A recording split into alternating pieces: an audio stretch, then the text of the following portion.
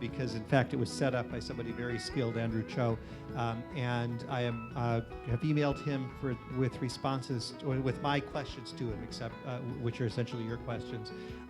The two questions I've been fielding right now this morning are that there's a problem with the MATLAB license, that when people have started their virtual machine a second time, it hasn't found the license. How many people have had that problem? A couple of people. How many people don't know if they have that problem? Got it. Okay. So anything could happen here. Yes? Yes? It doesn't work with UCLA Web. Okay. So the one answer I have here is that it doesn't work with UCLA Web. That doesn't surprise me too much because that's a very limited network. But it does work with EduRoam. Does anybody have trouble with getting EduRoam to work on their computers? Do you know what I'm talking about? Who doesn't know what I'm talking about? Okay, good. So if you go to your wireless selection, there's a choice of multiple. Second. For people who are using wireless on their computers, there's a selection of wireless servers here. You should use the EduRoam server. The EduRoam server has proper access to our license files for MATLAB. And so if that doesn't resolve the problem, let me know right away. The second question I fielded this morning was that, that there's a question about we can get the data separately from the virtual machine file. I actually don't know that answer, and so I'll try and find that out, because some people would prefer to use the analysis software on their own computers. As much as I think that's a rational choice, for purposes of the course, it's a little easier for us if everybody has exactly the same environment, because we don't have to be discussing questions about paths and all the other jazz that happens if you're on your own machine. So unless you have a strong reason not to want to use our virtual machine, we'd prefer to use it. Your username and password for EduRoam should be exactly the same as at your principal institution. So for example, but you have to do the this assumes that at your institution you do have an EduRoam. Right. Right. Yes, both are correct. Yes. Okay. Yes. Yes. So I got an upset email because I didn't do it once. So yes. Apparently my battery's failing. Right. So the comments were, in order to use EduRoam, I, for example, am known as MS Cohen when I'm at UCLA.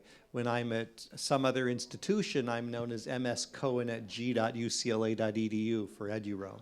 So you would put in your full email address, including the .edu extension on it, and then you would put in whatever password you use at your home institution. If you do not have EduRoam set up for your institution, they're going to have to set up a password for access in this room, which I think that we can do, and I'll work with my IT support on that. Any other questions with this topic? Yeah. Is this issue just for MATLAB? Like, can we use our own MATLAB and then use everything else without the NITP? For today's stuff, you should be able to. So there should be, together with my MATLAB code, there should be a folder called dependencies. And I think everything you need for my code to work is inside that folder in terms of files that are not the conventional ones. So it should. Now, is it going to? It's a different question. But it should. We can give it a shot, yeah. There's a demo file in there. Run the demo. That should just run. Just press play. And if that runs, you're good. Yeah. Can you put the slides on the website? Mark has them. They're coming up. Yes. Yes. Sorry. It was Slides. I'm busy doing something else at the moment, but I'll get them up on the website in a second. Yeah. If you connect to UCLA Wi-Fi, yeah. Using the email that was sent, then the MATLAB works fine as well. If you don't connect to it. Wait. So if you connect to the UCLA Wi-Fi, following the email that was sent, then it will work. Build it, and that one came from Andrew, right?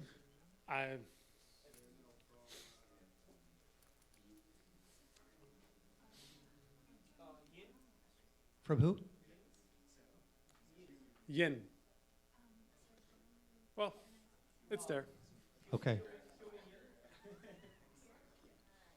Okay, I don't know who that's from. Forward that to me, please, and I'll make sure that I get it out to the whole class. And the FBI will be storming this room. No doubt, no doubt. Yeah, it's probably all privileged information. Any other questions that I can field right now before we let Martin get started? I will get these slides up as soon as I sit down, I promise. Okay. All right, so welcome back. Today, I will guide you through the remaining boxes of that layout I showed in terms of what does it take to do a conventional analysis. I do have to say one short thing before we start. This will start slow, and then we'll quickly accelerate.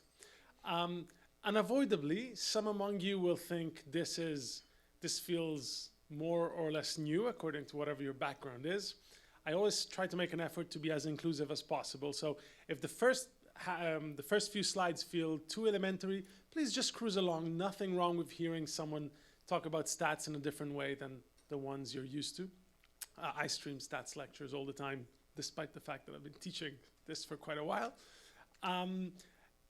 Hopefully a lot of this is review, but hopefully sort of some of the ways in which we're going to treat the statistics problem, particularly looking at the hypothesis underlying our model, will be helpful in your future thinking of experiments.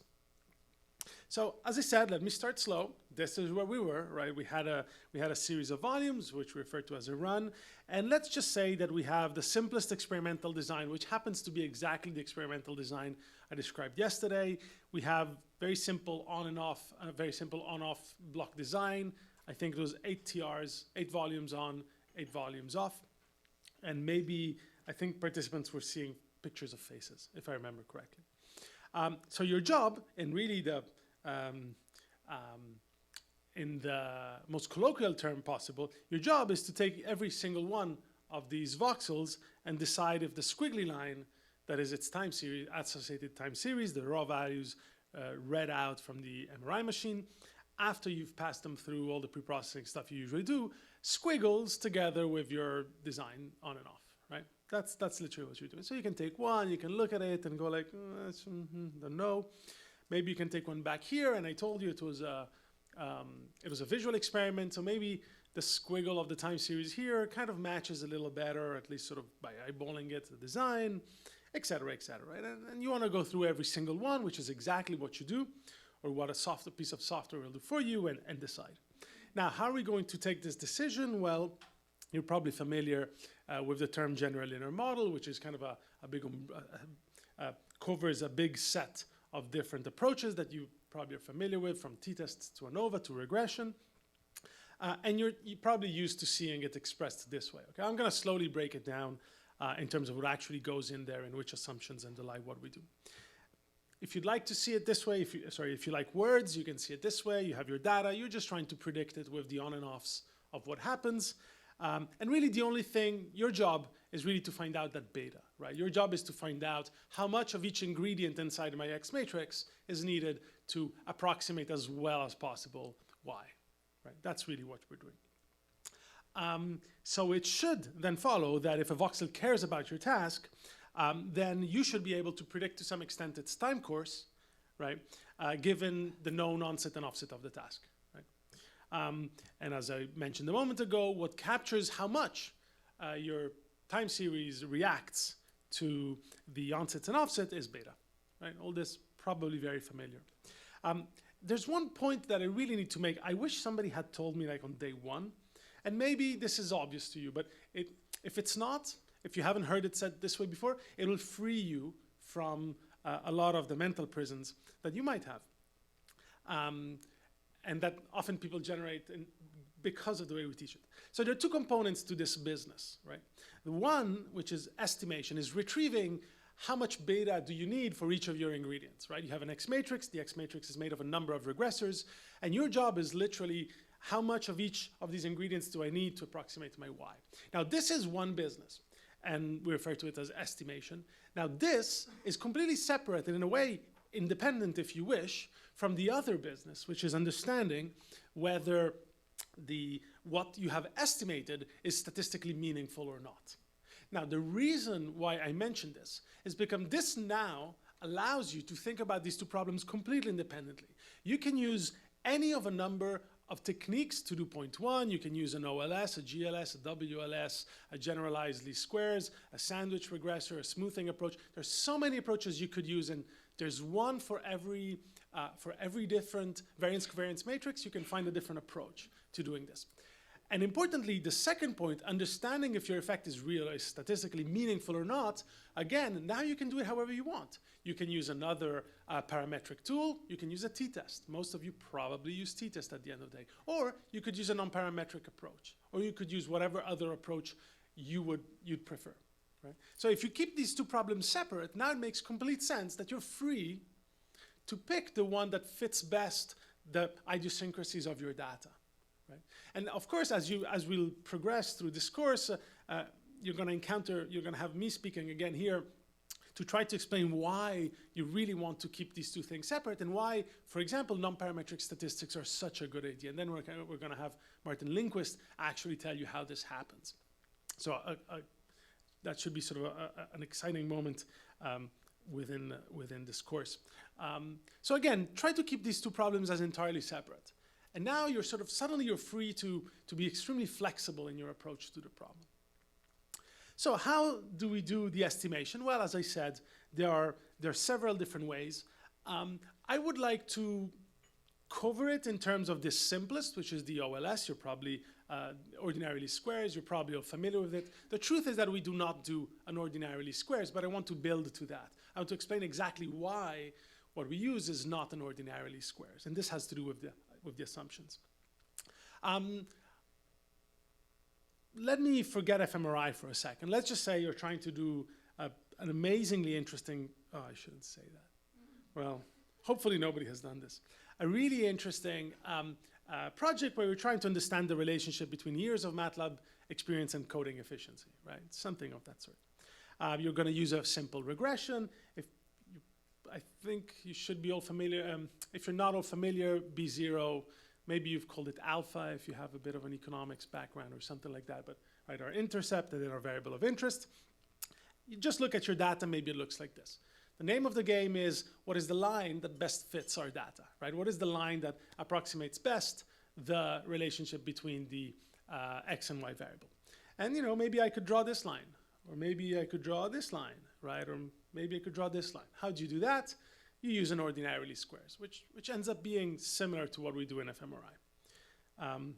That happens by pure magic, which simply means you try to minimize the distance between the squared error, which is to say, you try to minimize the distance, actually I have here, between your actual data and your predicted data. You try to put the line that if you were to take every single data, measure how far away it is from your guess, square that up, and then take the second data point, measure how far that is from your line, take that, square it up, add it to the first, and do this for every single point, you'd get the smallest error, right?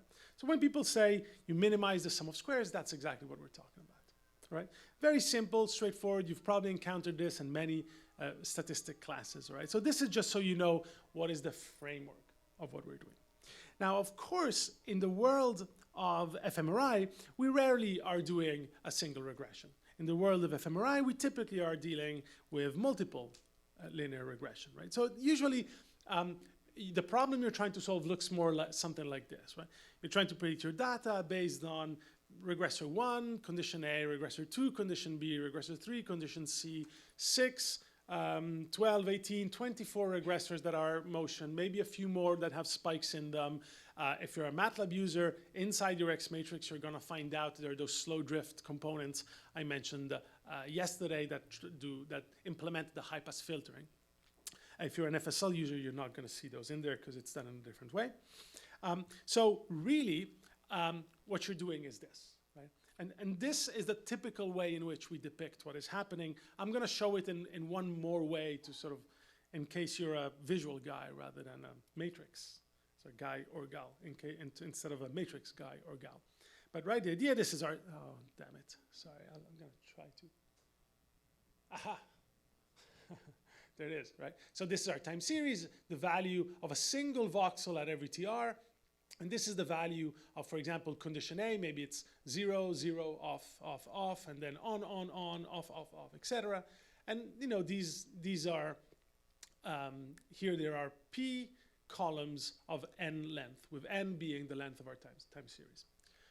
And finally, for every column P, we have an associated beta, which is saying how much of this column, right, do we need, essentially, to approximate this? And how much of, right, by how much are we going to scale, essentially, these on-offs to approximate as well as possible this, right, for each one? Let me give you a visual. Oh, sorry. We often, therefore, just use the matrix form notation, right? Big Y, or either bold Y equals bold X, which is the big matrix, bold or column, vector, and the error term. But this is what it really looks like. This is what you're doing, all right? So sort of this is, at least to me, it's the one that makes more sense. It will depend on sort of how your intuition works, if you're visual, if you're numbery or something like that. But this is what we're really doing. We're trying to predict the time series, the bold time series, by linearly adding a scaled version of our regressors. That's really what you're doing. And any difference between sort of the linearly adding of your scaled regressors and your bold time series ends up in your error term. So this is what you do for every single voxel. Again, you're doing this once for every voxel. You're fitting this model once at every voxel independently, which of course can't be right, given that proximal voxels are not independent in terms of their bold signal, and how that is generated. And of course, right, so beta 1 is really the scaling factor for x1, beta 2 is the scaling factor for x2, et cetera, et cetera. And your job is to find out all these betas. Of course, you rarely do this. I don't think I've ever seen a fMRI study that did this by hand. FSL, SPM, AFNI are going to do this for you, or whatever other software you use. Just for completeness, how does this work out? Well, really, right, since we don't really know the error term to begin with, we estimate our beta by saying y equal x matrix beta hat, with hat indicating the fact that it's an estimate. It would be great if we could just flip the y, invert the x and put it on this side, and that would be our y. But of course we can't, because obviously, right, I love using that, because x is not a square matrix, you can't invert it, right? But what you can do is you can pseudo-invert it. You can multiply by the transpose, and then you can x transpose x, you can invert it, right? And now you find out your expression for a beta. And if you ever forget it, you know that it's a waltz. It goes x transpose x inverse x transpose y. There you go. Now every time you're gonna dance a waltz, next time somebody gets married, you can sing this to yourself. And you can email me to let me know you did it. And you can show what the variance of that estimator is, but I don't particularly want to get into any of this, because I want to spend a lot of time talking about the properties of this and the assumptions that you're making every time you click in any of the software you use the buttons to get this result. That's sort of the heart of what I really want to convey. Now, under certain assumptions, when you do this OLS, this least squares approach, what you get is the so-called blue estimator, which is to say an estimator that is the best linear unbiased estimator. Right? Under certain assumptions, and I'll come back to these assumptions. Just to unpack this, what I mean by best is that it's the estimator that is the most precise, the estimator with the least variance. By linear, I just mean that the effects add up linearly, so there's no nonlinear, at least we're not modeling anything nonlinear in here. And by unbiased, I just mean that on average, our estimate is yielding the correct parameter out there. Okay? In other words, a blue estimator is within the class of unbiased estimators the most efficient. There might exist another estimator that is more efficient than this one, but it has to be biased. If there's another estimator and it's unbiased, it cannot be as efficient as the one you've retrieved through this approach, right? So among the class of unbiased estimators, when the assumptions are met, this procedure gives us the best linear unbiased estimator, all right? And this is what we try to get. Now the problem is that this breaks down a lot of times. Now, allow me to use one slide by Jeanette Mumford, which is a great slide, in case you're not as familiar with the ideas of bias and variance. You can think of it this way. Imagine that the bullseye is the parameter theta out there in the world. That's the truth. That is exactly how much, if you could measure whatever you're trying to measure, and you could measure everybody in the world on that particular thing, and you knew what the real parameter is, that's a bullseye. And the little shots in there are your experiments, right? Are your experiments and your estimator and your estimation of that real-world parameter. If all your estimators are generally correct, meaning they hit the target, they are unbiased, and as you can see, they don't have a lot of, they're fairly precise, they don't scatter a lot, they don't have a lot of variance. Right? So this is the ideal world. Contrast that to a case where there's a high variance, meaning your estimations are scattered, but if you were to take the center of gravity of that, it really does hit the bullseye. So you're unbiased, but high variance. Compare that to a situation of low variance. Your estimations are all tightly packed, but highly biased, right? There's a bias in your estimation. It's always off to a certain side, for example. And of course, the worst of all worlds, you get a high bias, high variance, where stuff is all over the place. Not only the center of gravity of your several experiments is completely off. Yeah. Now, what are the assumptions? Well, you might have heard them under the name Gauss-Markov assumptions. This is sort of the standard way in which these are referred. And they are expressed by this, by the fact that this will be a long phone call. I'll see you 2 hours from now. Sorry, we both know the caller.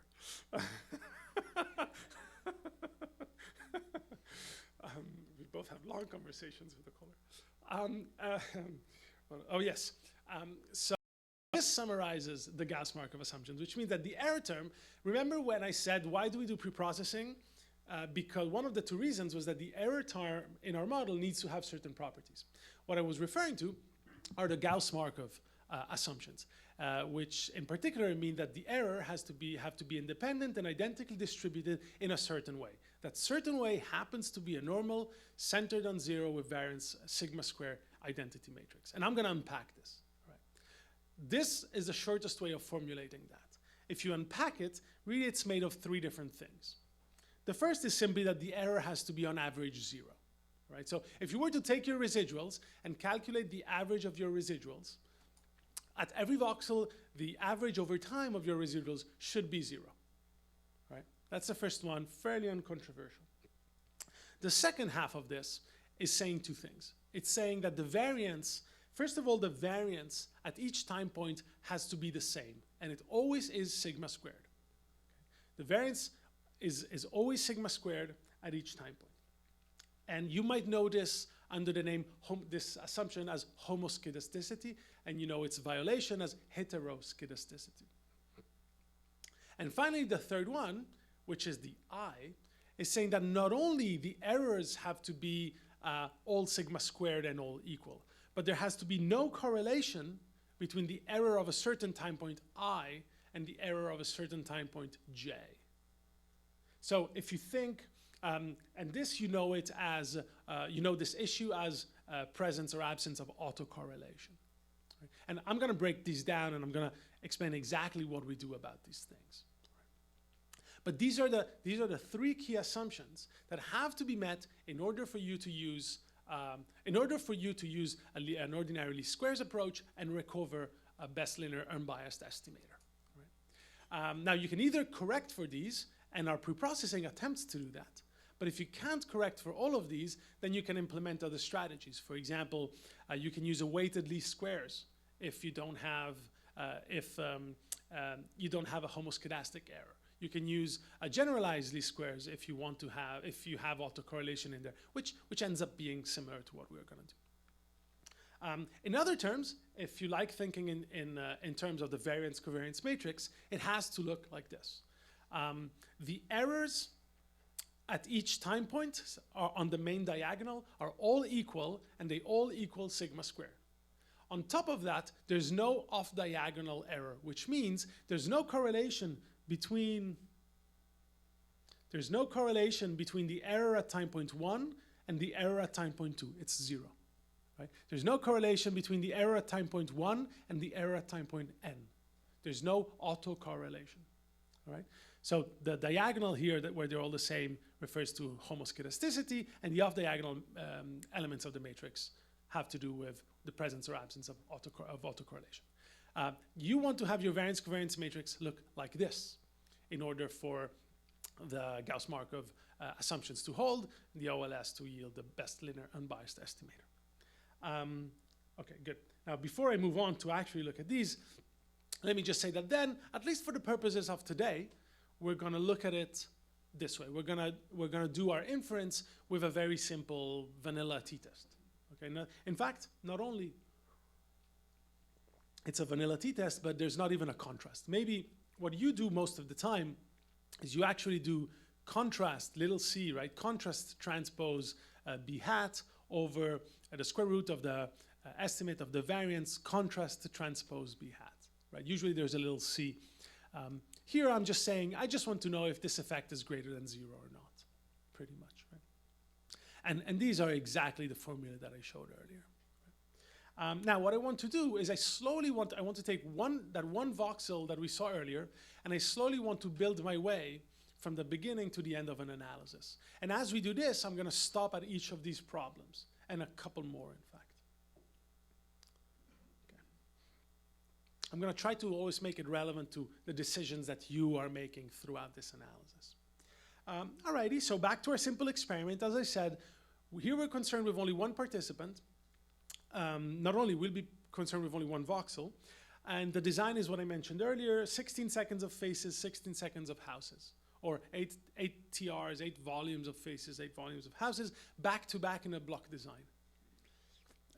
Let's just take voxel number 15, 19, 18 in right posterior temporal cortex, and here it is in all its glory.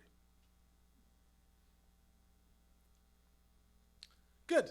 Does this voxel match our on-off? Right? Well, I don't know. Maybe. Let's see. Right?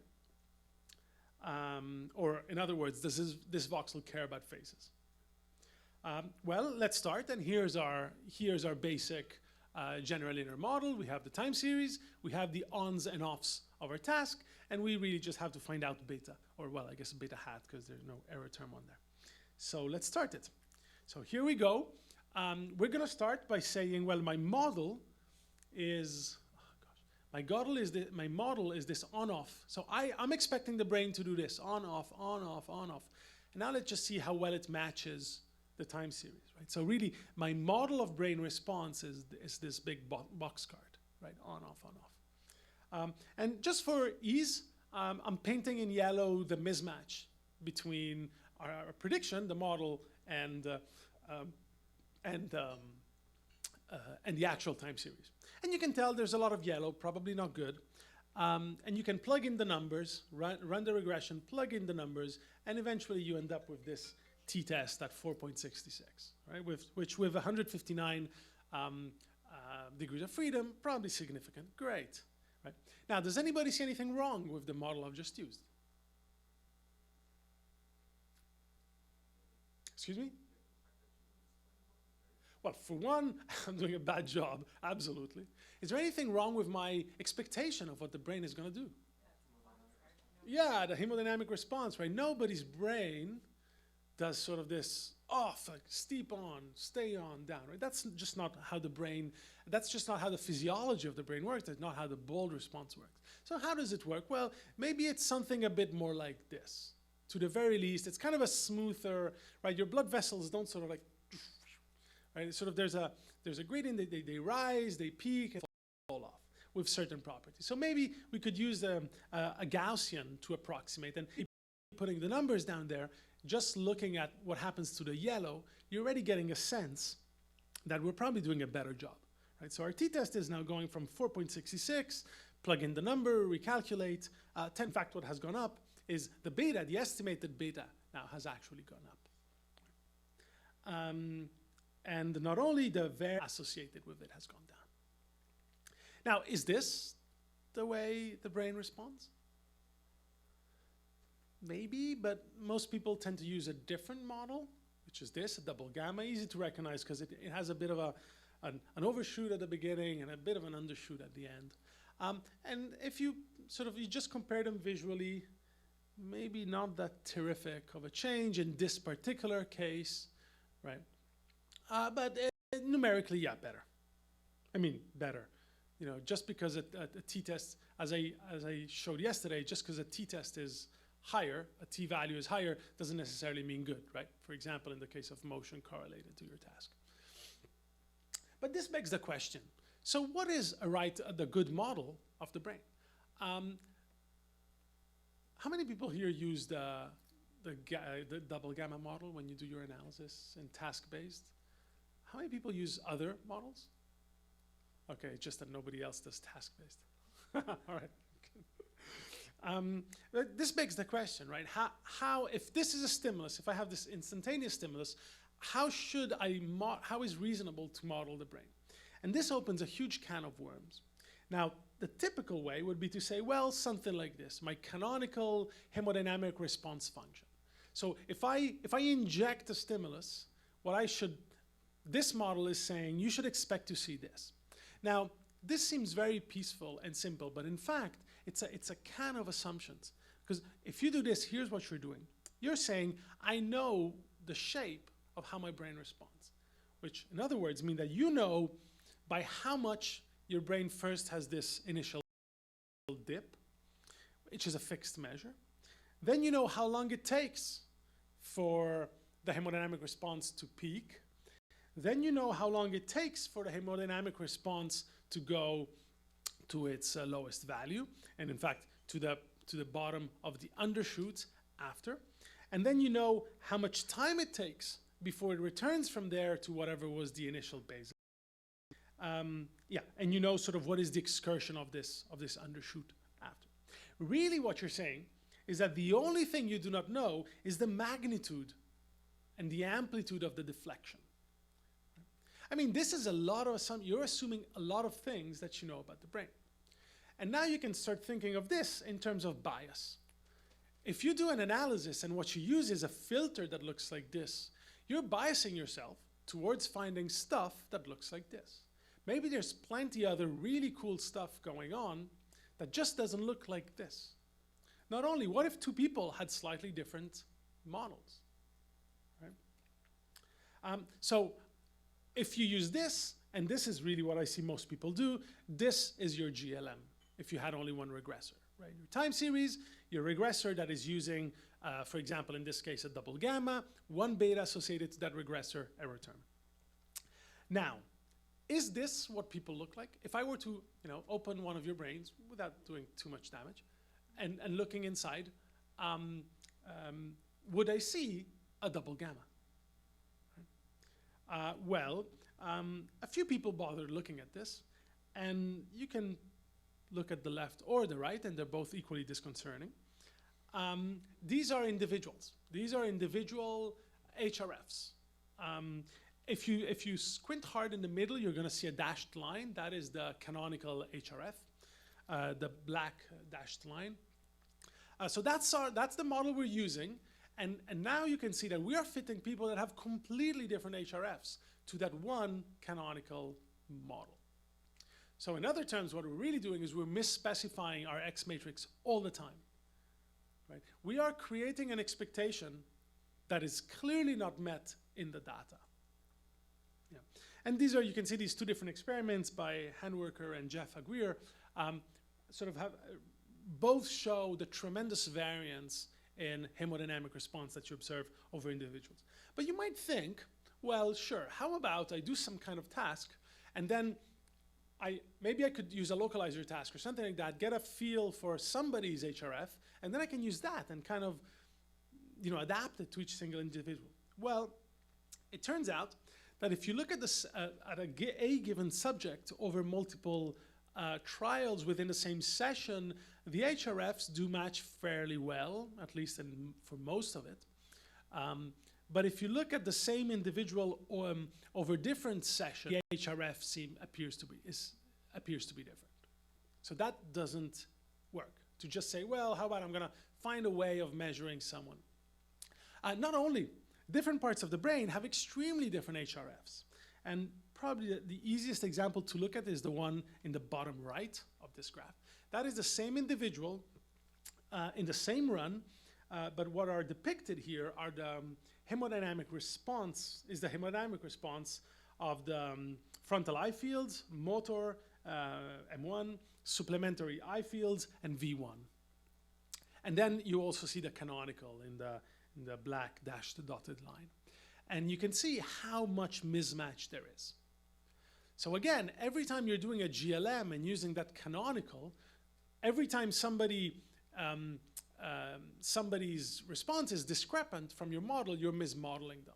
What happens to that mismodeling? It all goes in your denominator, and it all goes in your error term, right? It all goes in unmodeled, right? Not only, imagine you had two people who responded exactly the same amount to your task, except one of two responded exactly with the canonical HRF, and the other one responded with a different HRF.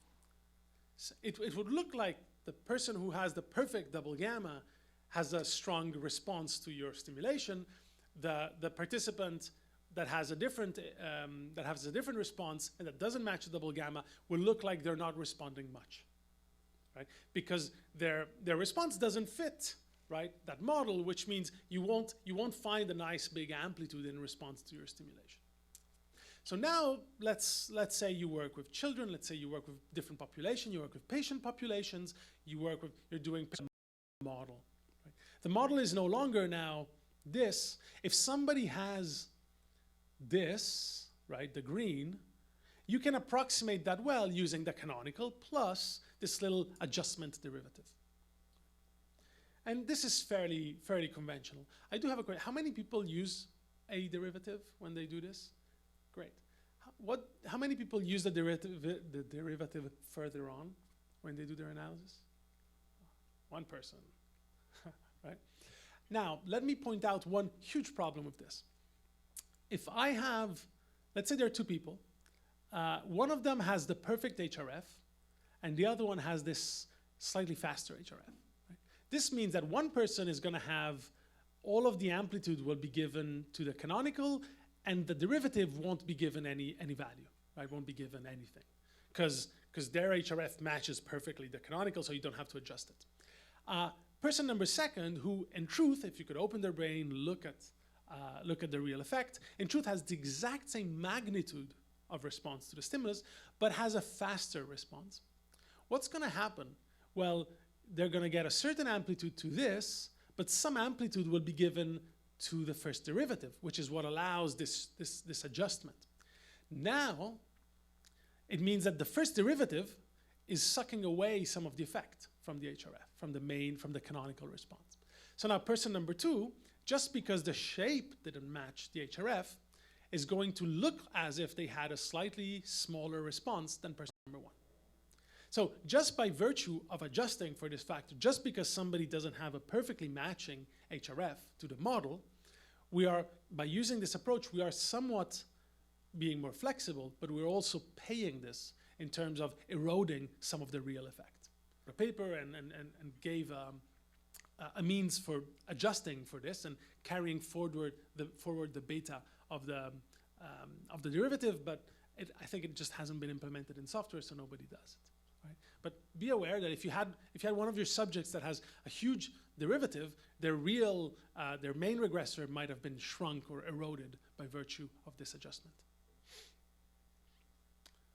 So maybe your model looks like this. If you're an FSL person, your model typically by default, unless you unclick stuff, is going to look like this. Your main regressor with your double gamma and the first derivative right here.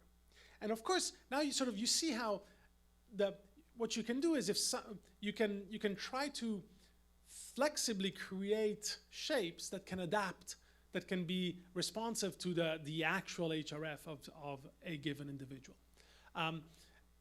And you can add more and more functions that can allow you to create more and more flexible things.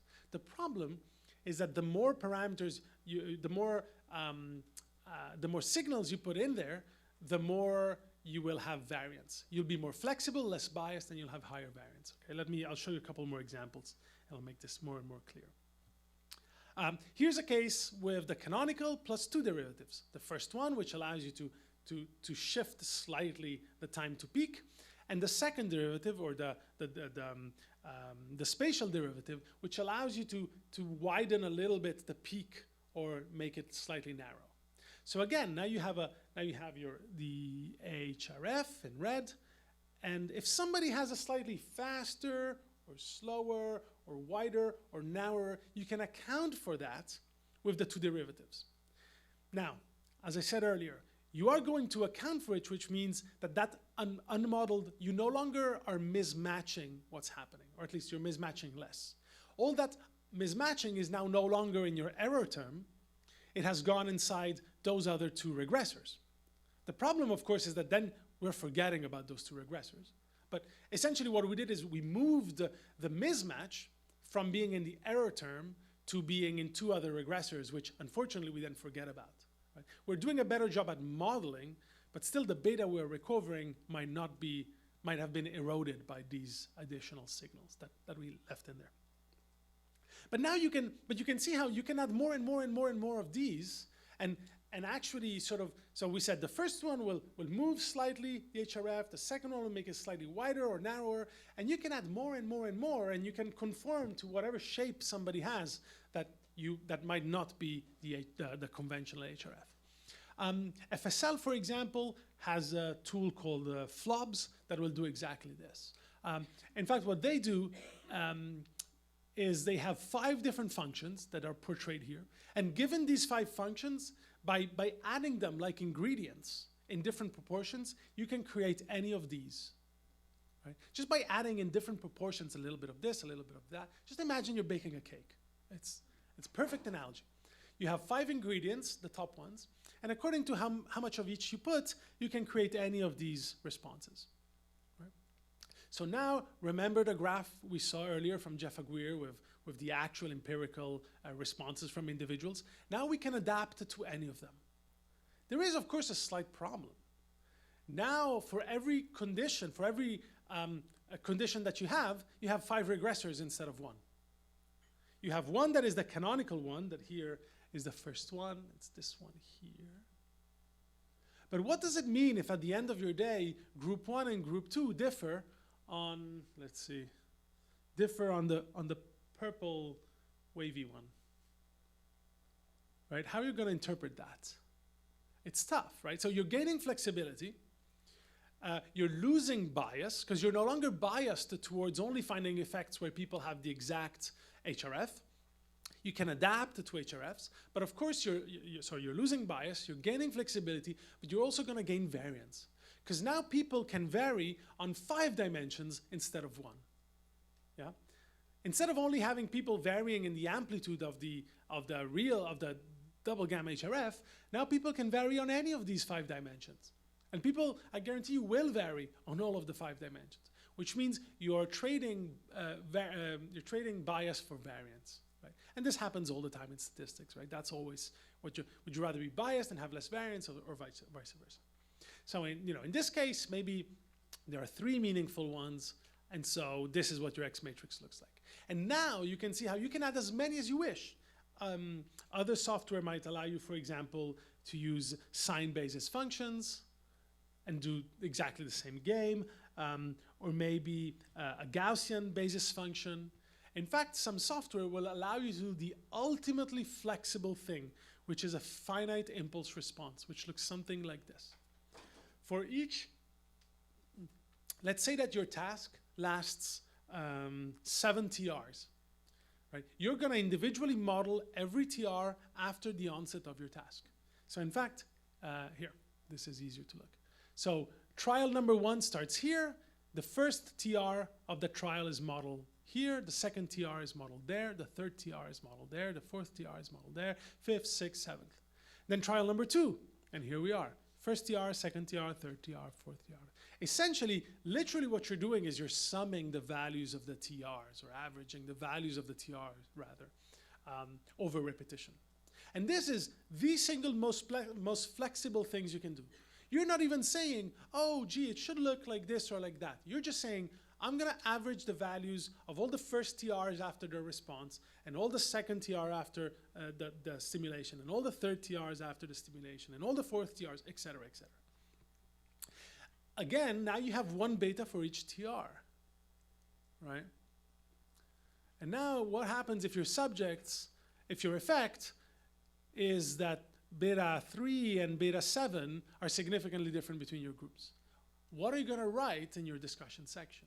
Right? It just sort of, just to understand that you go from bias where you know exactly what to say, and there's very little variance, to this high variance, difficult interpretation, but highly flexible thing that allows you to mismodel as little as possible. Right, so sort of you can see this, as I was saying earlier, as going from a high bias where you have, it's one, it's this, that's it, and then you can sort of make your analysis more and more flexible as you wish. In fact, you could even abandon linear approaches and get into nonlinear approaches. For example, this 3-sigmoidal approach by Martin Lindquist and Tor Wager, where their idea is, look, we could use these three functions, 1, 2, and 3, to create most hemodynamic responses that we really want, that are relevant. And what this ends up giving you is each of the, instead of having one value, beta, you end up having 3 values. So there, beta, right, the height of the deflection. Then you end up having one value for the time to peak, and one value for the width. And now if your subjects differ on beta, then, sorry, on the amplitude, that's easy to interpret. But maybe it's easier to interpret if your difference were here, that two set of subjects have a difference in the time to rise of their function. Maybe it's easier to interpret, I don't know. Right? But you could see how you can use sort of more sophisticated approaches to try to better match. And it would be great if not only we could better match, it would be great if we could do it in ways that are then meaningful to what we want to say. For example, the more complicated one, I've been in there. Second step, HRF type of basis functions, and this could be either the HRF plus 1 or 2 derivatives, or the sets of basis functions, or even the finite impulse response, the most flexible one of all. And these give you great flexibility, of course, increasing flexibility, right? With the FIR being more flexible than the basis functions, which are more flexible than the HRF plus the 2 derivatives, which is more flexible than the HRF plus 1 derivative. So you get great flexibility. You can better model individual responses, and also you can capture stuff that you were not expecting, which is great, right? You can capture responses that are not the standard. That if you use the first approach, you would have missed. It also has the added advantage that you're less biased, right? With bias tracking flexibility, so the FIR is less biased than the constraint basis function, that is less biased than the HRF with the derivatives. However, you have to accept, as you trade away bias, that you will get more variance. Because now people can vary on 2, 3, 4, 5, n if you're using an FIR, n possible dimensions. And at this point, as I said, it's difficult to do a group analysis. Because now, for every single condition you have, imagine your experiment, you have 4 conditions, and now for each of the 4, you have, who knows, let's say 4 or 5 regressors. And now your subjects, now you do your comparisons, and you have to do the comparison on each of the regressors, right? And it becomes complicated. And now you are bound to find one difference.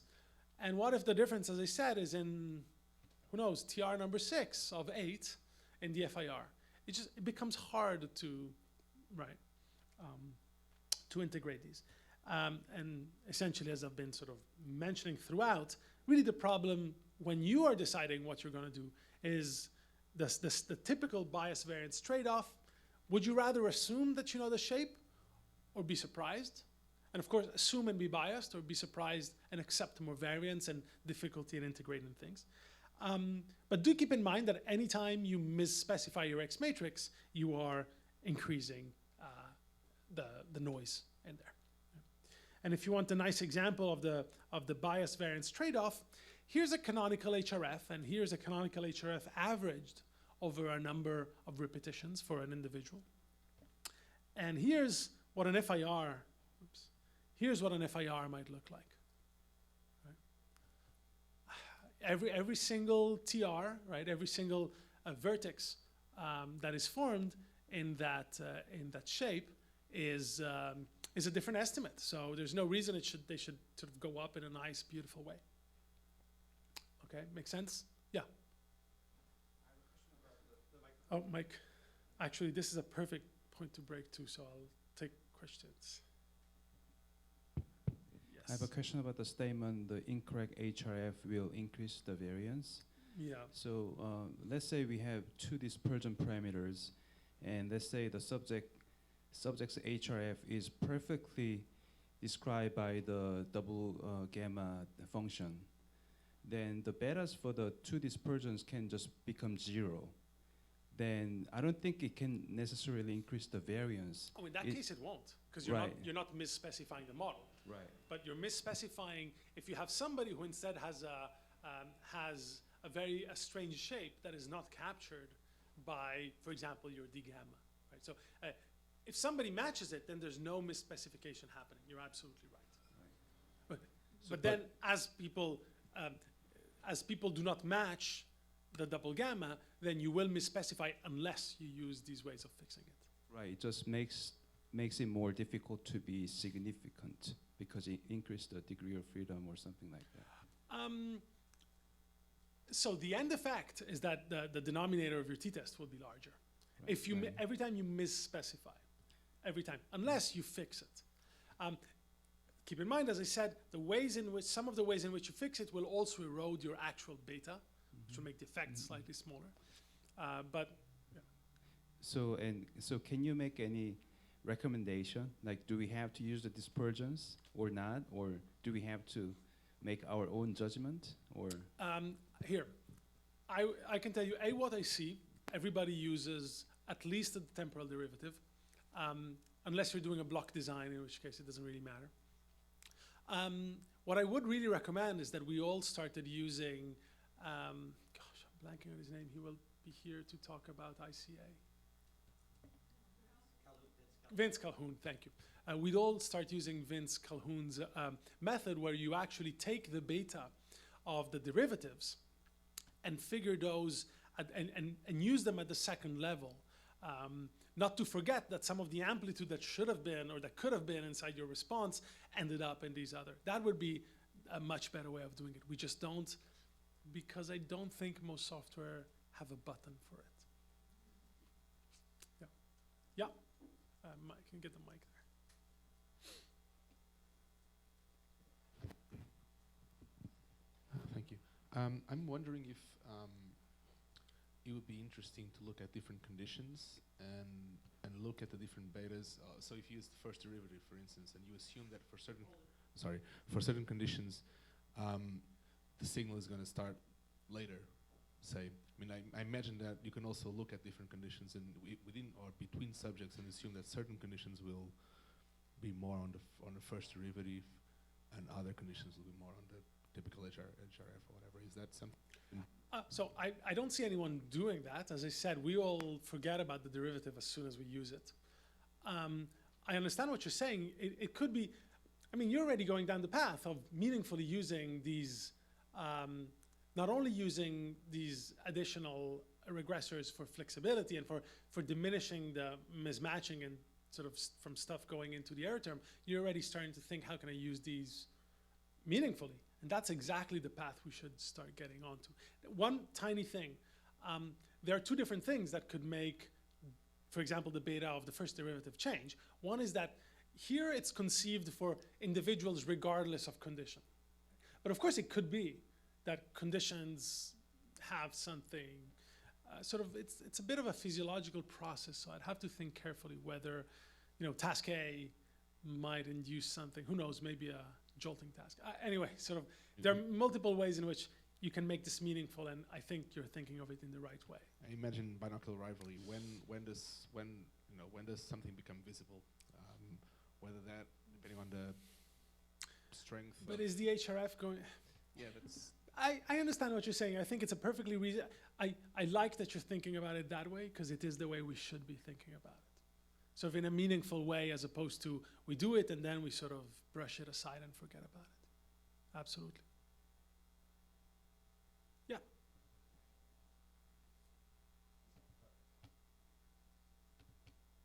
Yeah, okay. So you started talking about the noise in your data and that you expected it to be unbiased and it has the same variance and it's not correlated. So are there cases, should you worry about this? Sounds pretty strict. So do you have to worry about this? Is there cases when it's not the case, when it's not true? That you get more variance? Well, that your noise doesn't have this kind of shape, that it's not normal. You put quite some assumptions on how your noise. Oh yeah, like. And absolutely. In your fact, yeah, your noise is never the way. Sorry, I'm gonna get to those assumptions in the next half. Oh, okay. I'm just taking a breather for me and okay. for you. Yeah, in fact, the rest of this will be, except for the X matrix, which is what we're gonna do next. After that, we're gonna talk about autocorrelation, and that'll be most of it. Yeah. Thank you. Absolutely. Actually, I'm wondering whether you already, when he's asking, already covered part of it, but I'm thinking of, is it common, they practice people, when you use, let's say, FIR, then you try to, instead of comparing 5 or 6 different parameters, then come up with a strategy, sum them up, and getting a single parameter. Like an area under the curve. Yeah, yeah. So. So I've seen people do this and then use 10th functions. I think Afni did that. But I just don't see many FIRs. And there are many reasons why. One is that now you're locked to TRs, and your conditions have to have exactly the same length, because else TR number 7, for example, would be meaningless if it happened only in one condition and not in the other. If you were comparing two conditions, they need to have the same number of TRs, for one example. If you're doing a fast jittered event-related design, then this doesn't quite work out in the same way, because now your events are not tied to the beginning of a TR, but happen randomly throughout, right? So I actually rarely see FIR models being done recently. I saw many of these type models years ago, and I see fewer and fewer now. Of course, now we all do resting state anyways. So with the FIR approaches, usually they use, so for different conditions, they use different. There are certain constraints to using it. If you want big flexibility today, probably you'd be using something like those sine functions, those basis functions, flobs, or other type of constrained basis sets. Yes. When people want that flexibility, that's what I see them do today. Yeah, I had a question about the nonlinear approaches slide, the first one. Mm-hmm. I didn't understand to what extent it wasn't it was a nonlinear approach. Isn't it just I forgot the name now. A linear combination of the three functions, the three first functions. Yeah, I see what you mean. Yeah. Here, I don't want to get into the detail of this, but I see what you mean. Yeah, it doesn't even matter. If you want, don't look at the top. Okay. I'd rather resolve it this way. Just don't look at the top. 3 sigmoidals, they add up linearly. You're fine. Okay. So if you're adding more than one derivatives in the same Yes. x, is there a issue of collinearity between them? Yeah, no, there isn't, right? And it's crucial. In fact, if you I'm sorry, I always have to go back to FSL just because in the past few years it's the one that I use. But you will always get a graph that tells you exactly how much correlation there is. And of course, it's crucial that your derivatives don't, right? Because else you would kill your effect, and they're not actually. You can actually see that. In fact, you can even probably see that for yourself in the MATLAB doing our MATLAB lab. Yep.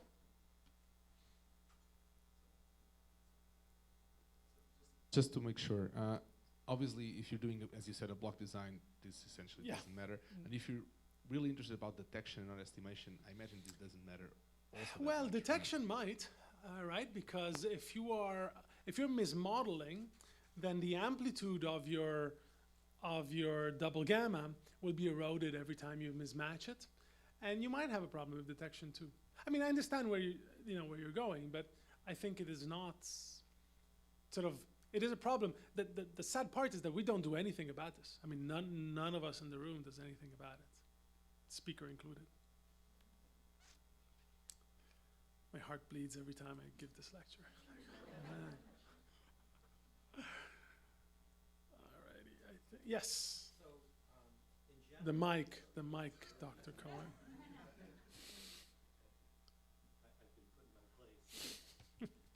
In general, these more flexible models reduce the residual variance, right, the denominator in your test statistics, and so it's not exactly the case that the increased beta fits don't somehow reflect themselves in the test statistic. Yes, but you're doing two things. You're reducing the denominator, which is exactly what you're saying, but you also are eroding the nominator. Correct. Right. Correct. So it's really a question about how correct. Which is having a more powerful That's right. effect. Yeah. Introspectively, I would agree that you're decreasing the denominator more than you are eroding the. You're cleaning out your noise more than you're eroding the. As long as your test statistic is above 1, you're almost certainly doing better. That's right.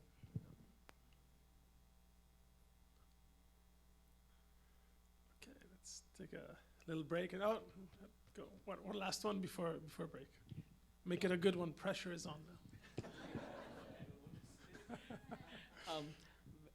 As you mentioned about eroding the denominator, right, and so on. You mean so cleaning the noise? Sorry. correct. So, Okay. so Sorry, there that was is my really mistake. not much of an effect on. So let's say if you did a model, right, where you started with just beta 1, where was it's just where it was just first beta 1 simple HRF, and then you eventually started adding more and more into it and run like 10 different times. What would you expect happen to the Yeah. So if there is a mismatch between your subject's actual response and the model, then what you will do is you will slowly clean off. Here. Easiest way is to look at this. Sorry.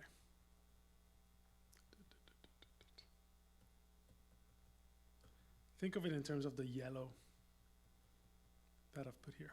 Right? You're slowly decreasing the yellow, which is also the point that Dr. Cohen was essentially making. You're decreasing the yellow every time, because it's not that you have different signals, is that the shape that you're creating now matches better the yellow overall. So overall, you're decreasing the yellow, and that is helping the denominator of your t-test. However, what goes on the nominator is not the betas of all. It's only one. It's a double gamma, or it's the canonical, right? So you are cleaning off a lot of stuff from down here, but you're not necessarily increasing this. In fact, probably you're eroding it, because some of that effect is being sucked into other ones. Now, could you ever get into a condition where you suck away all the effect from, let's say, the double gamma? Maybe in a very weird, if somebody has a very non-standard response, could be. But once you get to those multiple basis sets, sure, there is one that usually looks vaguely like this, but the variance can end up in any of the 5, 6, 7 that you use. So then can you just add all of those betas from just multiple HRFs Right. together? So that's similar to what Vince Calhoun was suggesting. I don't remember. He was suggesting taking the square root of the sum of the betas. That paper, I read it. I thought it was such a great idea, and I thought, next update of my software, I'm going to have this in it. And it turned out it just never had that update. But that's exactly what Vince Calhoun was arguing for. So some version of that, I just forget the detail of it. Yep.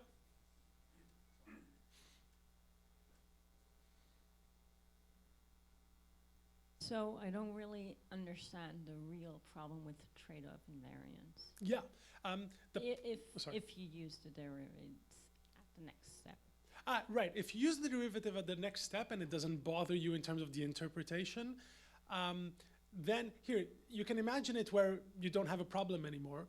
If you did an F-test over all the regressors you have, then I don't think you would have the same variance problem. If you looked at each beta, you might have high variance, but if you just somehow collapse them all together, then you would lose that problem.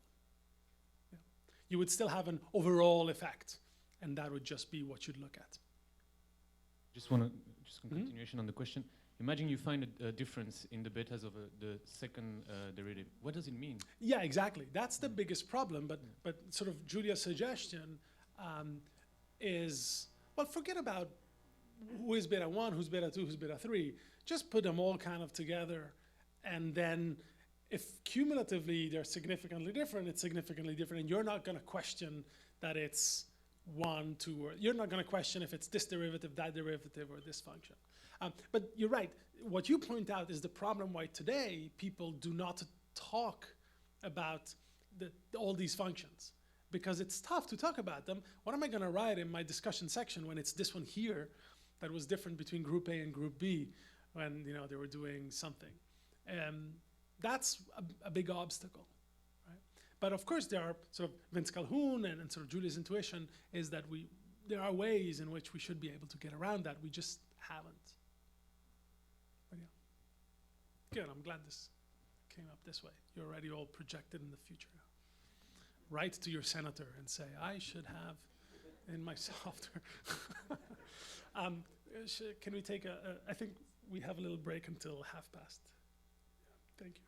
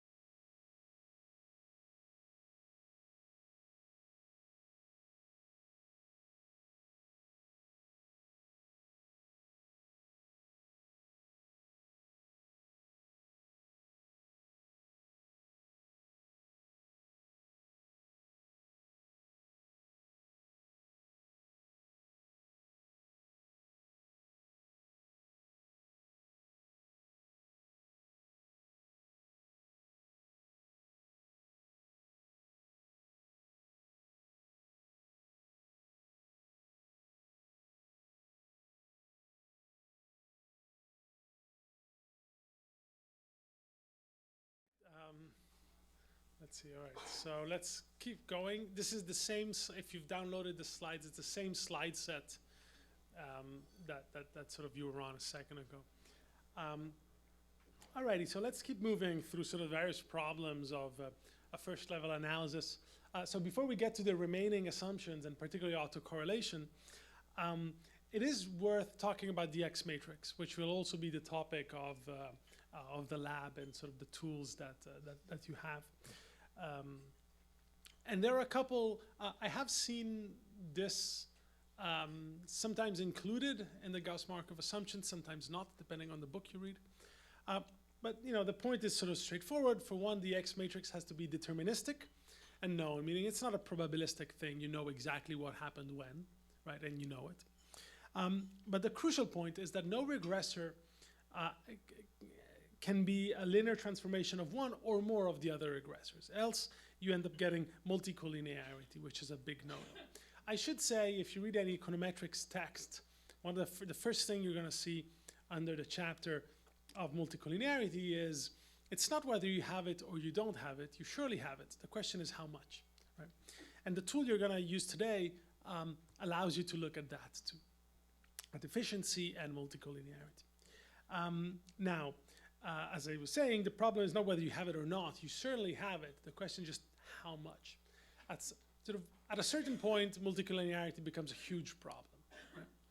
And you have to make sure that you don't get to that point. Now, the issues with multicollinearity, is that really what it does is it ends up decreasing efficiency and hurting your power.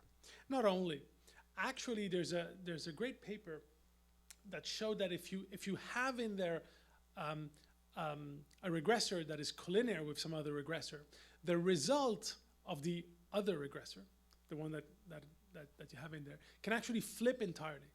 So it's not that, all right, you know, maybe there will be more variance and, you know, slightly more variance in my estimation. There is a lot more variance in your estimator, to the point that something that is an actual activation could appear like a negative relationship to your dependent variable, right? Something that is positively related to your y variable could appear negatively related to your variable. So it's a very serious problem. And see, if you ran multiple experiments or redid the analysis multiple times, this would show up. So in the social sciences, if you read how do you detect multicollinearity, there's a bunch of hints. One of which says, if you do this multiple times and the result is very unstable, you've got multicollinearity. If you've run a number of experiments and the results have really large variance, you probably have multicollinearity. To us, that doesn't apply because usually you do the analysis once. Right? If you simulate, multicollinearity will be readily apparent. Right? And part of the tool that you use in the lab is exactly meant to look at that. So this can be a very serious problem because you could end up publishing a paper saying, oh, negative relationship between this thing and that thing, when in fact maybe it's positive, you just have a variable that is linearly related to the variable of interest. So why is this a problem? Let's say that we have the following scenario. The column vector on the left is our y. The matrix is our x matrix. Yeah? If I told you that I knew that beta 1 is 1, what is the value of beta 2? What does beta 2 have to be? No, if I'm telling you that beta 1 is 1, in order to get, it has to be 11, right? Good. What if beta 1 is 2? What does beta 2 have to be? Correct, and so on and so forth. If beta 1 were 100, what would beta 2 be?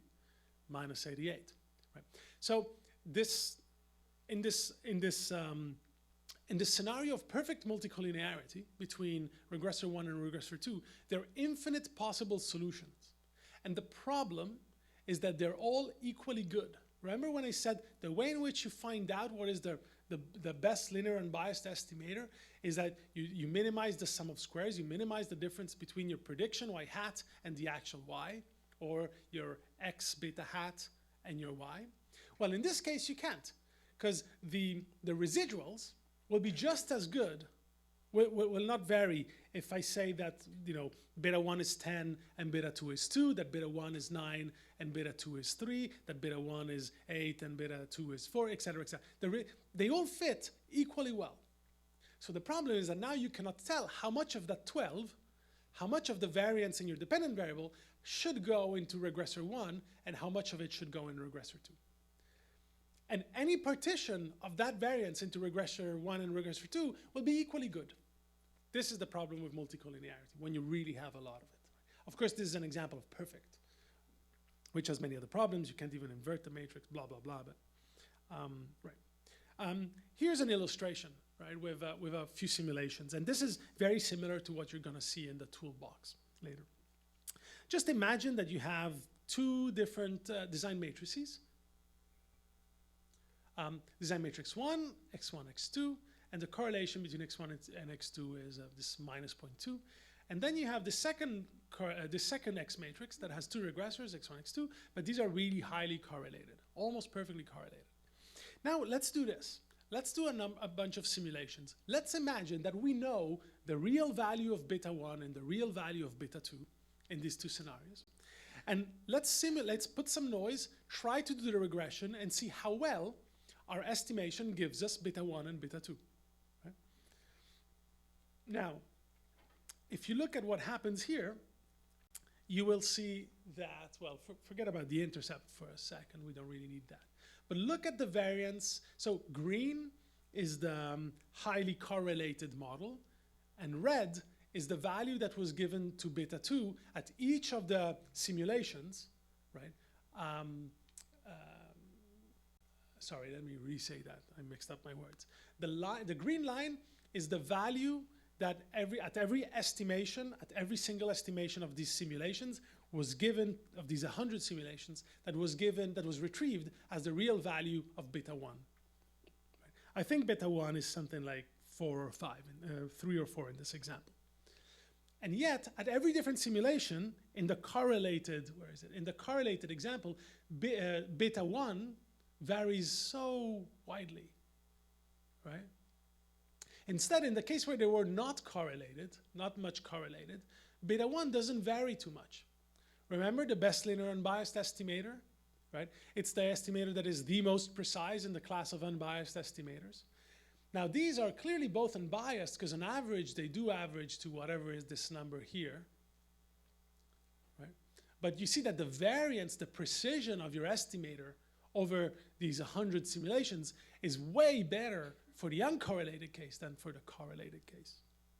Not only, if you were to look very carefully, you would notice something else. And in my software, this is made very easy so that you can spot collinearity easier.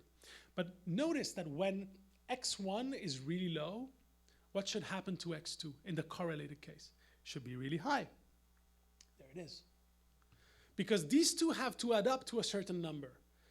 Right? And so if one is really high, the other one's got to be real low. Right? Remember when I said if x in the previous slide, if x1 were 1, I know that x2 had to be 11. If x1 were 11, x2 would have to be 1, right? And so forth. So essentially, there is this pot of variance, and you can slice it up however you want between x1 and x2. It's equally good. Sorry, between beta 1 and beta 2. And it's equally good. And you would never know which is the right one if they're perfectly correlated.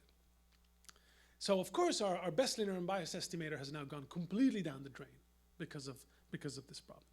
And indeed, if you look at the covariance, if you're going to look at the variance of the estimator, you're going to see that the variance is extremely high at every simulation for the case where x1 and x2 are correlated versus the case where x1 and x2 are not correlated. So if you see, and again, remember what I said earlier, one of the checklist for do you have collinearity in a standard social sciences textbook would be, if you repeat the experiment many times, the variance is extremely high and the betas are extremely unstable, right? Which is exactly what you're seeing here. Extremely unstable up here, very high variance down here. And of course, if you look at your t-statistic, you know, it's going to work out in some unpredictable ways, right? Because it's gonna depend on how big is the effect, sort of how much variance got put into beta 1, and how much of that pot was assigned to beta 1, and how big was the variance, right? So the exact t-statistics sort of will be just very unstable. Notice, however, as I was mentioning, that if you look at these two, which of these two is the residuals for the correlated case? And which one is the residual for the uncorrelated case? They're the same. If you just looked at the residual, you would never know. Why? Because every solution is still explaining the exact same amount of variance. You just don't know which of all those solutions is the right one, right? Now, this also means something. Do you ever have big, what am I trying to say? Where are the words? When you do a task-based design and you do an analysis, is there anything that is at high risk of having a lot of multicollinearity in your regressors? Come on, there's some regressors that are always highly... Well, yeah, exactly, that shouldn't be a problem. What is it that is always highly correlated in your X matrix? Motion, bingo. Because if you move in one direction, you're likely going to move in, you know, you rarely move exclusively in an axis. You move and you rotate at the same time, or maybe so those regressors are always correlated. The good news is that that's not going to affect your residuals, which means in your t-test, it's not going to affect the denominator. Right? The only thing this is going to affect is the variance and the estimation of the correlated variables. So does it matter that in our big X matrix, some of the variables are at risk of being highly correlated, i.e. the motion ones? Not quite. As long as the motion is not correlating with one of your variables of interest, as long as your variables of interest are not correlated to anything else, it's fine to have motion parameters that are correlating among themselves. If any of those correlates with your variables of interest, then you bump into this problem. All right? Very big problem, right? And you might be meeting all of the other assumptions, all of the other Gauss-Markov assumptions, and everything goes down the drain because you've misspecified your model, which is why a big part of the software you're going to use checks in different ways this issue. Because once you notice this, it's over. You're done. Your experiment, you know, you trash it or use it for some method-y purpose. Yeah? Which would be perfectly legal, except you've probably done it for a kind of cognitive or biological question. Alrighty, here we are. Let's go back. Oh my gosh, finally back to safety. Here was our time series, and we said that BOXCAR regression, we don't like it. You know, maybe double gamma, and we noticed that the double gamma, we have an increase in both the estimated effect size, a decrease in its variance with respect to the BOXCAR. Great. And now we get into the other assumptions. In fact, homoskedasticity is rarely looked at this level. That's just a statement of fact. It's just, in fact, I wrote a paper about all this, and you will see there is written, nobody cares about homoskedasticity. But autocorrelation, on the other hand, has been the subject of years and years and years and years and years of debate. If you've been around a few years in this field and you have kept track of the SPM versus FSL versus Hafni debates, this was one of the big ones. So remember, as I mentioned earlier, these are the three main assumptions of Gauss-Markov assumptions, and we said the two that we're really focusing on now are the homoskedasticity and actually, in fact, autocorrelation, which means the off-diagonal elements have to be for Gauss-Markov to kick in and for our OLS to yield our best linear bias estimator. The off-diagonal elements have to be 0, which means there has to be no correlation between the error at time point I and the error at time point j. Is this what we actually see in our MRI data? You bet you that it's not. So typically, we get correlated residuals. Now,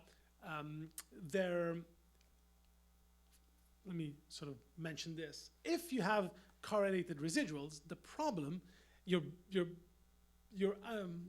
estimator is still unbiased, but it's no longer the best. So now you lose out on your Gauss-Markov. Gauss-Markov doesn't kick in anymore. You still get an unbiased estimator, but it's no longer the most efficient, no longer the most precise, no longer the estimator that has the least variance.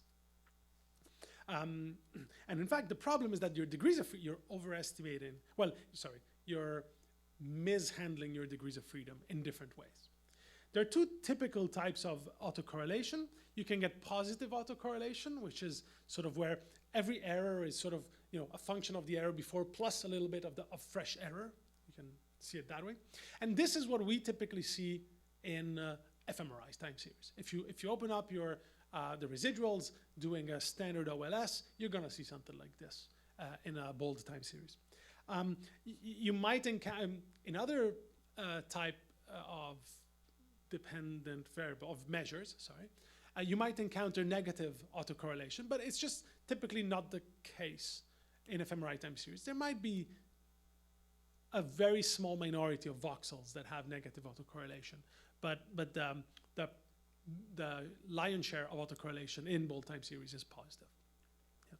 And you can recognize the negative correlation because it always jumps about the mean, above the trend rather. Now, this can affect your t-tests in different ways. Particularly, it depends whether you have a positive or negative autocorrelation. If you have positive autocorrelation, this is where you live most of the time, you're really underestimating your variance. Now, if you underestimate your variance, what's happening to your t-test, right? Well, you're really inflating your t-test.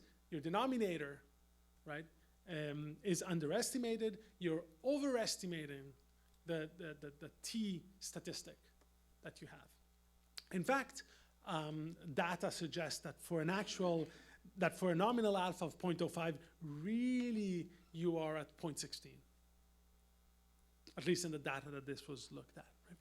If you had negative autocorrelation, then really you would get the opposite. Your denominator would be which is the variance, sorry, the denominator of your t-test, which is the variance, would be overestimated, which means your t statistic would be deflated, artificially deflated.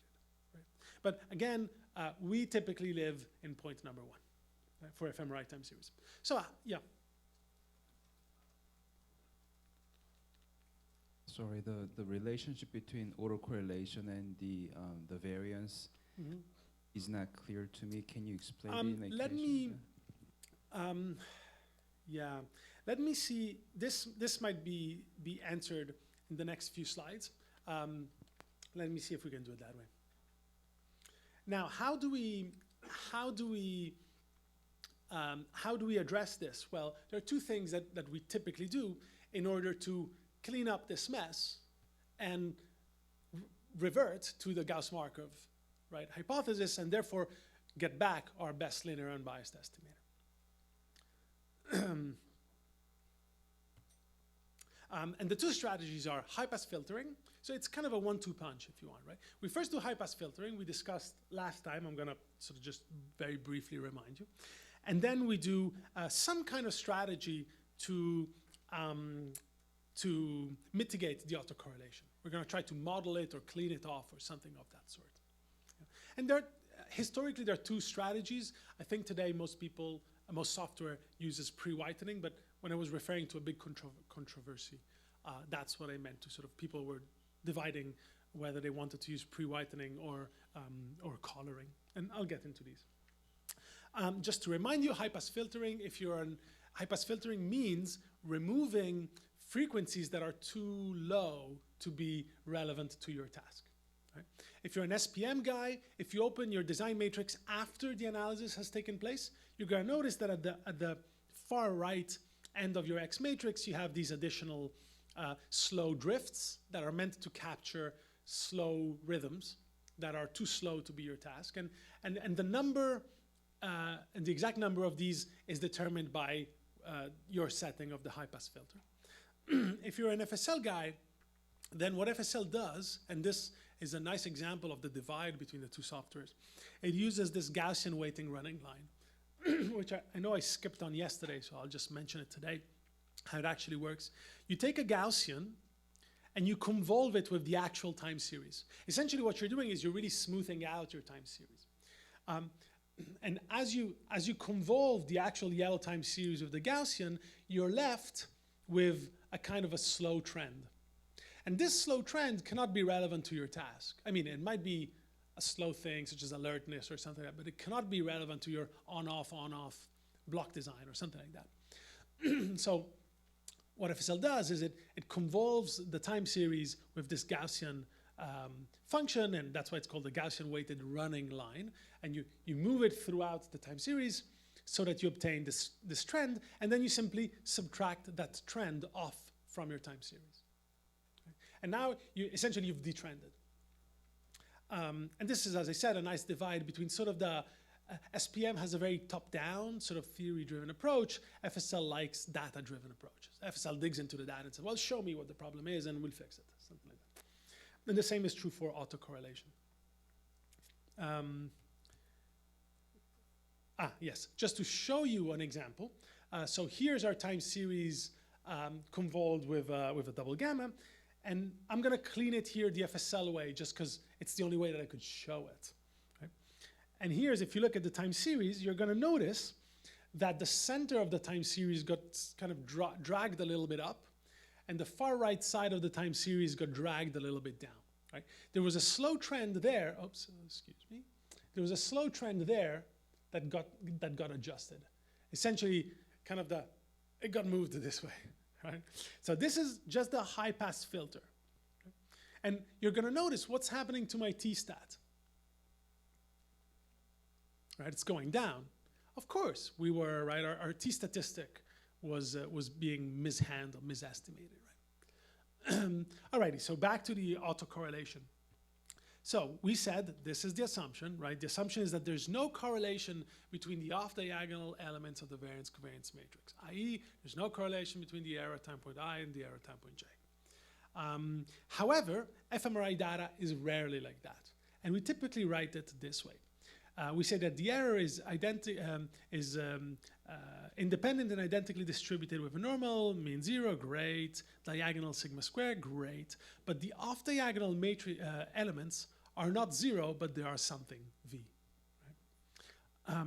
So if you want to, if you like seeing matrices, you can see it this way. This is what it should be, sigma square on the diagonal, zero everything else, and this is what it actually is. Sigma squared on the diagonal, but you do have elements out here indicating that, for example, error at time point 1 is correlated to some extent to the error at time point 2, and so forth. Right? And the presence of these things screws around with our best linear unbiased estimator because we're violating one of the assumptions. We got to do something about it. Yeah? So what can we do about it? Well, two ways. I'm going to start with the one that I think is today the accepted way, but I'll show you why I think it's the accepted way. And this is, I mean, I now call it the FSL strategy, but this is actually, the exact implementation is the FSL strategy, but most software conventionally now uses this type of approach. And the idea is the following. If only I knew what these guys looked like, if only I knew how much this is, and how much that is, and how much that is, I could create a matrix to clean that off. So if only I knew what that V is, what that structure in the off-diagonal elements of my variance-covariance matrix is, then I could create a matrix W such as WV W transpose gives me the identity matrix.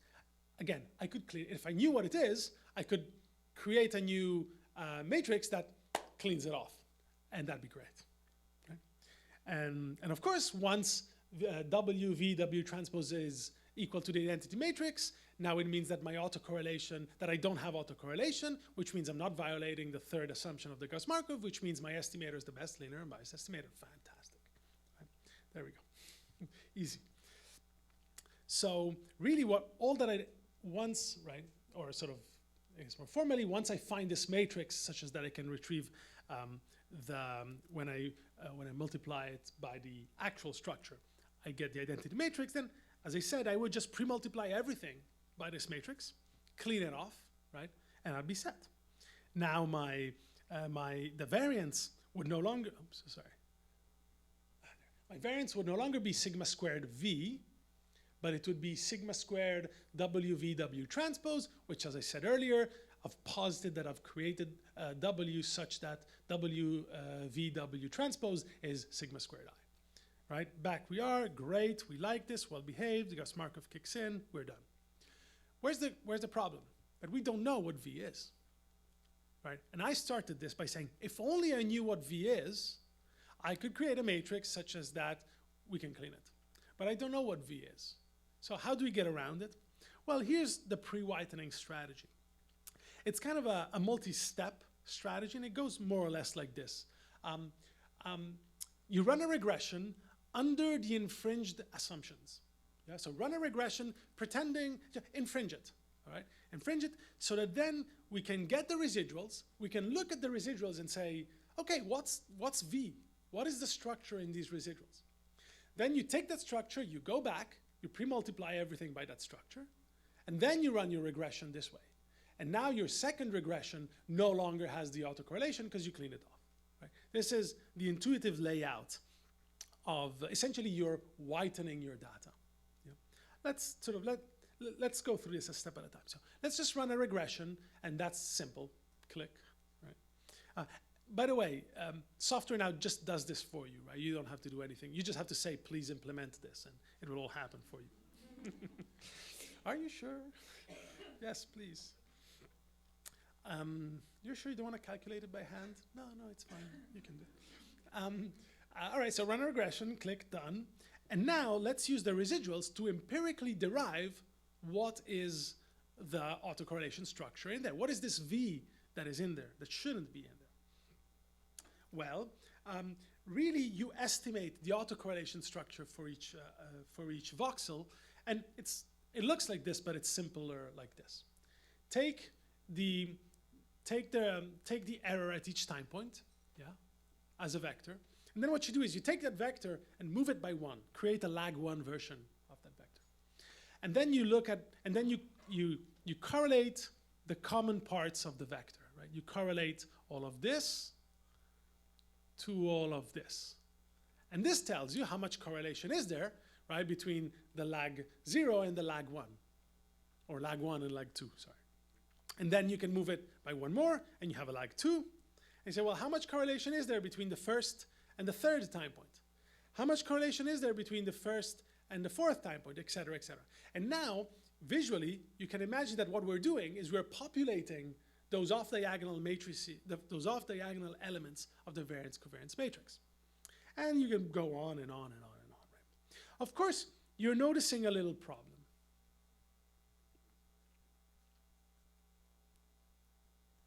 You're noticing a very little problem. Thank you. See, you're great. Thank you. Pat, you do this. I would come there and do it. But do it, you're right. Right? As we do this, we are getting fewer and fewer elements to estimate the correlation between time point I and time point j. What does this mean? That our estimates of that correlation get crummier and crummier because we have fewer and fewer data to do that. So really what we usually do is we first calculate the autocorrelation structure, but we then apply a so-called regularization, right? Which just means we smooth across space these estimates. So we take proximal voxels and we smooth across space this estimate, which already allows you to kind of tune out some of those weird blips that you would get. But not only, we first smooth it spatially over proximal voxels, but we also smooth it temporally. And we do this by using a Tukey taper, which sounds extremely fancy and looks terrifying. But actually all it says is for the intervals, for the number of lags smaller than a certain value m, keep whatever you estimated. Above a certain number, set it to 0. I mean, it's reasonable, right? 2 lags that are 100 TRs away from each other probably don't have much to do with each other, right? If two events are 30, 40, 50 seconds away from each other, there won't be much autocorrelation. There won't be much correlation between the two, right? So graphically, it looks like this. You've estimated for each pair, for each lag, your time the correlation, and it goes like this, it comes down, and then it starts being very unstable, right? And that unstable, it's because sort of we have fewer and fewer time points to calculate it. So really, the Tukey taper just says, look, once you get to just about here, once you get to 5 or 6 lags, just set it to 0. I mean, it's reasonable, right? It's not crazy. Now that we have that, now we can build our matrix W, and we can clean it off. We can pre-multiply everything by W, which means that now our variance-covariance matrix is sigma squared on the diagonal, 0 and everything else by design, right? We've constructed our whitening matrix W such that when you do W, V, W transpose, you get I, and bang. Gauss-Markov assumptions met, it kicks in, and we're back to our best linear unbiased estimator. Of course, this is secondary to having properly modeled V. Right? If we've done a poor job at modeling V, then clearly our W cannot be whitening properly, and therefore we still have autocorrelation in there, and we're still misestimating our variance, which means our t-stats are probably still inflated. Yeah, Mike.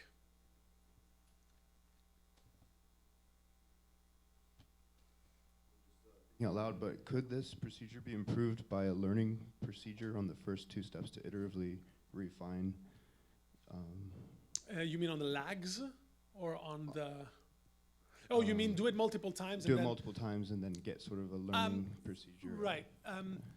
In this sense, it doesn't check that your residuals are now white. Meaning you do it once and then it doesn't go back into the residual and say, are these residuals actually white? But some algorithms do a very good job at it. I'll get back to this specific point.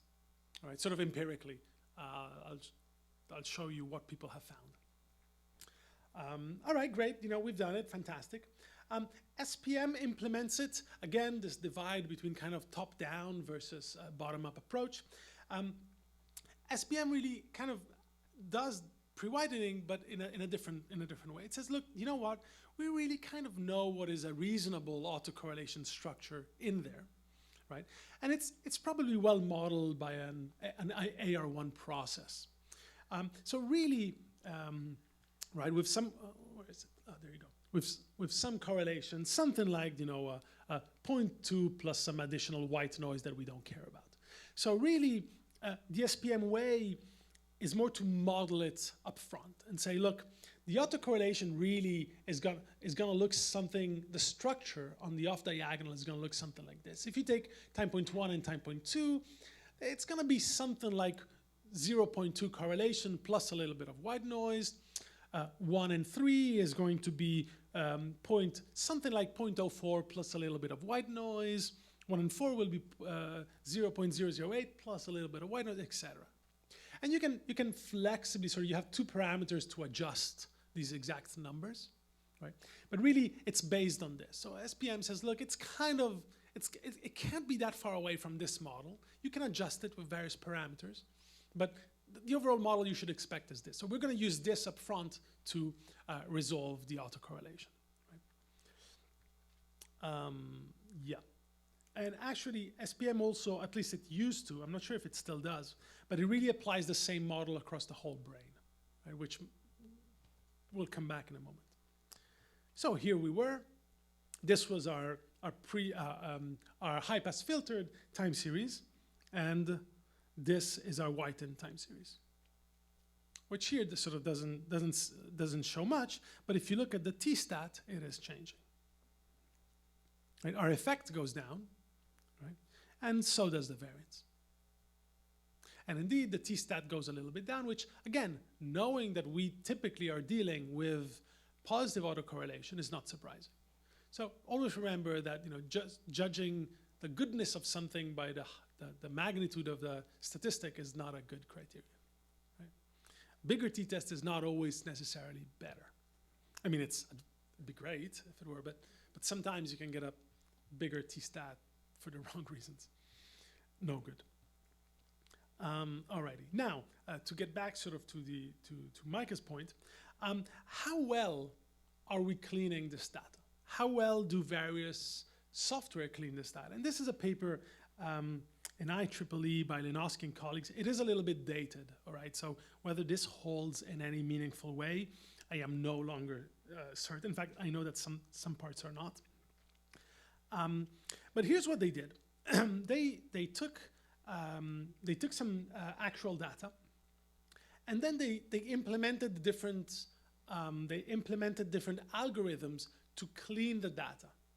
And then what they did is, after they looked into the cleaned data, and they looked at what percentage of the voxels were actually whitened by the procedure. Yeah. So for example, if you look at the very left set of bars, and I don't remember, I think these are slightly different designs. I don't remember anymore. But it doesn't matter. You can consider each set of bars kind of, just take the average, the visual average.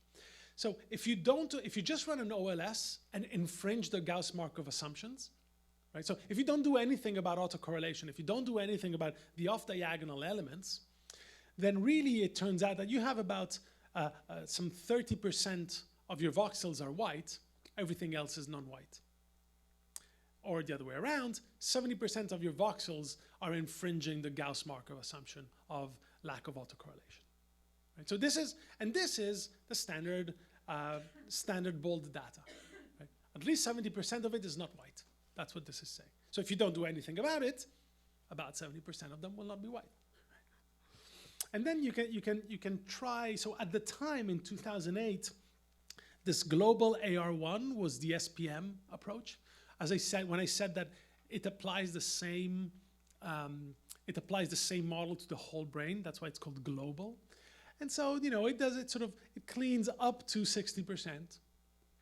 One of the problems they were finding is that if you use a global model and it's the same for all voxels, you will end up getting things that at the beginning were white will become negatively autocorrelated, right?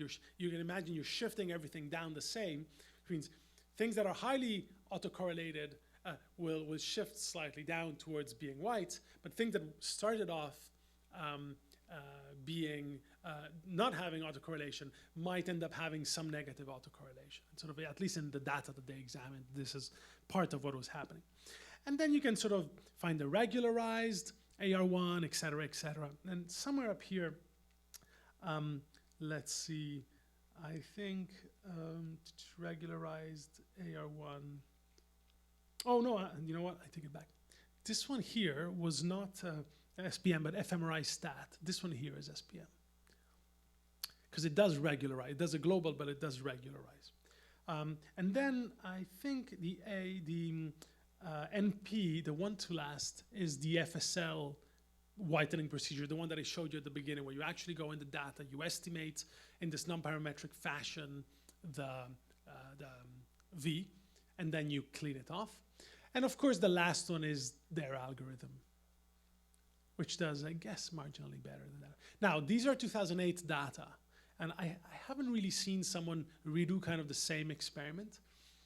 So whether these are true of these various software packages, I do not know. I'd be surprised, of course, if the FSL has gone down, but I wouldn't be surprised if the SPM guys have changed it in ways that make it go up, right? But I don't have more recent data. At least I haven't seen someone do this more recently. So.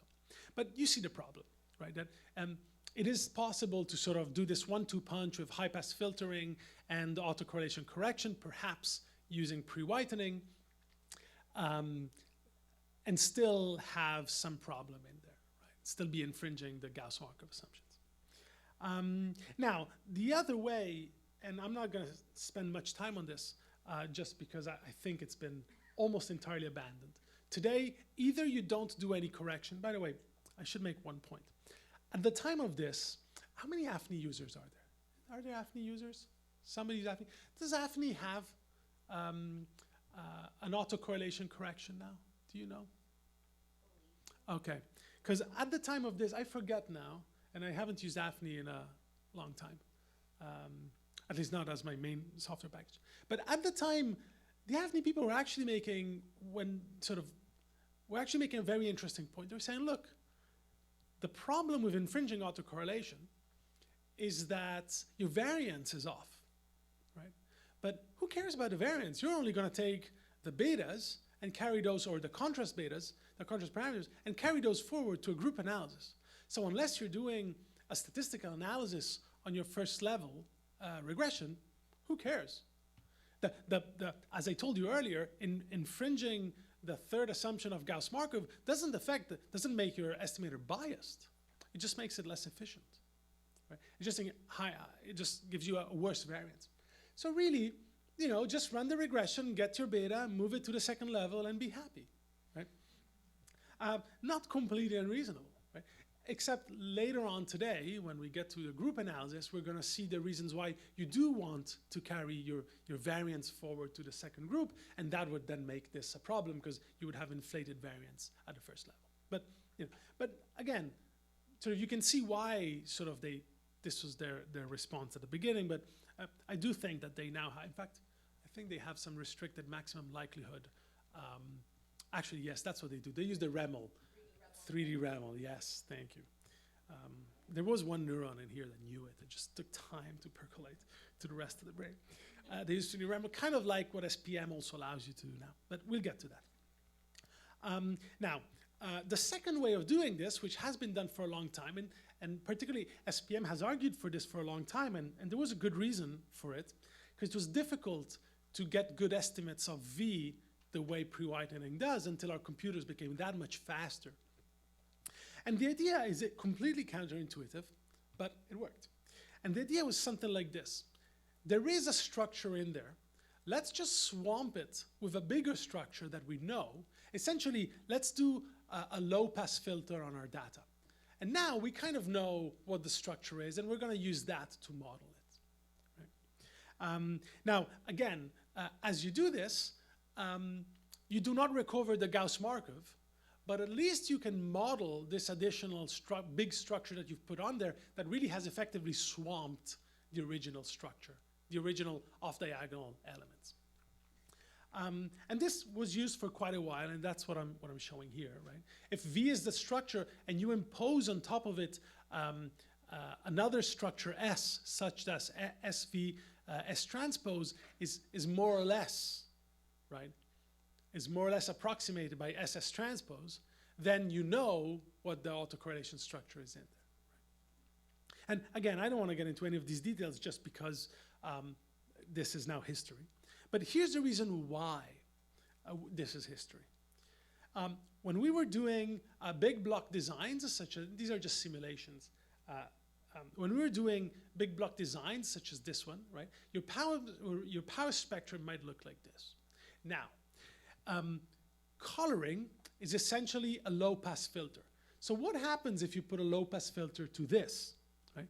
You're going to lose the high frequencies, which were the harmonics of your design. So as long as the frequency of your design is untouched, who cares? I mean, sure, we've lost the harmonics, great. Right? Not a huge problem. Notice that if you instead impose pre-whitening on this, you do not quite lose the harmonics in the same way, right? Because pre-whitening is not a low-pass filter, so you're not flattening the high end of the power spectrum. And this was no problem until we used big block designs. But now move to a fast event-related design that might look something like this. And here's the power spectrum. There's a big peak at your task, and then another harmonic. And again, if you use coloring, you are killing the high frequencies, but you're still kind of maintaining a lot of your fast, in fact, most of your task, and so that's still fine. Notice, however, that if you do pre-whitening, that doesn't happen, right? You keep the harmonic.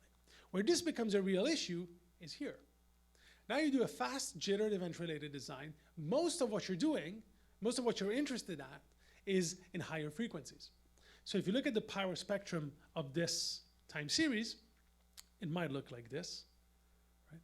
And there's all this interesting stuff up here that now is your task. It's no longer just a harmonic that you can think, well, I'm not going to be bothered by that. This is actually where all the cool stuff is happening. If you do pre-whitening, you're completely killing off all of this interesting stuff up here, right? Conversely, if you use pre-whitening, that does not happen. Sorry, Oops. This was if you use coloring, right, which is a low-pass filter, you're killing all this. No longer the case if you do whitening. So as the whole field has moved towards fast, jittered, event-related designs, and as computers have become faster, making it much easier to estimate what might be the actual structure V on the off-diagonal elements of the variance covariance matrix, the whole field moved towards pre-whitening, because else we just couldn't do that anymore. If you want to see it in a different way, you can see it right here. This is the efficiency of your parameter estimate. In a block design, the efficiency of the pre-whitening and the coloring, it sort of is kind of the same, right? But as you moved towards faster designs, so event-related with a fixed interval, you can already see a certain distance. Event-related with a jittered interval, and you still see the difference. And now an entirely randomized, jittered, event-related design, and look at the efficiency of your parameter estimate with the pre-whitening versus the coloring approach, right? So this explains why we've abandoned completely this approach. Alrighty, so here we were. For completeness, the order is entirely screwed up, but for completeness, I'll add motion correction, which has increased RT statistic from 10.00, I think, back to 11.24. Of course, this is not when you'd really be doing motion correction. I just had made all of this, and then I realized I forgot motion correction. I just added it here. I couldn't go back and redo it. Yep. And if you really want, you can delete your first 4 TRs, which again, it would be the first thing that you do, not the last. But because I was too lazy at that point. And now you lose a few degrees of freedom, right? 1 per TR, and something happens to your T-stat. Usually nothing, dramatic. Here it goes down numerically. All right. And let me just close by saying that if you look at the end of your slide set, you're going to have this. And these are, to me, unless you speak the deep language of biostatistics, in which case I recommend you read the primary literature. But if, like me, you sort of don't enjoy it too much, these are resources in an increasing order of complexity. I wrote this paper that is, it's a frontier, so it's perfectly free. This essentially speaks of all this exactly in the way that I've spoken about it here. Right? So if you want to get into more detail, you'll get it from that. And particularly from there, you're going to get all the references of the primary literature. There's a great book, although it doesn't quite go in the same amount of detail on this point, by Russ and Jeanette. And the two of them have a history of writing the most accessible stats papers not that Russ doesn't, he just hasn't, but the two of them often write these papers for people who might not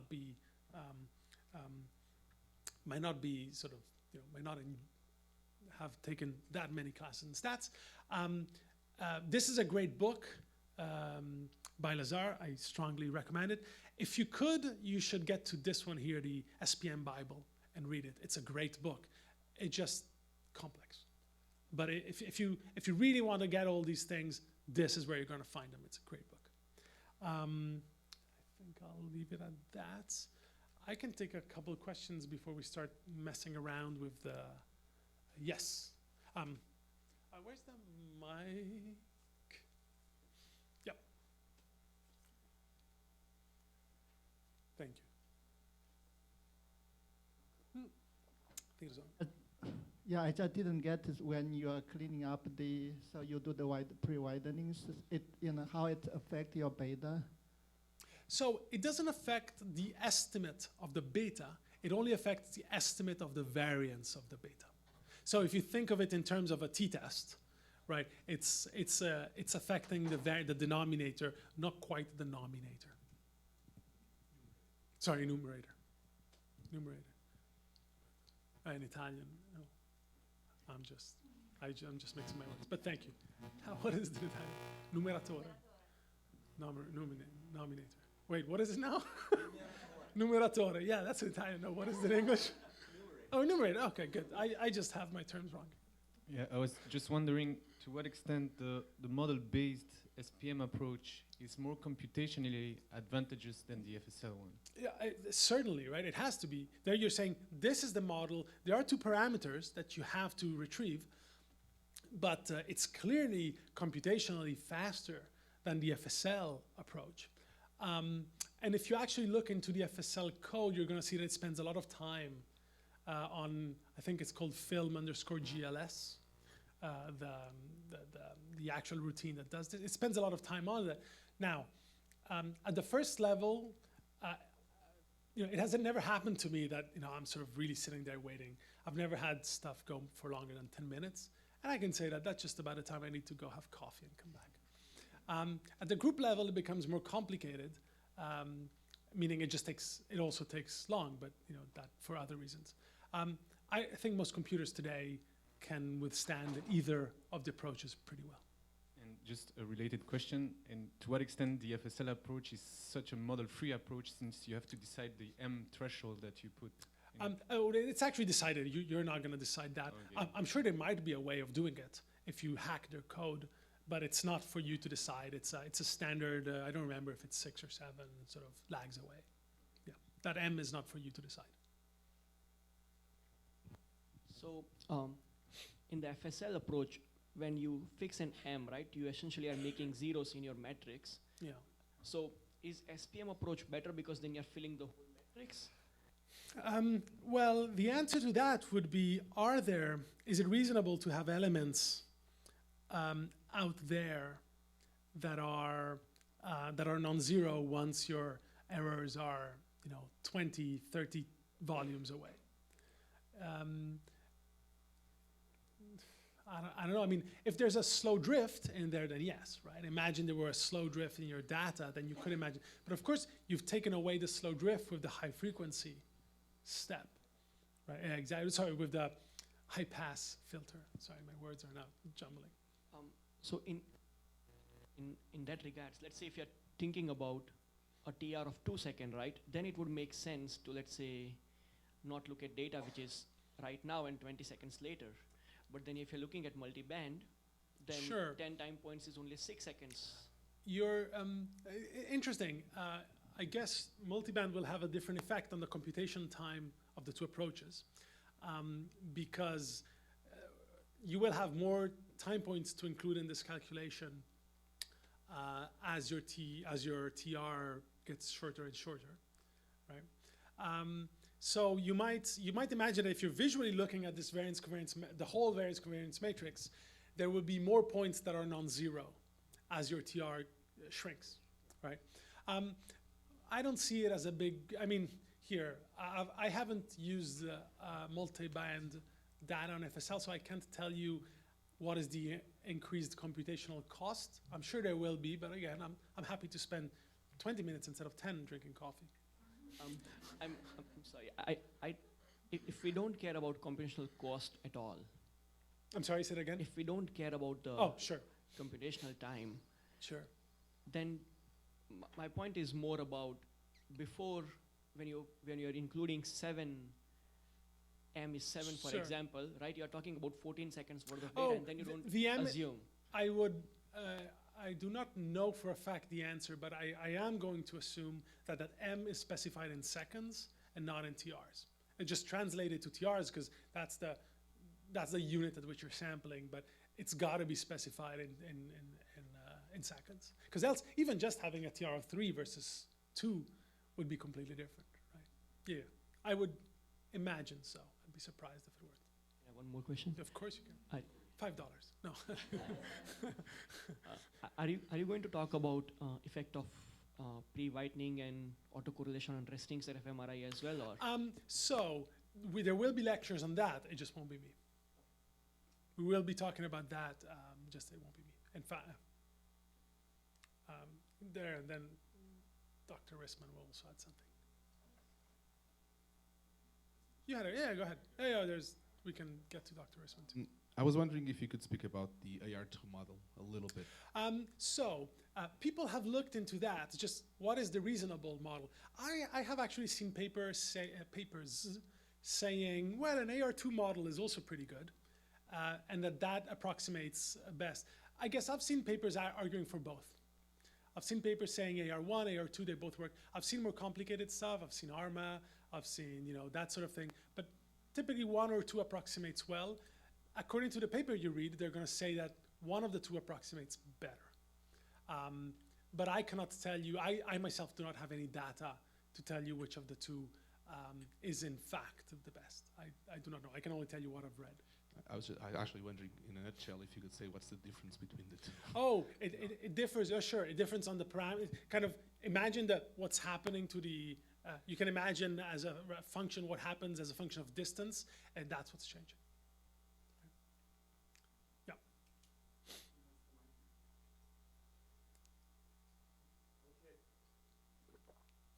Okay, so this question actually is not from me, but it's from one of our viewers at home, and I believe this might be a milestone for NITP. After doing this for 10 years, I don't think we previously had the ability for the live stream watchers, which we do always have, to ask questions via chat. So for those of you watching at home, feel free to use this chat window, but one of the viewers at home asks about the combination, I'm just paraphrasing the question, combination of regressors when you have a model that includes the canonical HRF for each event type and also the temporal derivative and dispersion derivative. Could you provide some guidance on ways to combine those rather than just sort of discarding them and doing area under the curve or some way of getting a single parameter that uses them to your advantage? And maybe you did talk about that. No, this is a great question. Thank you, viewer. Great question. And I will, you will have to hold on and come back as a viewer, like any good TV show does, because after the advertisement pause, I will look for the paper I referred to that actually proposes a method to putting together, to keeping those betas from the derivatives in order to account for them. There is one paper that suggested how to do this. I think it was Vince Calhoun. I'll have to go back and look for it, and I'll either sort of, I'll make sure it makes its way to our website. Okay, thank you. Thank you, viewer. Hi, this is for everybody in the class. I'm hoping that you could explain just a little bit more to the students the effects of task-correlated head motion and regressing out head motion parameters, and how to assess for task-correlated head motion, and what are the effects of regressing that out, if they are significant. Yeah, so we sort of, right, some of this was in there yesterday, right? And there are 2 aspects to this. So yesterday we've seen how if you do have, if motion is uncorrelated to your task, then the typical scenario would be that after motion correction, you would get more, you would retrieve activations that were originally not there because there was all this noise that killed your T statistics, right? And we saw that if instead you suddenly go from a lot of activations to less activation, that is a good hint that maybe there's correlation between, the motion was happening with your task, right? So that was sort of the motion correction end of this. But the multicollinearity you've seen today, again, stresses the importance of making sure that, as I suggested yesterday, you decouple the cognitive tasks you're interested in with things such as motor response, or you get very concerned if your task is motion prone. Let's just say that you're showing very scary pictures, and one of your conditions is scary pictures, the other one is beautiful pictures. You might imagine that every time there's a scary picture, there's going to be a little jolt. Oh my gosh, a spider. Oh my gosh, something like that. And now you're going to get all this extra activation creep into your data, right? That is not cognitive in nature, but is purely motion. So if you misspecify, if you don't care for this, you will have motion correlated artifacts. And it's very difficult to fix it after the fact, right? You've seen from the multicollinearity slides that once 2 things are correlated, there isn't much you can do, right? Once you have that, the common variance, you don't know how to allocate it, right? So my suggestion would be what I suggested yesterday, that you model it, you try to prevent it, both in terms of making the subject comfortable, thinking of your task, and then you model it as well as you can. And the typical modeling, as sort of we covered, would have been the 6 regressors. Maybe there's evidence to show that adding the additional regressors might help. And then, of course, the single spike regressions. And if you're, sorry, the single spike regressors that I showed yesterday. And if you're really concerned, I would suggest that you look into that method 3 that I showed, which is the prospective motion correction. I've had the horrible idea of having people sing inside an MRI machine. And then we carefully looked at motion, because it happens. It actually was great. The prospective motion correction worked really, really well. So if you're afraid of having populations that are particularly sensitive to that, that might be another way out. Or of course, as I suggested, train them as people do, for example, with children and things like that. Yeah.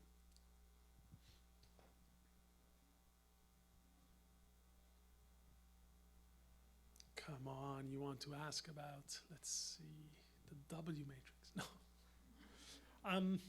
Well, here, how about we now, actually we are officially supposed to start so how about, I'm gonna take a breather, reset my computer, you guys get your MATLAB fired up, and then maybe the right way of doing this is that I'm gonna introduce how these things work. I might show it once, but then I'd really like you guys to, I've created a number of matrices for you to play with, and I'd like you to do it rather than me do it and you look at me. I know I'm very handsome, but it's less fun. Well, we're gonna find out. Okay, give me a breather a second, and then meanwhile I'll set up, and you should too. All right, and we'll find out if you have all the necessary files.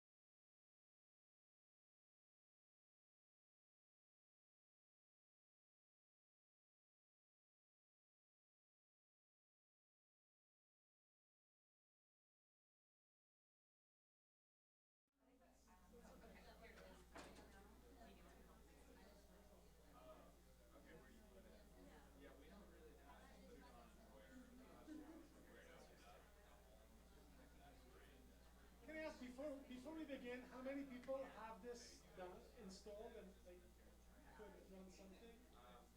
Okay. Are the other ones working on getting it installed?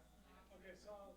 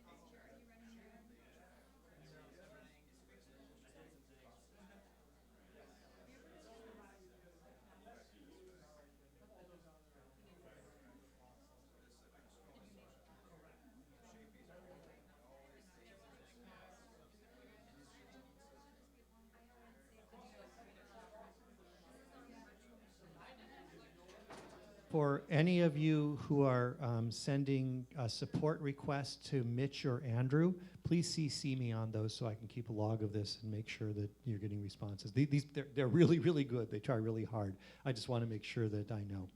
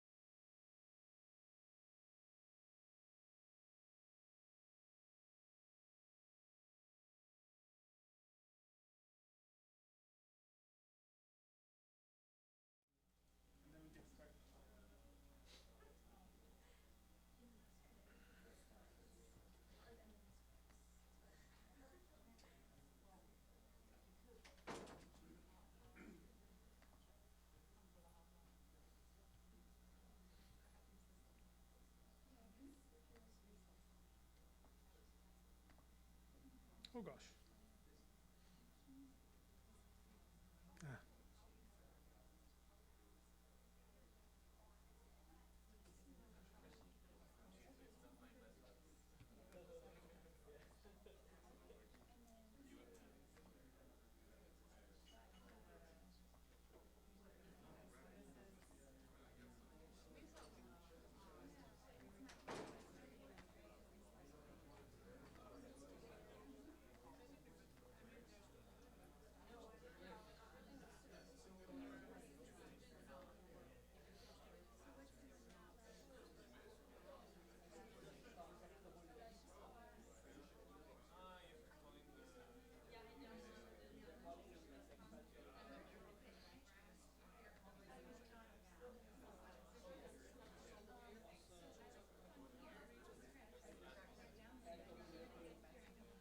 Yeah, you have to add the directory with subfolders.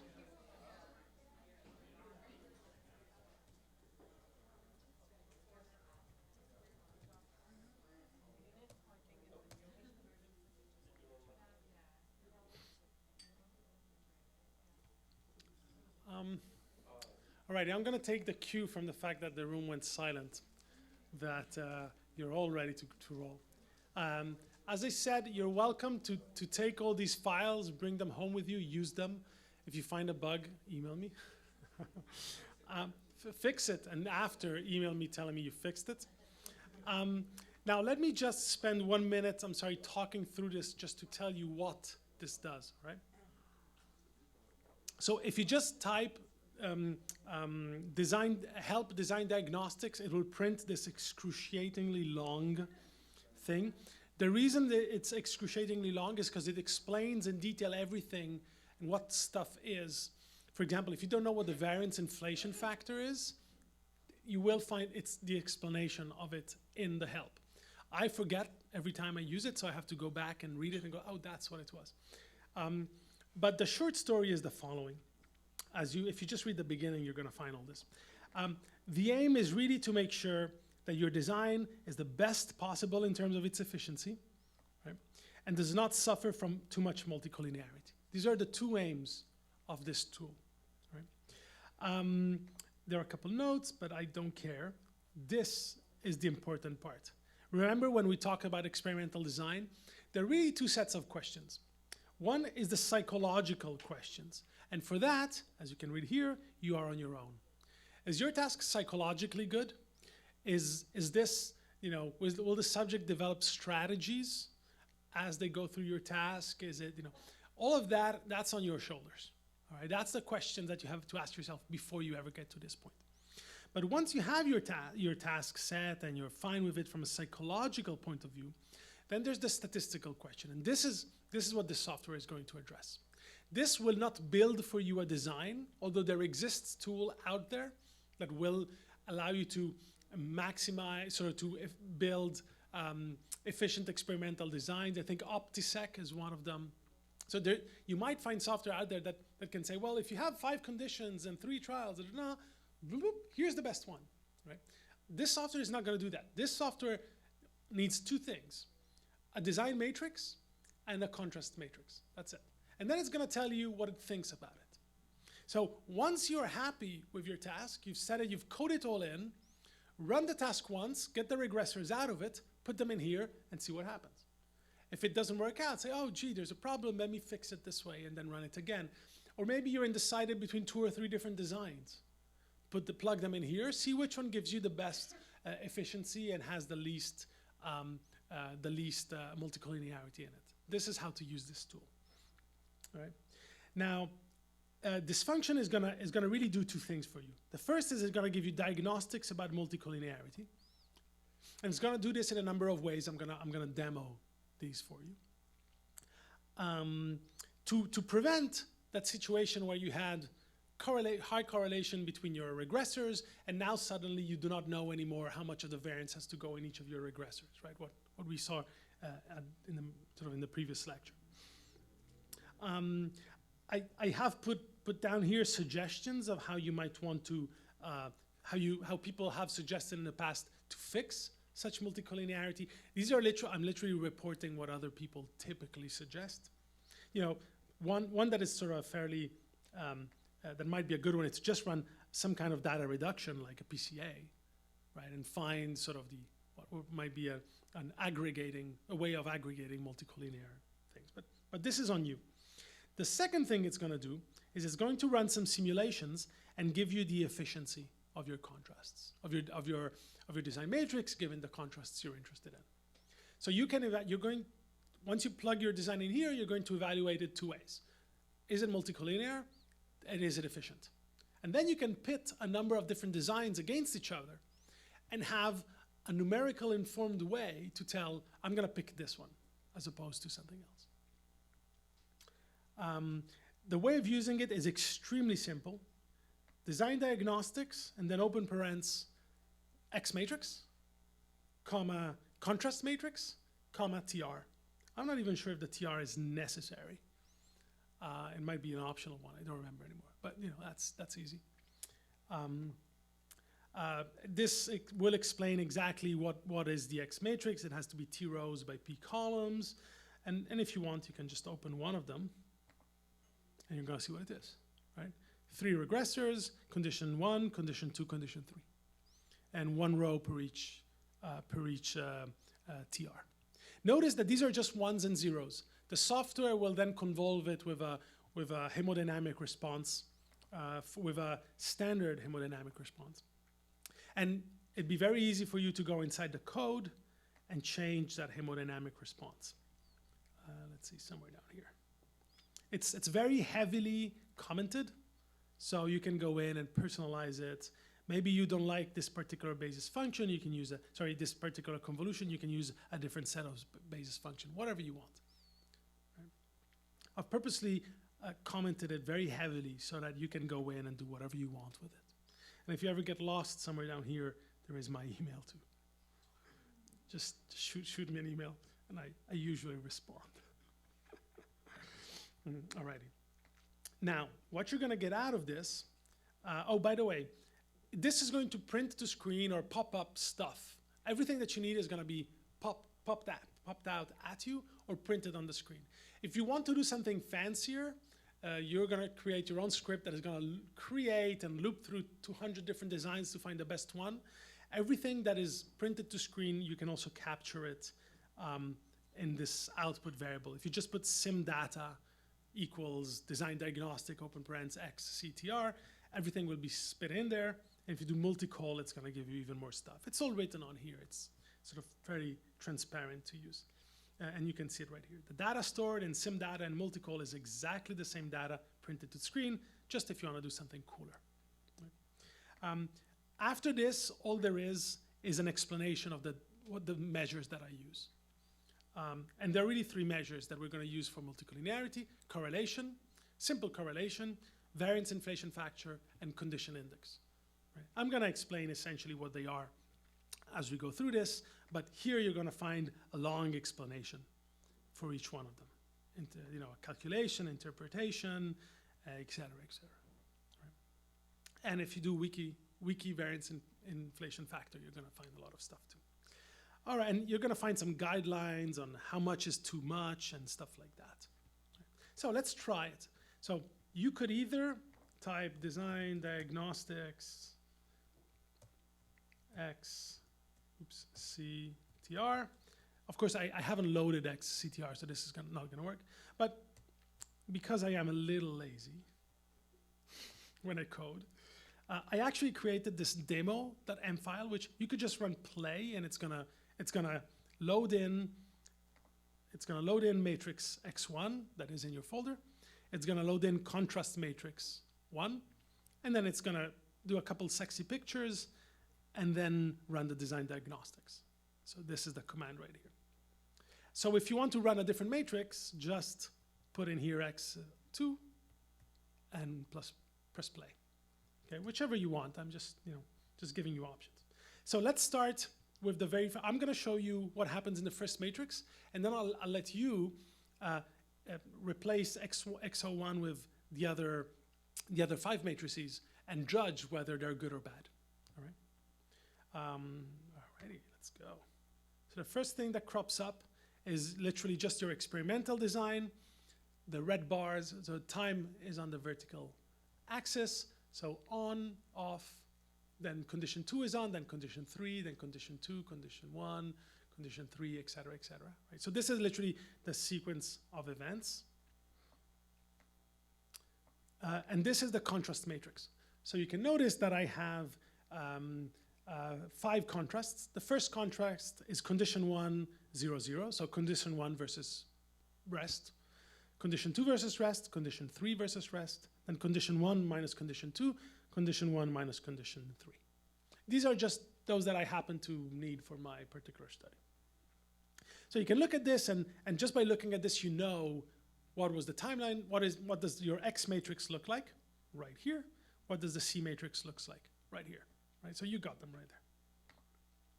Figure 1 gives you the correlations. So right here you can see the correlation matrix between your 3 regressors. 1, 2, 3, 1, 2, 3. And you can already look at it, and I've added this really cool blue-red package that allows you to quickly sort of see the sign of stuff. I've coded it so that you get little asterisks where correlations are significant. And you can already tell there's a little bit of correlation. It's negative. Usually if you have some kind of -2, -3, it's perfectly fine. Right? Not a big problem. And down here you see essentially the design on a single timeline, right? And each color is a different condition. And this software should work fine no matter how many conditions you have.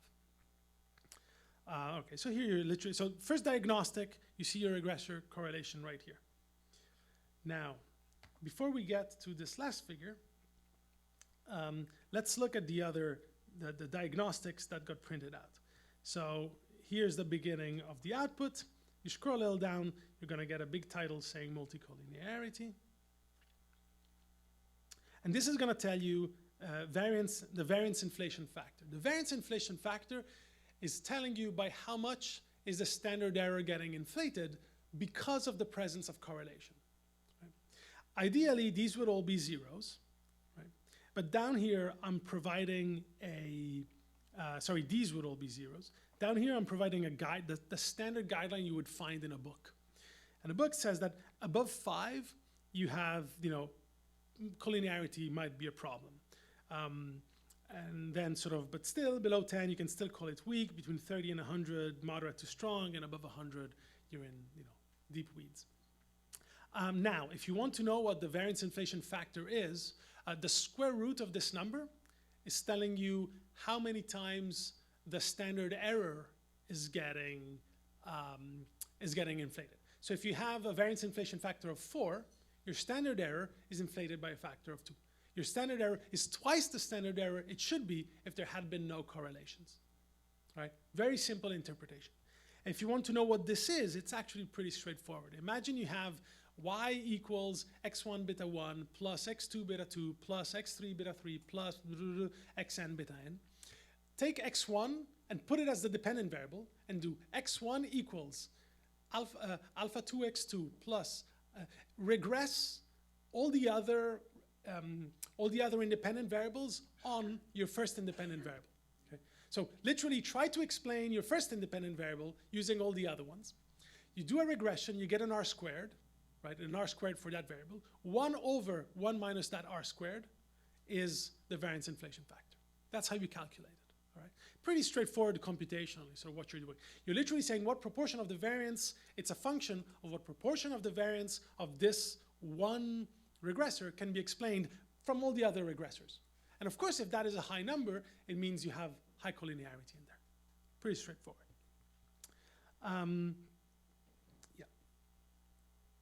Yeah. Now, so this is the variance inflation factor. Up here, what you're seeing is the condition index. The condition index, so variance inflation factor, you get 1 per variable. For every variable, you get a number, which says how much of its variance can be explained from all the other predictors. The variance decomposition proportions, or the condition index, is slightly different. It's not a variable-wise. It's not, you don't get 1 number per variable. What you're getting is here's how you do it. Oh, terrible. You take your X matrix and essentially do X transpose X. Okay, so now you're getting the X transpose X matrix. Yeah?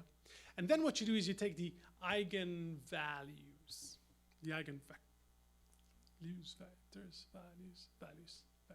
eigenvalues, yeah. And what you do is you do this. You take the highest eigenvalue, and you take the ratio of the highest eigenvalue, and you pit it against all the other ones that you get, right, in order.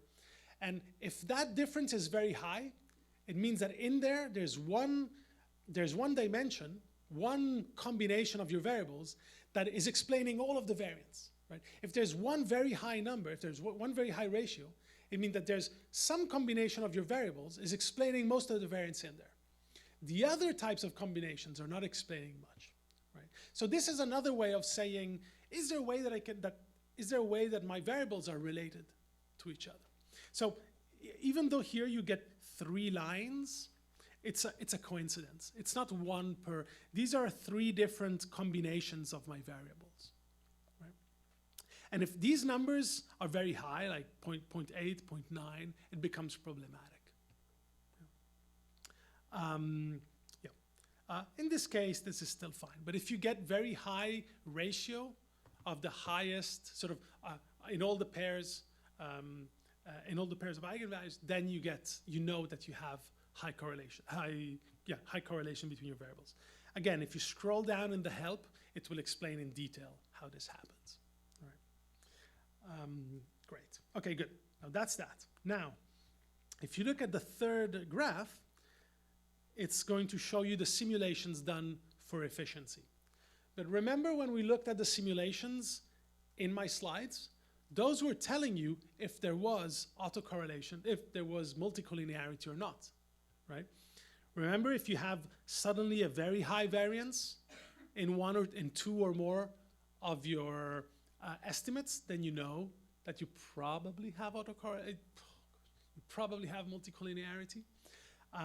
If you have two variables and they keep mirroring each other, and you're going to notice this in one of the matrices that are here, that is a hint that you have those two variables are multicollinear. Damn it. Sorry, I can't keep my words straight anymore. Just to explain what's happening here, it's the following. I took my three regressors and I said, the truth is that regressor number 1, the real parameter is 13.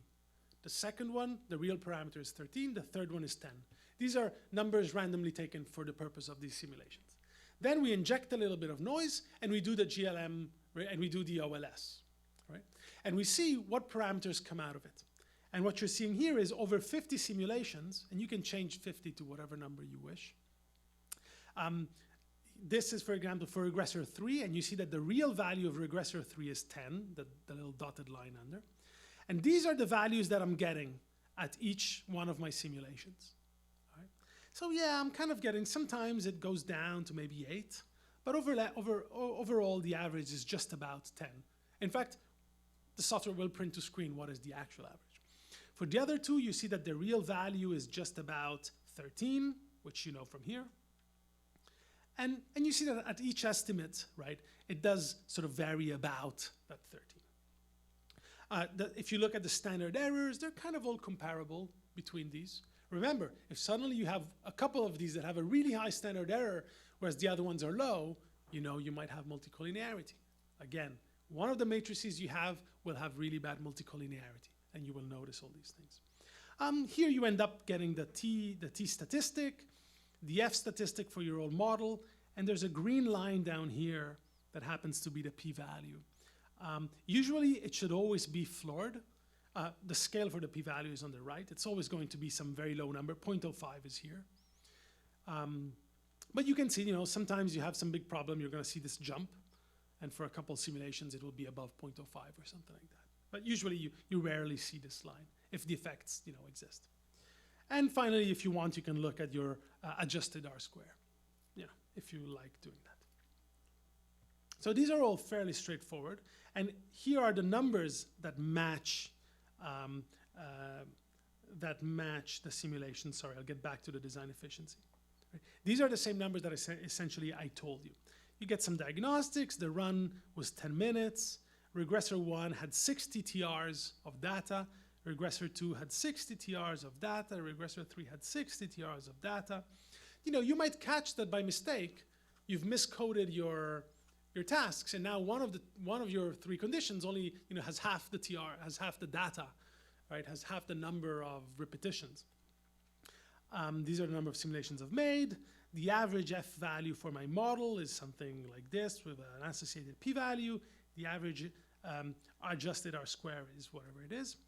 And here is the summary for the simulations. For regressor 1, the true beta we gave it was 13. On average, my regression gave me estimated 13.114. Great.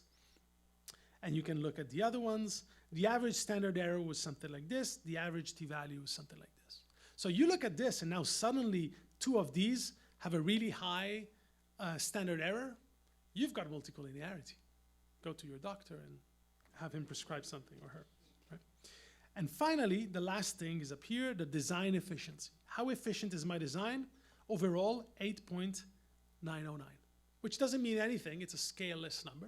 But now you can keep in mind this number, then change in the demo x01 to x02, and see how that changes. And if you want, you can look at each contrast. For example, 100 gave me a nice big efficiency, 61, 010 just about the same, 001 just about the same, and then here are my two average efficiencies at each of these simulations. Right? The average and the standard error here are over the number of simulations. Right? So what I'd like to do now is to stop talking and let you very simply just change this matrix here. You can see that you have 6 matrices. Right? Just change them and see how they compare. If you want to make a note of what was the efficiency of this X1 and of each of the contrasts, and compare it to the other designs. Right? And that's exactly what I'm suggesting you do when you go home before your next experiment. You create a couple designs, put them in here. It couldn't be easier. All you gotta do is create this little matrix right here, ones and zeros, and this matrix here, which is your contrasts. 1, 0, 0, 0, 1, 0, 0, 0, 1, 1 minus 1, 0, 1, 0 minus 1. I mean, it doesn't come out. It doesn't get easier. I just do it because I am really lazy and I need to make things easy on myself, else I don't do them. So just change this, press play. If you want, you can also change the TR right here and see how that affects things, if it does. Right? And enjoy. Have tons and tons of fun doing this. So I suggest you do this, and I'll walk around, look at it. If you want to ask me about what you see, I will gladly come around and help you interpret what you see. Yeah? And maybe if your computer doesn't work, do it with a buddy. Try to interpret this, sort of try to go through this together so you can sort of put more heads on it. All right? Yeah. Oh, okay. Yeah. Great.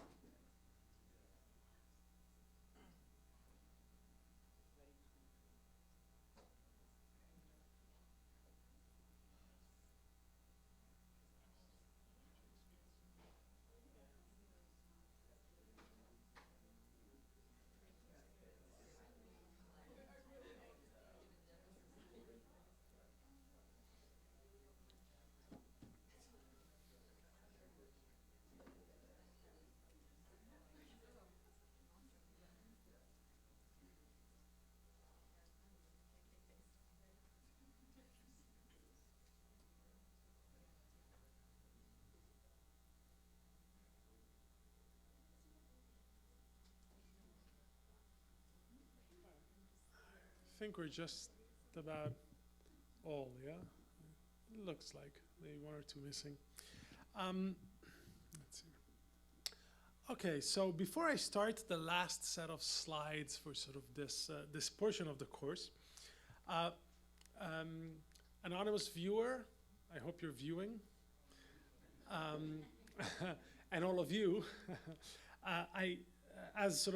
since a lot of you expressed interest in this, including our viewer, and I'm sure plenty other viewers were wondering about the same thing, I tracked down the paper by Vince Calhoun in which he proposes a solution to, or rather a better alternative, rather than ditching the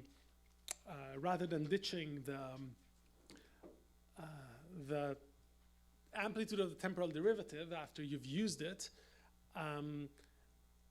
which might erode the amplitude of your of the non-derivative. So this sort of the main HRF. In this paper here, he suggests how to get around that, or how to do a t-test that does not ditch the derivative term that you use. It's a great paper. I mean, I remember reading this. It's very readable. It's very accessible. But what I will do is I will direct you straight to the point, which, if I remember correctly, yeah, it's this one here. Equation 10 is their proposal for this alternative test, which goes something like this. Hopefully I remember it well enough. But beta 1 hat is the estimate on of the non-derivative term, so the actual, sort of the main HRF. Beta 2 hat is the estimate of the derivative term. Yeah. So you imagine you have your HRF and then the derivative. You have beta 1 for the main and beta 2 for the derivative. And he suggests, instead of just doing your standard t-test where you only have the beta 1 and you discard the beta 2, you could actually do the following.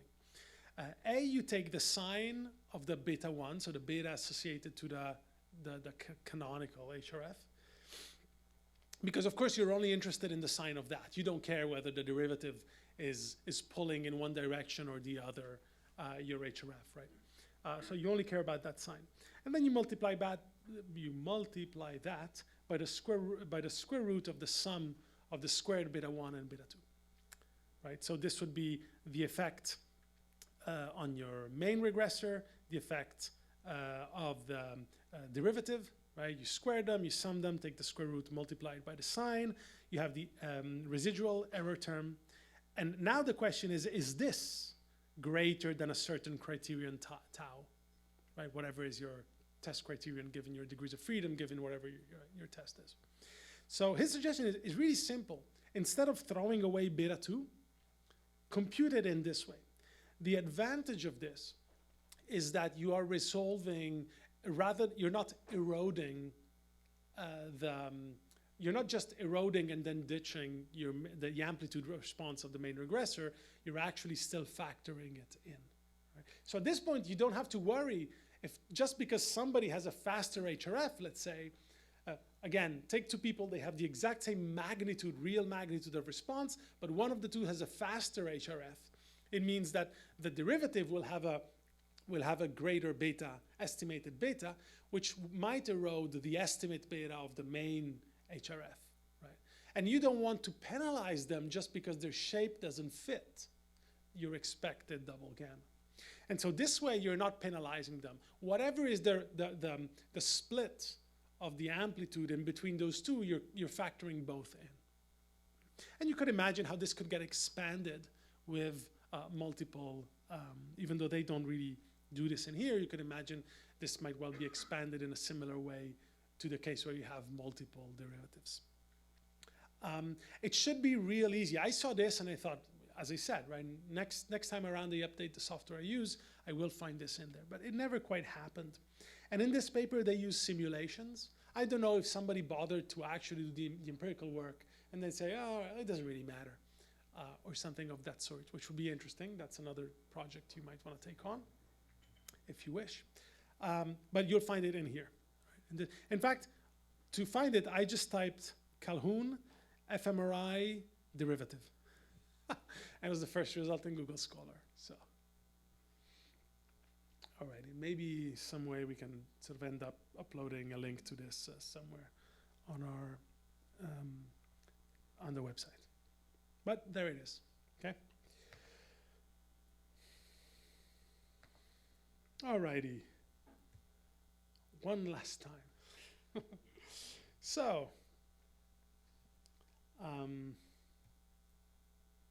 yeah. So we've now ran a GLM for every one of the voxels of every one of our subjects. Yeah.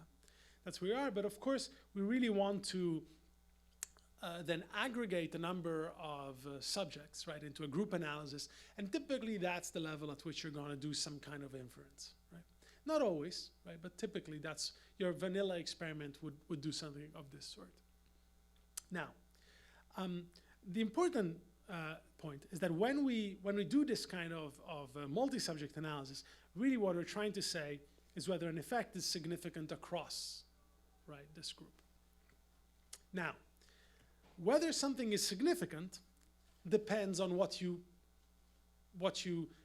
pit it against, right? How do you know? I mean, what are you doing when you're deciding if something is significant, regardless of the test? You're just saying, is my effect greater than the expected variability, right? That's sort of, if you were to word it, what you're doing.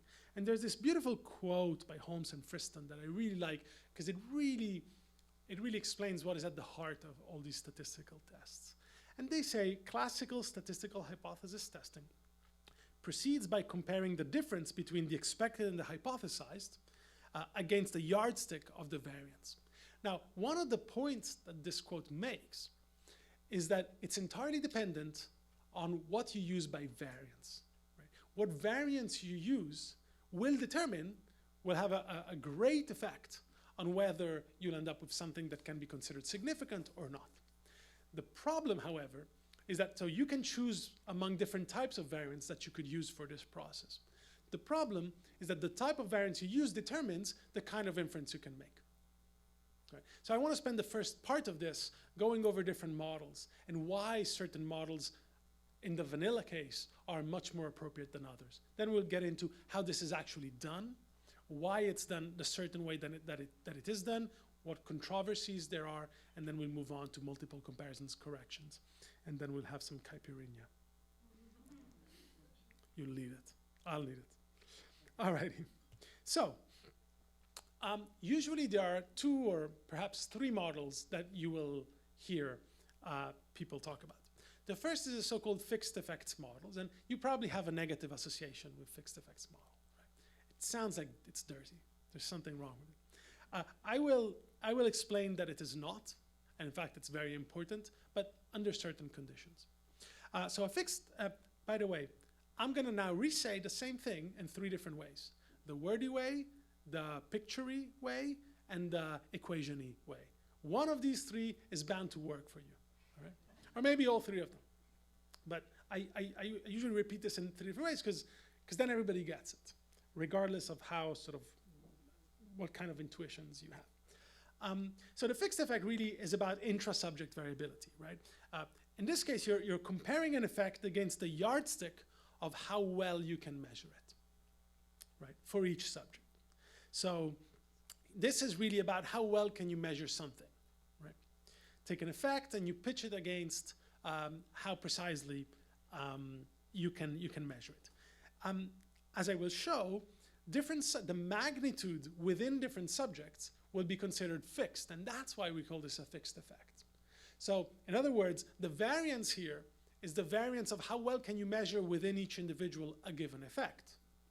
But the actual real beta of a given individual is a fixed number. That's why we call this a fixed effect. Right?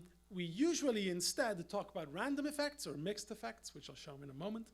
And random effects, the yardstick that you're going to use in a random effect to assess the magnitude of the effect against is actually about inter-subject variability, across subject variability.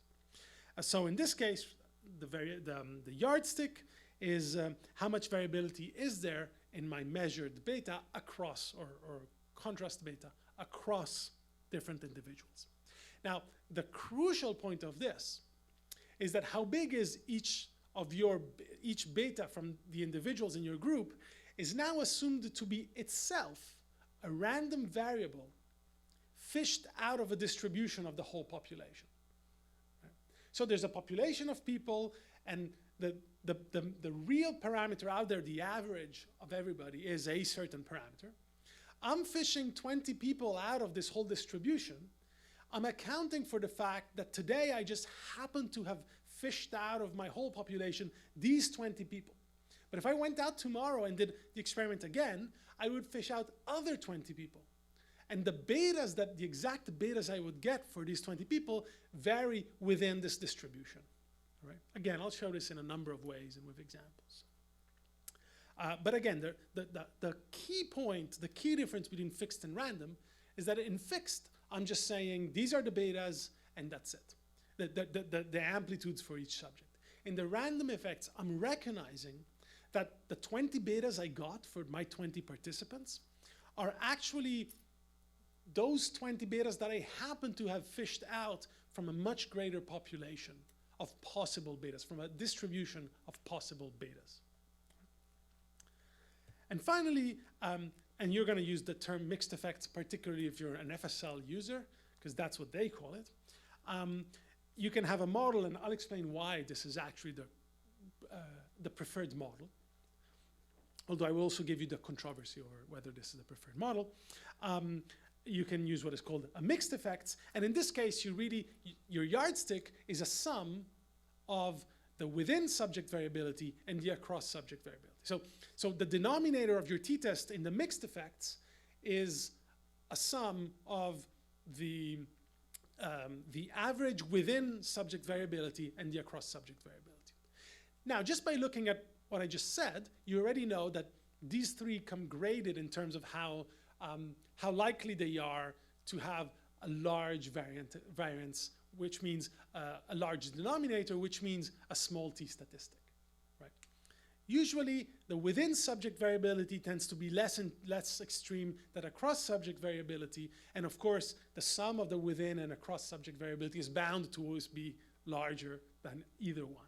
Right? Or is at least as big as either one if the other one is 0. So this is already telling you that which model you use not only has implications for what you can say, and I'll get to that, but also has implications for how likely you are to get a big enough t-statistic. But of course, if you sort of, in the mixed effects, for example, it's a more stringent, your yardstick is more conservative, but that gives you the benefit of being able of making a different type of inference than the one you can make from the fixed effects, where you might be more likely to get a t-statistic large enough with respect to whatever the criterion value, but then the inference you can make is not quite the one you would like. So you're sort of, you can see it as trading, well, I might get a good t-value, but then I can't say anything of interesting about that, or, right, I have this really difficult yardstick to meet, but gee, if I meet that, then I can really say what I want to say. And I'll get back to what it is that you can say in either case. Alrighty, this was the wordy way. Here's the picture-y way. So this is a fixed effect. Fixed effects is about within subject variability. So the only variability that exists here is how well can you measure the real effect of a given subject. Right? A given subject has a real average effect. Right? The only variability is how well can you measure it at each given to measure. Yeah? So how well does your measure, the red line, approximate the real underlying subject effect, the black line? And notice that how big that black line is fixed. It's given. It never changes. That's what it is. This is a fixed effect, so within subject. A random effect is saying this. A random effect is saying, well, out there, if I could sample everybody in the world, there exists a black line that is my real parameter. Right? That's what it is. That's what theta is. Of course, I cannot sample everyone in the world. I realize that the 20 subjects I fish distribute around the real parameter. This is the intuition behind a random effect. So here, the source of variation is the response magnitude. It's no longer how well you can measure it.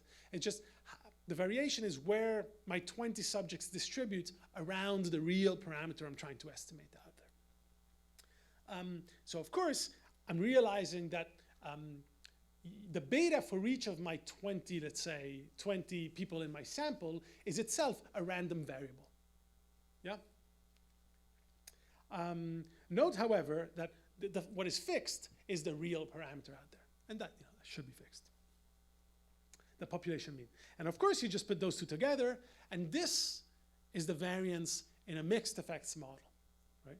Where each subject falls around the real parameter is itself a random variable. And how well you can capture that random variable is the measurement error.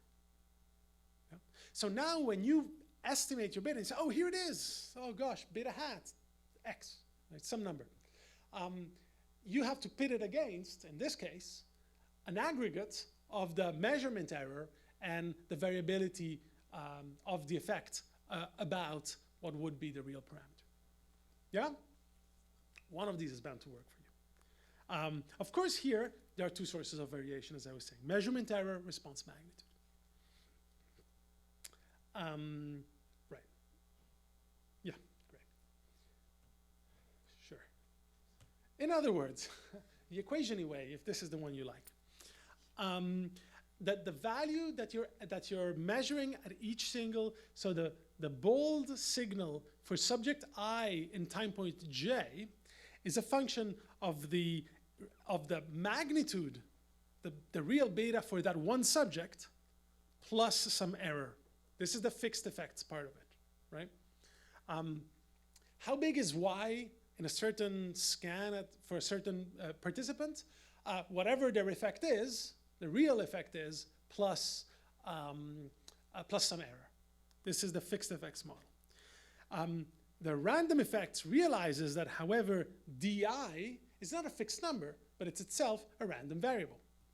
So di, right, the effect of a single subject is really a function of the depopulation, the black line, the real parameter, if I could sample everybody, plus some error. Yeah? And of course, notice that the error up here, oh gosh, there you go. The error up here is what we often refer to as sigma squared within, right? Measurement error. The error here is sigma squared between across subject variability, yeah, which is your denominator, right, in your t-test. So the pop, as I was saying, is the population effect, and zi is sort of the spread of the variance of your subjects around the real parameter. A mixed effects model is simply, right, is simply a sum. Is the simple, you take di now and you can replace it. You take di and you can replace it in this expression. And now the value of the bold time course for a single subject at a single point is a function of the population effect, right, whatever that is, of where, of the amount of variability of your subjects and the measurement error, right? The green line that was wiggling with the red line wiggling around it. Yeah? One of these three should work for you. Hopefully all three, and now you've seen it in different ways.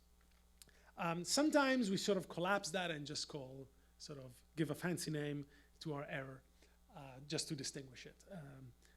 Give it a nice eta. But sort of the intuition is what I really care about. Let me give you an example outside fMRI, and then we'll bring it back to fMRI.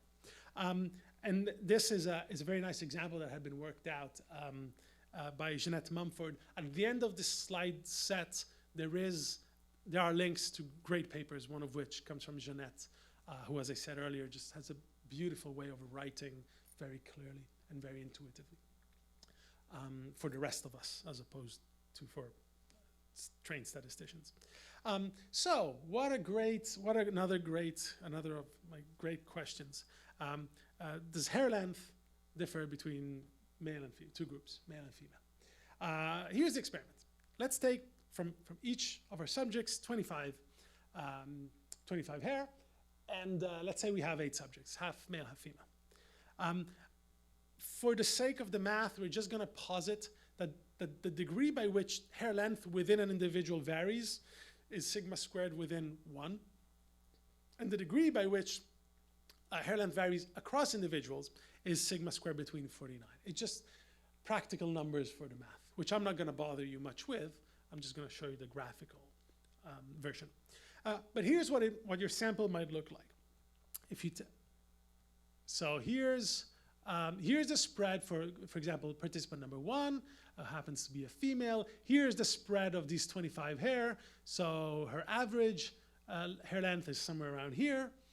And you can see the spread of those 25 hair you collected. So 2, 3, 4, et cetera, et cetera. And here are the 4 males. Yeah? Now, if you were to do a fixed effects analysis, it would go something like this. The fixed effects variance would be the variance within, right, which happens to be 1, divided by your sample size, 4 per group, and the small n, the number of repetitions or the number of samples for each participant. So 4 times 25. So the variance from a fixed effects point of view ends out being 0.01. Now, if you were to look at this graphically, you would get these 2 distributions, right? One for each of your samples. Sorry, for each of your groups within the sample. Now, significantly different or not? Come on, just do the eyeball test. Yeah, they're so far away, right? There's no chance that these observations come from the same distribution. Clearly different distribution. And you're seeing, right, the mean of each group here and in this line right here. But now let's do the random effect one. Now, random effects, it's sigma squared between, which happens to be 49, divided by your number of subjects per group. So 49 divided by 4, 12.25 ends up being your sigma squared between. So your random effects variance. So now let's do the same thing, and you see that now if you are to consider the fact that these 4 people and these 4 people are wiggling around the mean of each group, you have to take that into consideration, right? And I'll show you one more example that I think drives this point even clearer. And if you want to do the math for a mixed effect, it's fairly simple. You just add the 2. Right? Now, this brings me to one important consideration. You're doing your experiment, and you've collected a certain number, a certain sample size, and then just as you're going home, you happen to put a hand in your pocket, and it turns out you have a couple $1,000 sitting there, which have to go into science. You can't buy yourself a Tesla with it, which you couldn't. But and so now you're left wondering: should I acquire for each subject more samples, or should I acquire more samples, more subjects? Sorry, which of the 2 would you acquire? Would you use why? The answer given was more subjects. Why? Because you reduce both components of the variance, right? Big N scales both variances in the mixed effects, right? I mean, in all 3, but the big N helps you diminish the variance regardless of which model you use. Little n only really helps you in a fixed effects, and it does help you to some extent here too, but clearly just by increasing this, you're not going to get the same bang for those $2,000 than if you were increasing this, which scales both this and that. Particularly given that the typical situation is that sigma squared between is way larger than sigma squared within. Sort of in a fairly natural situation, that's what happens. Yeah? I know it doesn't happen often that you're, oh, look, here's money, but sort of good food for thought, right? If you're planning your experiment, then that's something you might want to keep in mind. Yes, Micah, but you gotta get the mic.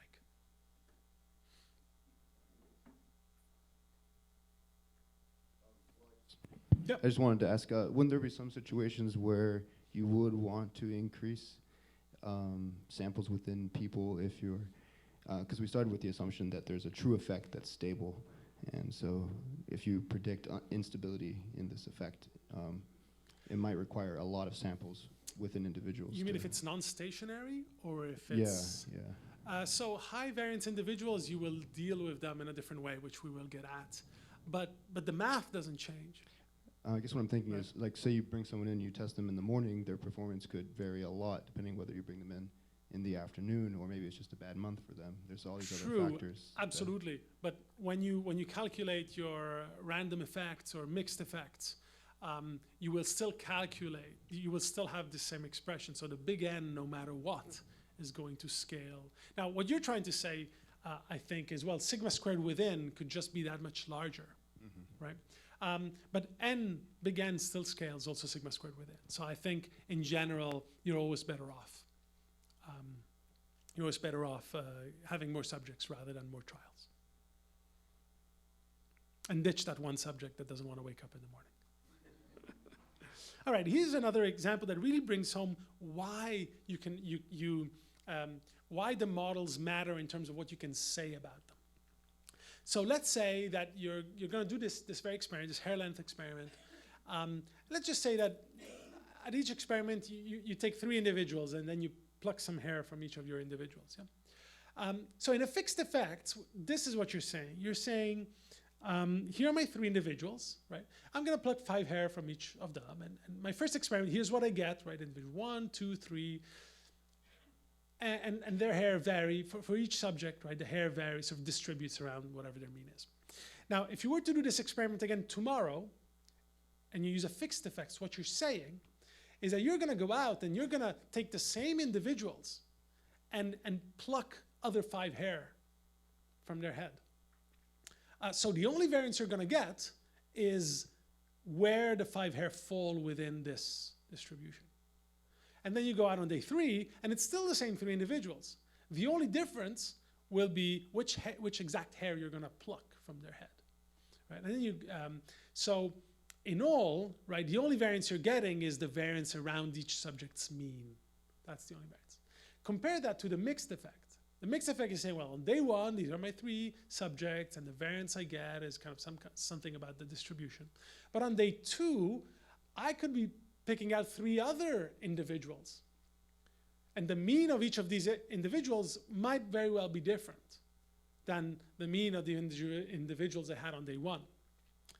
And then on day 3, it could be 3 completely different subjects. Right? And so what you're doing in a mixed effects and a random effects, you're accounting for the fact that you've plucked 20 people for your experiment, but these 20 people come from a big distribution. So who exactly you've plucked is itself a random variable. Now see that, and now if you account for that, the distribution is very different, which is why it's so much harder to get a significant, right, t-test. However, this is the crucial difference. The crucial difference is that here I'm accounting for the fact that there is this variability across subjects. This means that if your results are significant, they extend to the whole population. If you get a significant value here, you can say my effect should hold across the whole population because I've accounted for the fact that I was drawing randomly from this population. So whatever my effect was, if I take another 20 subjects, different 20 subjects from this population, I should get the same effect. That's what's so great about random and mixed effects. A fixed effects only says, if I take these 20 subjects again, I should get the effect. But it doesn't say anything about what should happen if you take other 20 subjects. So the problem with fixed effects is not that it's wrong, it's that it's not the inference you want to make. It doesn't allow you to broaden the scope of your inference to the rest of the population. So, is it always wrong to do a fixed effects analysis? Can you think of circumstances where it might be good? Patient work. If you have 1 patient, you're not doing any random effects analysis, right? What else? I can think of at least 1 more situation.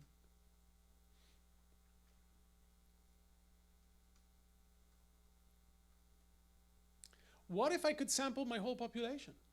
What if I work with this very rare genetic mutation? There happened to be a family within which all the males within the family have this funny mutation, and that's it. And there's all this family, and there are only these 7 people in the world. Then I'm sampling my whole population. I don't need to do random effects. I I have the whole population. That's it. There's no one else I could extend my findings to tomorrow. Right? In that case, you probably wouldn't need a random or a mixed effects. Right? But if you're doing a vanilla experiment, you're sampling from a larger population, 20 undergrads from the whole sample of all the undergrads in the world, then of course you want to do a mixed effect. So you have to account for the fact that even though these are your 20 subjects, participants, tomorrow you could go out and fish a completely different 20, and they will distribute differently around the real effect. Yep. Mike, I'm so sorry.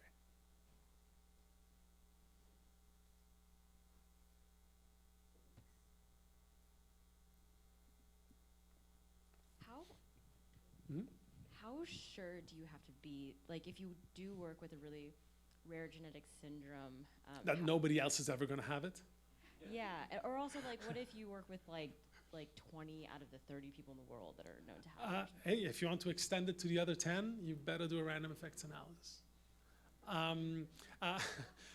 The point is, here, the point I'm trying to make is that it's not quite about whether there exists someone else in the population, but whether you care to say, my effect should hold no matter who else you test it on, as long as they meet the criterion of whatever is my population. Right? Now, most of the time, that's really so most of the times you want to say, hey, I'm at University X, I just happen to have picked these 20 people from the broader population of eligible participants for this experiment, but my findings are not about them. My findings are about the population these 20 came from. That's what you typically want to say. Right? If you don't care to say that, if you're happy to say, look, someone else in the world someday is going to have this genetic mutation, I just don't know where they are, my findings are about these 10 people, then great. No need to do a random effect. But a different researcher cannot say, oh, hey, I have another 5 of these here, and say your finding should apply to them too. Right? That's the difference. So again, fixed effects is not wrong. It's just not usually relevant. Right? Unless you do, as I said, single cases. In that case, there's no variability to talk about, or these sort of extreme circumstances. Most of the times, you're doing a random or mixed effects. Now, let me also sort of explain sort of a slightly different way of seeing this, which will become important as we construct a group model. But in a fixed effects analysis, essentially what you're doing is you're taking your 5 subjects, you put them all, you concatenate all of them, and then you run one big GLM. That's what you're doing. Right? Because remember, the only variability is how well you can measure the effect. Yeah? So you could run a fixed effects analysis by taking all your time series, demeaning them, z-scoring rather them, and then you put them one after the other and you run one giant GLM. It would have some problems, but let's not care about it. There would be temporal filtering problems, probably, stuff like that, but who cares about those, right? You could just put them all in a row, do one big GLM, and you'd be done, right? That would be a fixed effects analysis, right? So you could concatenate all your time series for subject 1, time series for subject 2, then you have sort of some kind of way in which you want to aggregate them, you want to average all of them, and you would get your beta group, yeah? And you're done, right? This would be your analysis. Now in the random, oh, sorry, I forgot about this slide. Sorry, I'm just making sure I told you, yeah. I think I said all of this. But if you need to remind yourself, it's written on my slides. So how do we do this? Right? So you've seen how you can do the fixed effects. You could just concatenate everybody and be done. Now the real group analysis should be done in what is called an all-in-one analysis. And this is kind of a gigantic GLM that relates every single subject to all the other subjects and to all of the time series. Kind of an expanded, where you concatenate everybody and then you expand on that. I'll show you what I mean in a second. But essentially, the real model is, as I said, this all-in-one. You would relate each parameter of interest at the group level, and within that, you would also specify the individual subjects. I'll show you what I mean. So your variable, your GLM would actually look something like this.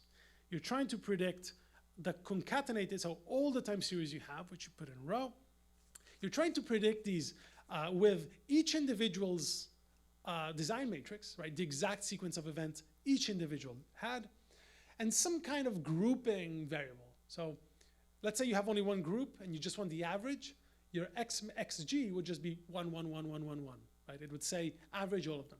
Maybe we have two groups, so maybe, and you want the difference. So you'd have 1, 1, 1, 1, 1, minus 1, minus 1, minus 1, minus 1.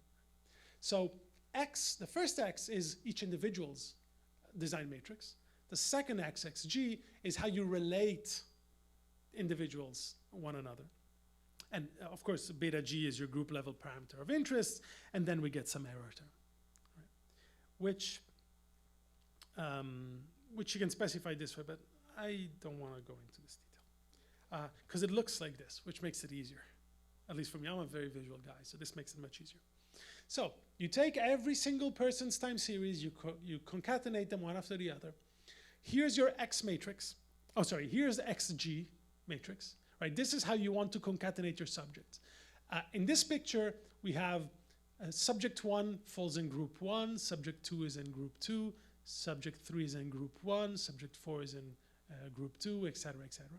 And so we have, right, beta group 1 and beta group 2, something like that. And these are the two parameters you really want. You want the group effect, right? Then, of course, you have to differentiate. This is, when I showed the X matrix, it was this. So this is the X matrix for subject 1. This is the X matrix for subject 2. Then you get the X matrix for subject 3, blah, blah, blah. Here's the X matrix for subject N. And of course, you're going to get a coefficient for each of these, but you don't care about each single subject's coefficient, right? You just care about the group ones. And then there's some error term right here. Right? So this is the proper way, the full way of doing this analysis, right? You'd collect all of your data, you would concatenate everybody, or rather put everybody's X matrix in this. Essentially, you're differentiating by subject, right? By their X matrix. And then you aggregate them in some way, however you want, if it's two groups, one group, or some subtraction of interest, and you just care to get beta G1 and beta G2, right? Your group result. This is how you're supposed to do it. However, computationally, this is insane.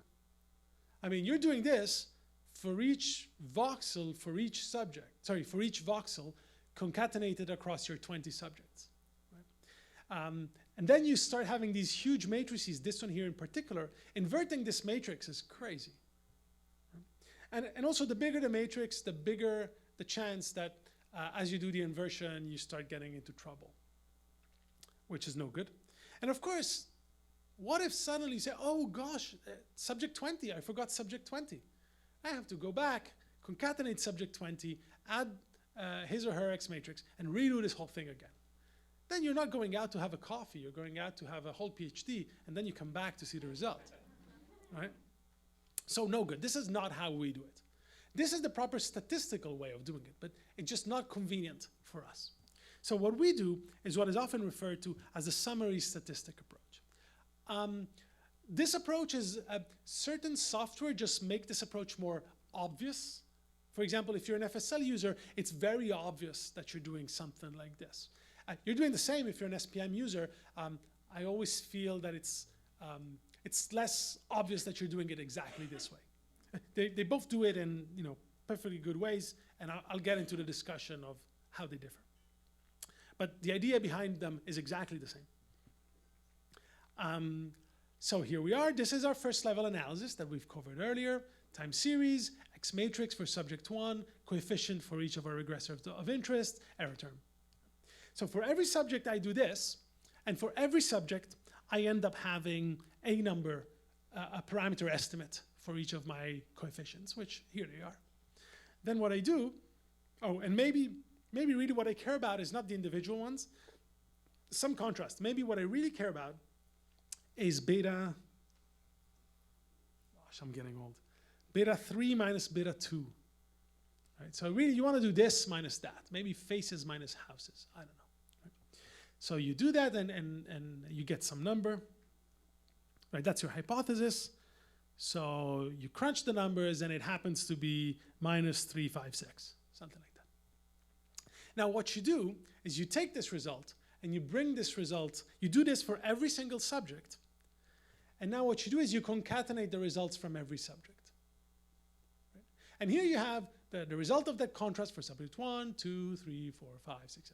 And now you just do a t-test. For example, let's say that, let's say that you have healthy volunteers and patients, something like that. So now all you do is you run pretty much a t-test, right, or some other form, whatever fits the hypothesis you're trying to test. And now you get the group level parameter. And oh, here are my two parameters. Are they significantly different across my two groups? Right, so for group 1, this was the average, minus 315, minus 295. You know, the null hypothesis, they don't differ. I do a t-test. I crunch the numbers. I get minus, 0.02. Probably not significant. Yeah? But this is the logic behind what is referred to as the summary statistic approach. We calculate the statistic at the first level, and we just carry forward the statistic. And then we do a t-test over, or whatever you need to do, at the group level on the statistic, not on the initial data. Right? Way more convenient, right, than having to do the big, long approach. So in other words, this is what sort of a fixed analysis is. This is what a random effects analysis is.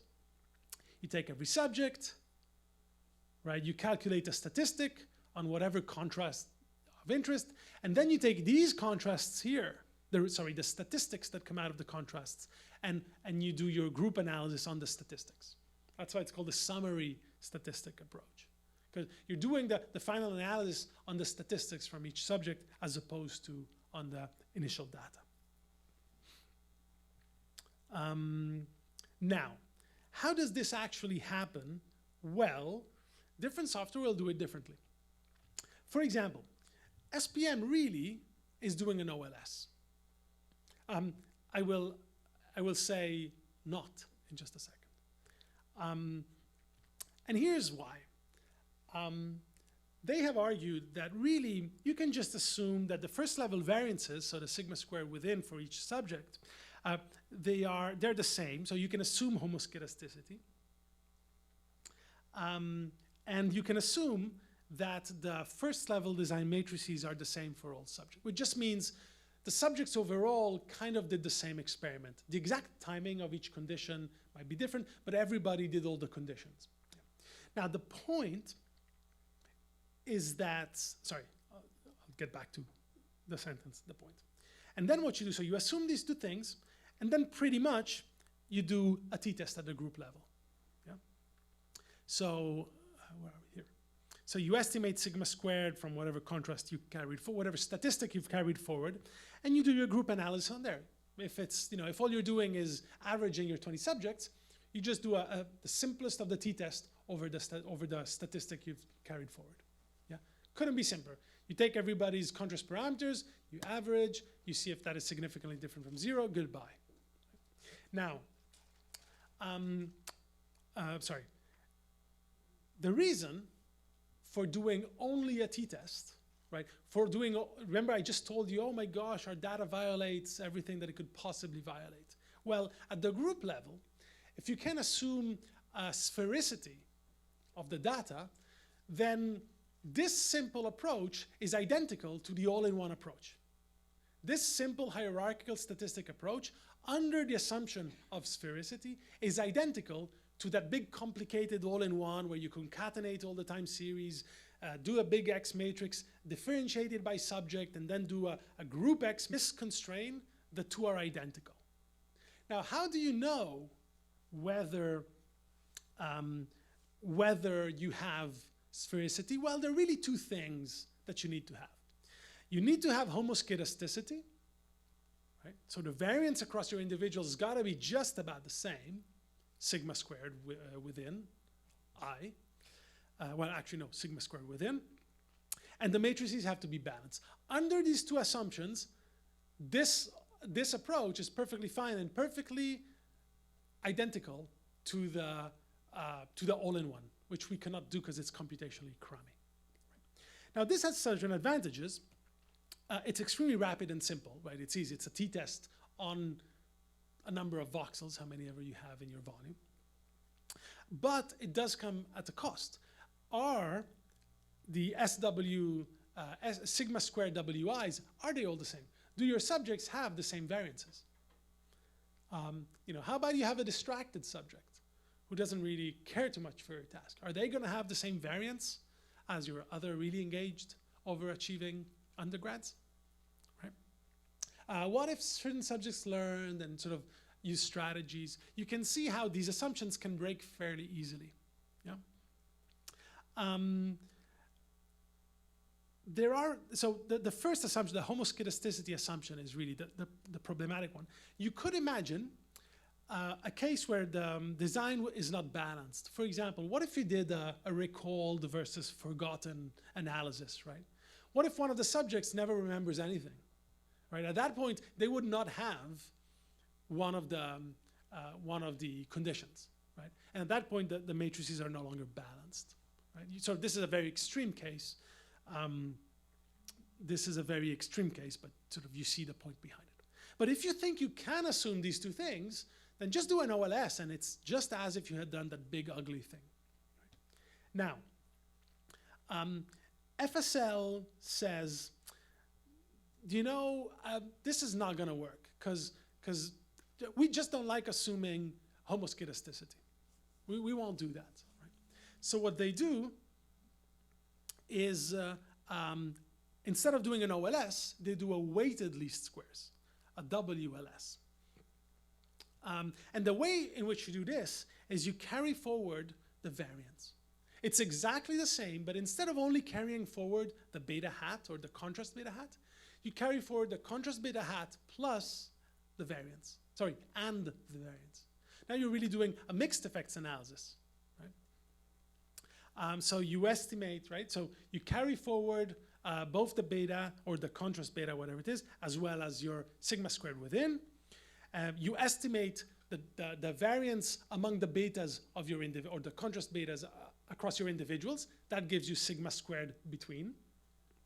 You add the sigma squared between and the average sigma squared within, and you get your mixed effects sigma squared.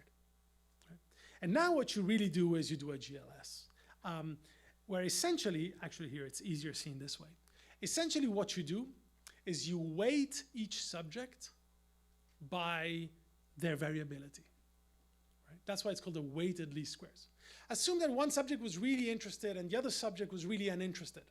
What you're going to do is the subject who's very interested in your experiment probably has a smaller variance than the subject who was uninterested and was pressing randomly keys on the response box or something like that.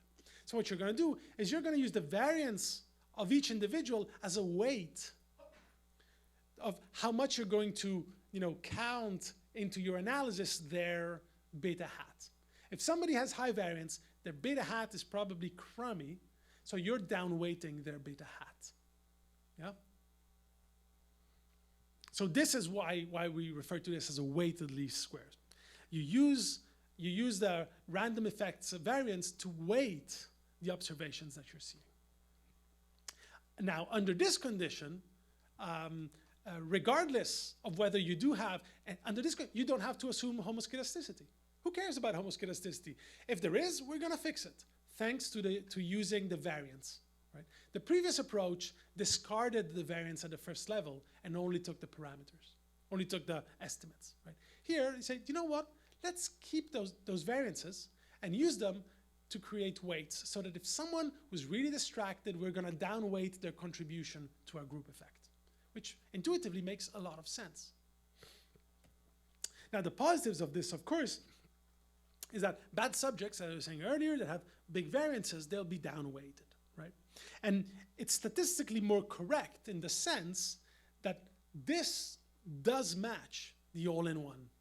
So doing the summary statistic approach or hierarchical approach with a weighted least squares matches perfectly the all-in-one.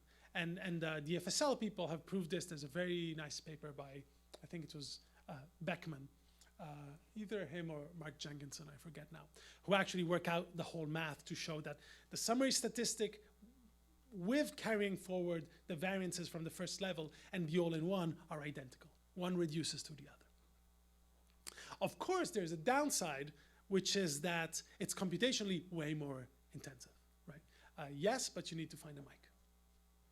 Because if Dr. Cohen finds out that I didn't implement the mic, I'll be in trouble. So I'm wondering, what if it's normal in certain subjects to there a lot of variance, and you're just saying, right, well, what if a subject is just a high variance subject? or if in a population you do have a percentage of subjects that have this is going to down. Yeah, so you're saying, is this going to hamper, if I had two groups, and the two groups were not homoscedastic, would that be a problem? Or if just, you have a normal distribution of variance, and you're just saying, well, this 10% here, we're going to downgrade them and assume that they're actually distracted, but they're not. It's part of the actual distribution of the population. Yeah, but if it's part of an actual distribution, it probably, let's just assume a nice Gaussian distribution. You're right, it will be in there, and people will fall wherever they fall, but it's not going to, right? It's not like suddenly you're going to have somebody who will be squashed by it, right? And of course, if somebody has a lot of variance, you don't have a good estimate of their effect, right? Which is what you want, a good estimate of their effect. Yeah.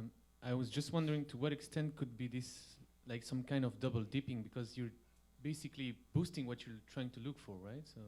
Well, not really. All you're doing is you're using the information you have. Here, it's kind of like this. Let's say I have 5 subjects. Here, I have 5 good friends, and one of them is just totally unreliable, right? I have more than one, but one of them. So when I give them an appointment, one of my friends who's one of the few who was always later than me at appointments, I'd always give him a bogus time. I'd say, if we had to meet at 7, I'd say at 6:30. Because I know he wouldn't show up until 7:15 anyway, right?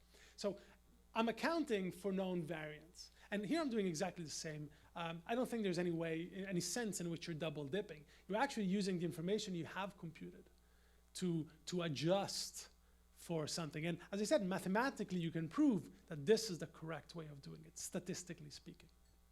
Now, an interesting question is it relevant? Does it ever happen that you have subjects having a lot of variance, you don't meet the assumptions? Does that really affect your group estimate in the end?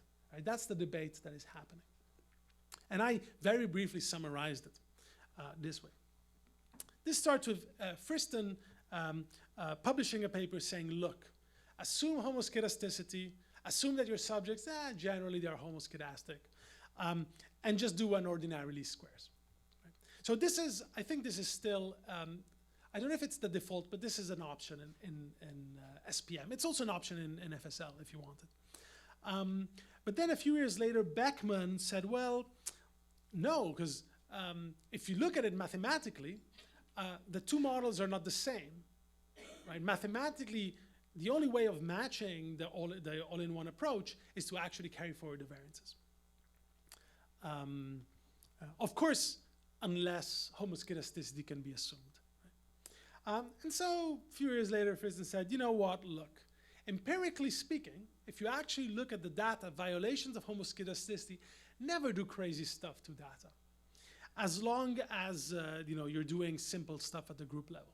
But do you know what? You want to sleep better at night and you're an SPM user? No problem. I'm going to give you a way, which is the restricted maximum likelihood, to actually do the following. For voxels that are significant, I go in the first level and I use the REML to calculate the variance, and I will bring forward the variance for the voxels that are significant. Right? So I don't have to carry forward I don't have to carry forward the variance from all the voxels. I'll just carry forward the variance for the voxels that are significant, as I calculated with this restricted maximum likelihood, which is, if I remember correctly, just about what AFNI does. I'll only bother with the significant. I mean, who cares about the non-significant one? They're not significant. Adding variance to them is not going to make suddenly something significant. Right? 2005, the FSL people respond by saying, well, look, sure, usually the between variance is the big one, but it does happen that the within variance can be pretty big. So now if at the group level you're only doing you're only carrying forward your between variance, you might be underestimating the real variance that is in your data. Jeanette Mumford actually bothered to do an actual test of all these things in terms of how robust the DOLS is if you put in their outliers or you violate homoscedasticity. It actually turns out that for a simple one-sample t-test, you can have pretty crazy violations of either, and you'd still be fine. You're not sort of, in a sense, this is one of the, when people say that the general linear model fails gracefully, this is what they mean. That even when it fails, it's not crazy. You're not going to suddenly get an activation in the liver or something like that. However, this was true for a one-sample t-test. For more complicated stuff, this is unlikely to hold. And indeed, sort of she closes that particular piece of research by saying, look, a generalized least squares is always, from a statistical point of view, the preferred, the more correct way of doing it, particularly if you're doing anything more complicated than a one-sample t-test. Alrighty, so recap, before we move on to the last, which I'll try, oh my gosh, which I'll try to speak fast for. So fixed effects are valid, but typically only with respect to the sample, might be of interest in certain cases, but not what you care for the vanilla experiment. Mixed effects, valid over population, because you're accounting for sort of sampling variability, right? Which 20 you've fished out of a broader population. In your typical group study, this is what you want to do. Finally, the summary statistic approach is a very efficient way of implementing the all-in-one approach, but in a computationally more desirable way. And of course, if suddenly you acquire one more subject, all you have to do is run their first level and then rerun the group level with the added subject, as opposed to having to redo the whole thing. All right, let me close. By close, I mean I still have to talk 5-10 minutes. I'm sorry, I'm looking at the schedule right now.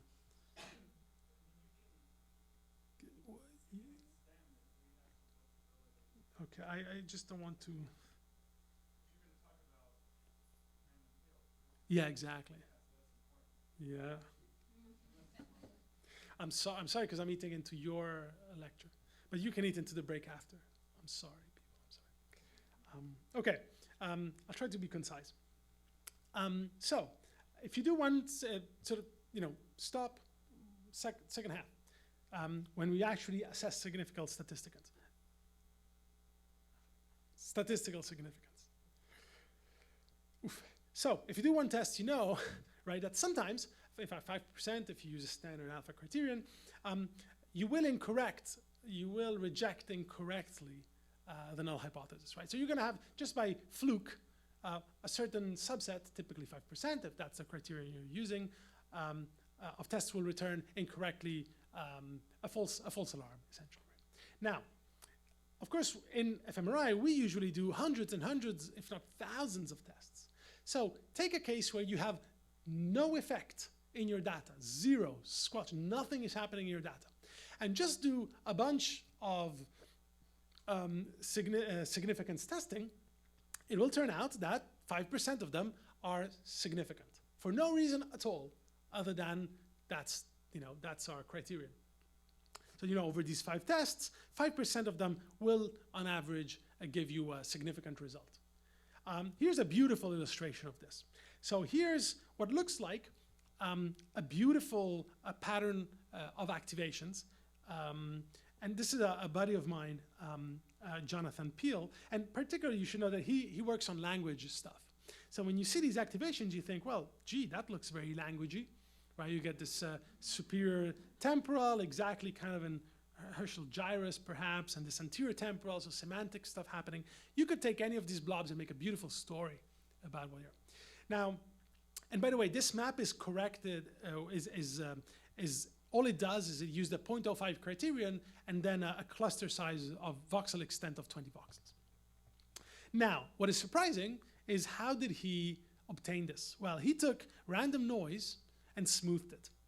And I love that he put this little comment in his slide saying, gee, this looks surprisingly like fMRI data. If you open your smoothed and preprocessed fMRI data, it looks exactly like that. Right? So this is a beautiful illustration of how you could get beautiful blobs totally that you could, back infer what they are, violating everything that you know about how to do fMRI.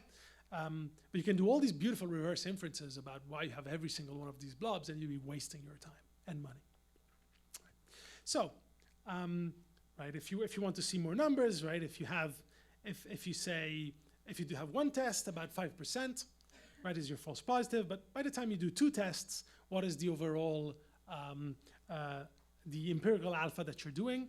Well, it actually becomes 9.75, and you can keep calculating what this would be as you increase your number of tests. It's always 1 minus alpha to the n. Right? In fact, I've done just a few simulations. On the y-axis, you're seeing the probability of false positives, and on the x-axis, the number of comparisons you're doing. If you use a 0.05, by the time you've done less than 50 comparisons, you're guaranteed false positives. And of course, the more stringent your criterion is, the longer it will take before you're guaranteed false positives under the null hypothesis. Right? But look, we'll be testing 100,000 of these, right? How many times will you get false activations? Look, just about 5,000. So at this point, 5,000 voxels is just a couple of them happen to be nearby. You got a cluster of activation, and you got a story you can write, right? Which of course is complete junk. And this was beautifully demonstrating in this paper that ended up in the Journal of Serendipitous and Unexpected Results. This was the experiment. The one participant was shown pictures of faces, and they had emotional expressions. And the task was to determine what emotions were the participants. So it was sort of an introspection task about emotion. And the design was a sort of 12-second block design on-off, the standard. And the analysis, standard data preprocessing with SPM. Now, what is weird about this is that the subject was one dead Atlantic salmon, which was right here. And this can be true because the salmon was dead. But you get nice activations exactly in the amygdala. No, I have no idea. But somewhere, right? You see the point, right, I'm trying to make. And of course, if you carry this to your analysis, if you have, I think there are about 35,000 voxels in here. If you use a very lenient criterion of 0.05, you end up under the null hypothesis. There's no effect in here, it's all junk. About 1,600 voxels will return a significant test. And as you make your test more stringent, it becomes fewer and fewer. And this leads to sort of one of the main problems that you have as you make this correction. Just how much should you correct? How do you correct, and by how much? And because you can see it this way. It really is a dance, a very delicate dance between 2 extremes. Right? The extreme where everything is active, you're under-correcting, everything is active, you have terrible specificity, probably a high number of false positives, and excellent power. Right? But so you look at this picture, kind of everything is active. And if I were to say, so where is it that your task? So what part of the brain is it that does X? What lights up when you do X? The whole brain, right? It's not very helpful, right? Poor specificity. You don't know what it is exactly that has to do with your task. On the other hand, you could hypercorrect and be extremely stringent, and now you have excellent specificity. It's really this, and that, whatever this task was, right? That is active in my task. So great specificity, but of course, horrible power, right? Probably there's a lot of other stuff that might be meaningful to your task, but it got caught into the net of your correction. So finding the right correction is really a delicate dance between the extreme of horrible specificity and good power and excellent specificity and crummy power, right? And you gotta somehow find a balance in between these 2 extremes. Now, there are 2 main strategies that you're going to see out there. One strategy, and it's a set of strategies referred to as family-wise error correction. And really what you're doing in these type corrections is you're controlling for the probability of getting any false positive anywhere in my image. All right? I'll get back to this because there's a subtle difference with the next type. Right? You're just saying, I want to control how many false positives I get across all of my voxels. And these, and I'll get into these, is a Bonferroni correction is a family-wise correction. A random field theory cluster correction is a family-wise error correction. You're going to hear Martin Lindquist talk about non-parametric methods, and you can use them to get at family-wise error. The second strategy that you might have seen out there is known as false discovery rate, or FDR. And here you're saying something very different. So in family-wise, you're saying, what is the likeliness of getting a false activation anywhere in my image? In the false discovery rate, sorry, let me backtrack. In the family-wise error, you're saying, I want the probability of getting any false activation to be X%, alpha. In the false discovery rate, you're saying, among the voxels that are active, at most alpha will be false. Completely different, right? Of whatever shows up as active, only 5%, or whatever it is that you choose, are false activations. In the other case, you're saying, over all the voxels, only 5% can be active. All right, very, very different. Let me go through a couple of these. So Bonferroni, you're probably familiar with this. It's typically taught in other sciences too. The main idea is, if you just make each individual test much more stringent, once you do many of them, overall they will end up giving you about a 5% alpha. Right? So it's very simple. Here, let me go through it. Let's say that your family-wise false positive, you want it at 5%, then, and you're doing 100,000 tests, you would divide your 5% by 100,000, and that is the significance criterion for each individual test.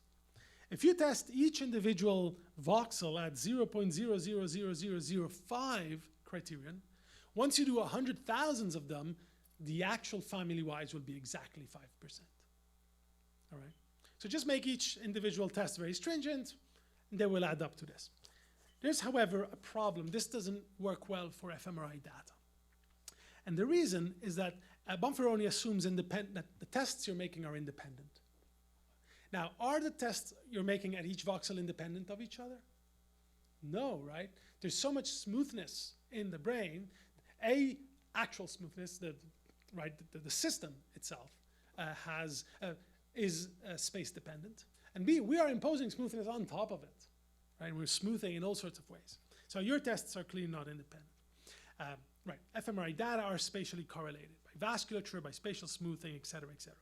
So really, the number of independent tests is less than the actual number of tests you're making. So in fMRI data, in bold data, Bonferroni tends to be over-conservative. Right? It's overly stringent, which also means that you're increasing your type 2 error. Right? You're going to miss stuff that you shouldn't miss. And the real problem is that it's kind of difficult to find out what is the proper n to divide your desired family-wise alpha to find the individual test alpha. So even though, oftentimes we talk about Bonferroni as, oh gosh, if something survives Bonferroni, then it's the ultimate truth. It's not good for the type of data that we have. So a lot of people use random field theory. And the idea is slightly different. Instead of considering each voxel as its own thing, we know that activations tend to be spatially organized. So let's take advantage of that. And the idea is, instead of assessing each voxel, let's assess clumps of voxels. Right? And if a clump is big enough, it's unlikely that under certain conditions, and I'll get into this in more detail, it's unlikely that it's just a fluke. It means there's some organizing principle that is leading all these voxels to be in the same way active or associated to a certain task. So in a sense, this approach allows you to find a threshold in a data set where it's not easy to find the number of independent tests, right? Just like bold data. And it's a three-step approach. You first estimate the smoothness of your data, all right? And I'll get back to I'll get back to each of these three. Then you compute how many peaks you would have above a certain threshold just by chance, given the smoothness of your data. And then you calculate which threshold you need in order to get your desired alpha. Again, I will break these three down. I have a slide for each of these, right? So don't worry if they don't make immediate sense. Now let's go through each one. First, you have to calculate how smooth your data is. And to do this, we compute what people refer to as the resolution elements, or RESOLs. Now, this is not the number of independent blobs or voxels that you have in your data. This is just saying, if I took some noise data, by how much should I smooth it? By what kernel do I need to smooth that in order to get something that is as smooth as my data? That's what you're doing. That's what a RESOL is. Right. So you get your data, again, you can see it written in big. It's not the number of independent things in your image, right? It's just saying, how smooth is your data? And I'll explain why this is so crucial 2 slides from now, okay? But the first thing you need to do, well, here, the intuition is simple. If your data is very smooth, right, it's unlikely that something just by chance will pop really high out, right? If something is very spiky, your data is not smooth, then a lot of things might sort of have high values just by chance. Right? So you should imagine that you're trying to find a threshold where you cut stuff, and anything below, non-significant, anything above, significant. Right? Again, if your data is very smooth and hilly, right, it's unlikely that something is like, boom, really high. So if something is really high, it's probably likely to be real. In a spiky data, not quite, and I'll get back to this. But this is why you want to calculate the smoothness of your data. The second thing you do is you calculate your Euler characteristic. I'm not going to go into too much detail, but it works like this. The Euler characteristic is a topological measure of a field. And you can see, I'm sorry, I don't want to go into, I want to just explain it. Let's see. Here. The Euler characteristic works as follows. Take a random field, yeah, and threshold it at some intensity, at some height, u, whatever you want it.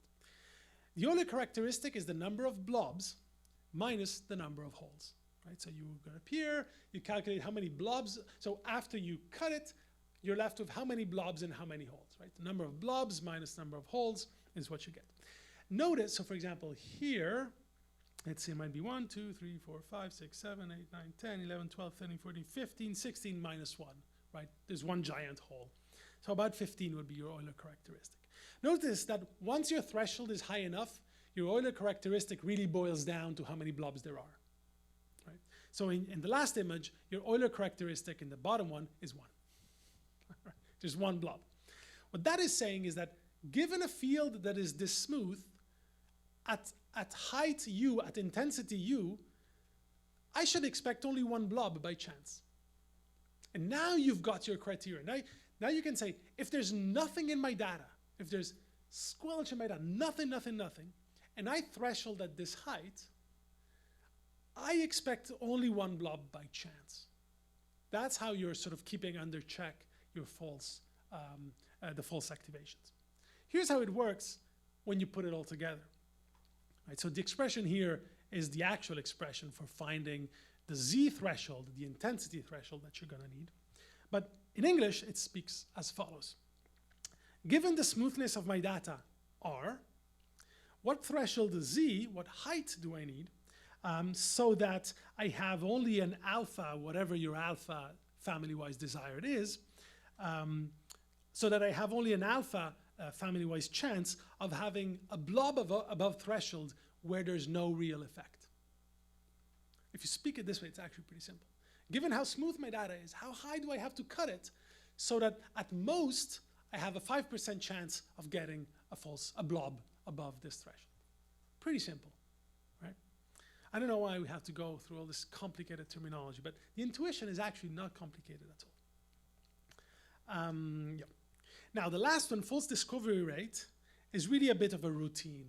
As I said earlier, FDR controls within the number of voxels that I have declared active, how many are false alarms. The problem is that you don't know which one is a false alarm, but there's 5% of them that are.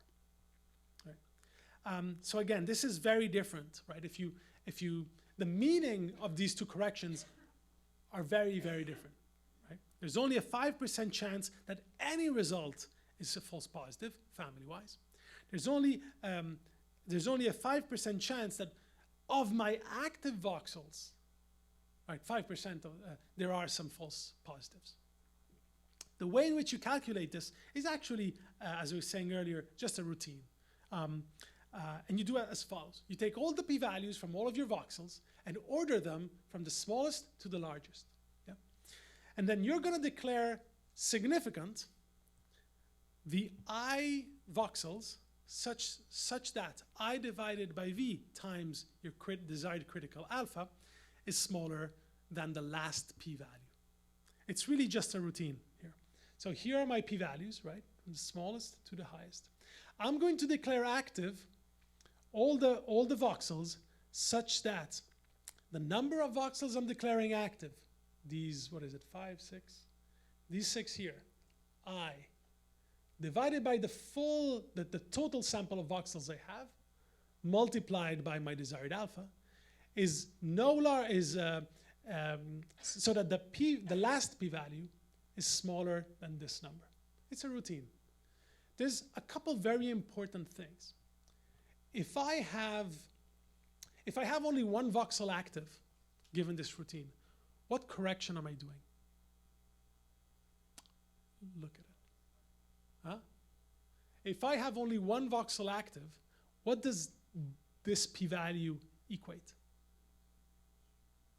1 divided by the number of tests I'm doing times alpha. If I is equal to 1, what is this? Come on, what is this? It's a Bonferroni correction, right? Bonferroni, alpha divided by the number of voxels you have.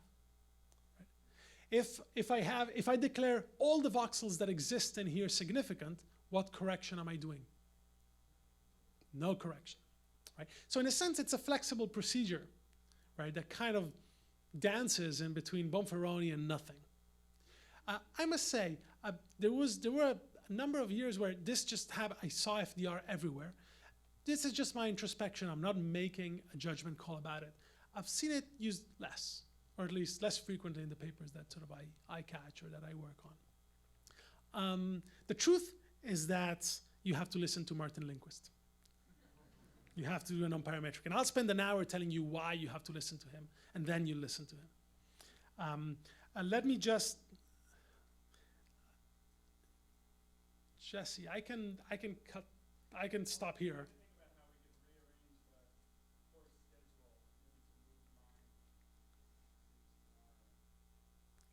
I have 3 slides, but these are just restating what I've said.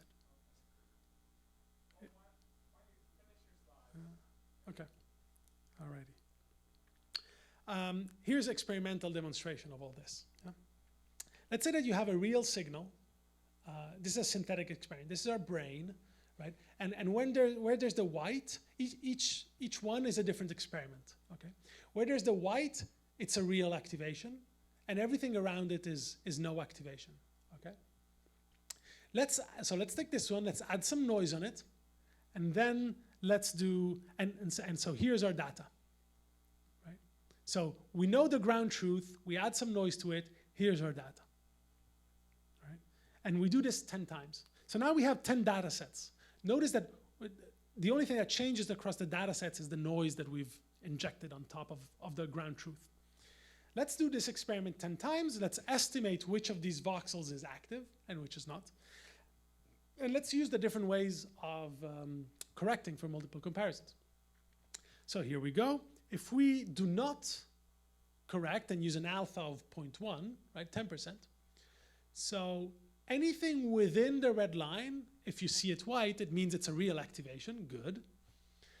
Anything white outside the red line is a false activation. Anything black within the red line is a miss. Yeah? Now, if you were to calculate how many whites there are outside, you get about 10% at each experiment. Of course, we didn't correct. We used an alpha of about 10%. We get 10% of false positives, right? Makes perfect sense, right? On average, 10% false activations, 10% voxels that are not active will be declared active just by fluke. Now, let's do a family-wise error rate. Let's do a Bonferroni or something of that sort. Right? Here we go. Can anybody see the error. In fact, there's 1 error and a half. Now, over 10 experiments, how many false positives did we get? You're not looking carefully enough. Experiment number 9, there's 1. And it's right kind of there-ish. I can't see it, but right, it's just about there.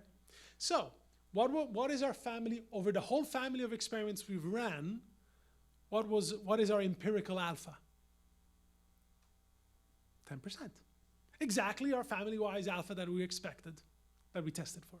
However, notice that we've lost a lot of activations in there. Right? Notice how many misses there are within the red area that should be active and are not. Right? There it is, if you missed it. Let's do an FDR, and here you go. Right? If you do an FDR, now you can see that you're sort of, again, you're in between the extremes of no correction and Bonferroni correction. Right? But of if you look at each one, on average, of the voxels that you're declaring active, of all the white ones, about 10% on average are misses. Right? So if you look at the first experiment, about 10% are out here. If you look at the second experiment, about 10% are out here. And over all of them, the average is generally 10%. Make sense? If you want to know more, these are papers that I suggest you read. And I'm leaving down here the books that were at the end of my previous slide set just because they're really great and very helpful. And I think if you click on these, you will get to the PDF of them or something like that. And I will stop right there. And maybe we can talk about questions. I'll hang around most of this course, so you can direct questions to me maybe throughout. And I'll be around the rest, well, not sure the rest of the day, but I will be around most days. All right? Thank you very much, people. Let's take a breather.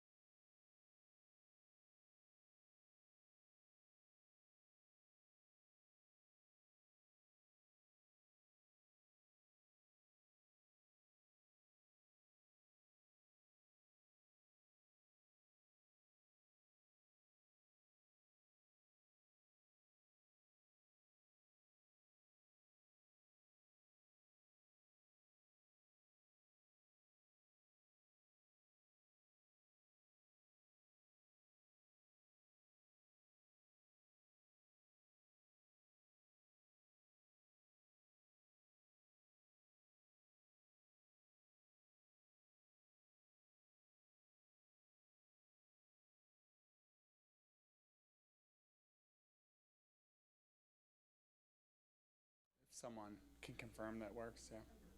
Okay, good. So I'll leave this up for a moment. You can get the slides and save them. And then I'll move along.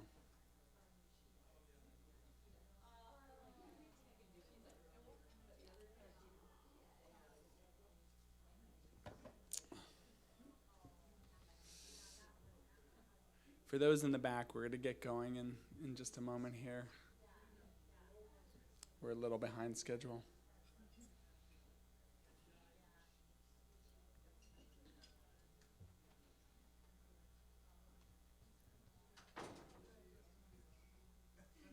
Okay.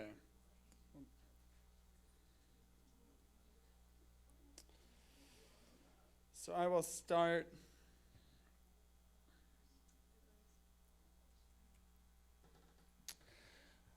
I'll start by introducing myself. So some of you I've met in the past 2 days, but if you haven't met me, I'm Jesse Rissman. I'm faculty here in the Department of Psychology, as well as Psychiatry and Biobehavioral Sciences, and a co-director of the NITP program, along with Mark and Susan and Martin Monti and Agatha Lenardowitz.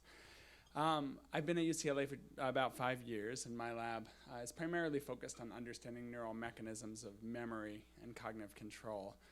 We use a variety of different kinds of approaches, both the different imaging tools and analyses that my students and I employ, as well as the kind of tasks that we design. Some of our work zooms in with high resolution to look at functional activation within small regions of the medial temporal lobe, particularly within the hippocampus, where we can parcellate it into small anatomically defined subregions and look at the patterns of activity there. Other work takes sort of a broader approach and looks at memory effects across large networks of regions across the brain, and we can look at both spatial patterns of bold that might be indicative of different mental states or stimulus representations that a participant is accessing at a given time, as well as connectivity patterns. And we've been training classifier models to decode informational content of connectivity patterns that are associated with different task states or task goals, and see how they relate to memory performance. In a newer line of work, we're trying to create virtual reality-based task paradigms using a variety of immersive environments that we've constructed for people to engage in learning in these different virtual worlds, and then later test their memory, either behaviorally or sometimes in the MRI scanner, as we're looking at their functional activity when they retrieve memories that they had formed in the virtual world, trying to look at reactivation of environmental contexts and how the ability to sort of bring past experiences vividly back to mind relates to performance and the kind of performance enhancements that we're seeing in some of these virtual reality learning paradigms we've developed. And another sort of broadly defined line of work is decoding neural signatures associated with neural signatures of memory recall, most recently focused on real-world memory recall. So we have people wear these little necklace-mounted cameras around their necks and wander around campus, just going about their lives for several weeks, and then we can take thousands of pictures that they've experienced and use a subset of them as probes in the scanner and show people photos from their own life, photos from someone else's life, and have them make various kinds of memory judgments about them.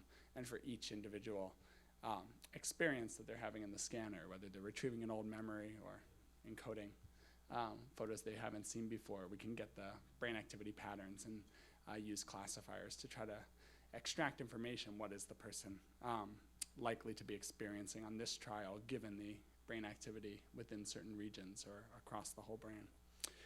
And some of the cognitive questions we've been interested in are issues of sort of regulating memory, how we control on a moment-to-moment basis whether our attention is focused on the external environment or oriented sort of internally, monitoring thoughts that are retrieved from memory or prospection about future scenarios. So how our task goals influence sort of the information that we're processing and what gets encoded in memory or retrieved from memory, how we toggle our attention back and forth between sort of the external environment and internally retrieved representations. In most of our work, they're representations of the past that are retrieved from memory. And finally, how, in some newer collaborative work, how the circuits that support memory and its control are impacted by psychopathology. We've been looking at a range of different conditions, but I'm getting more interested in depression in particular. And a final thing I have here, we're doing some transcranial direct current stimulation. So really a smorgasbord of different cognitive neuroscience techniques and imaging, brain imaging or brain stimulation approaches to look at memory and its control. So that's all I'll say about my research. The two truths and a lie. So option A, I dropped out of high school at age 16 and never received a high school diploma. You've probably all seen these because this was the template, right? B, I recently co-founded a startup company that's producing an app to help people learn in their sleep via targeted memory reactivation. Or C, I have a one-eyed pet hamster named Creamsicle. So how many think A? Sorry, for the lie. You're trying to detect the lie. Is A the lie? Okay, a lot of people. B? You all think that's true, okay. And C, a lie? It would be a very specific lie. So the lie is actually B here. I wish I had founded a startup company, but I don't have time for that. I did leave high school at age 16. UCLA hired me as a professor without checking to see if I had a high school diploma. So I'm awaiting the scandal to come one day. And though actually C is partially a lie because the pet hamster is really my son's, but I'll count it as partially mine.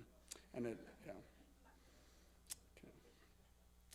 All right, so after that little introduction, we'll get going here with the next phase of group analysis. So the title that I put on the schedule is focusing really on the second half of this talk, how to avoid statistical circularity and draw inferences with regions of interest or examine brain behavior correlations in a way that's statistically sound, and we'll come to that.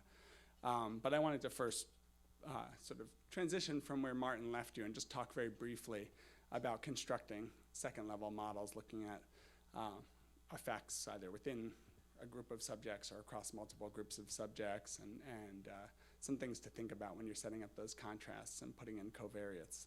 For many of you who are doing sort of task-related bold activity and group analyses in SPM or FSL, some of this will be pretty basic.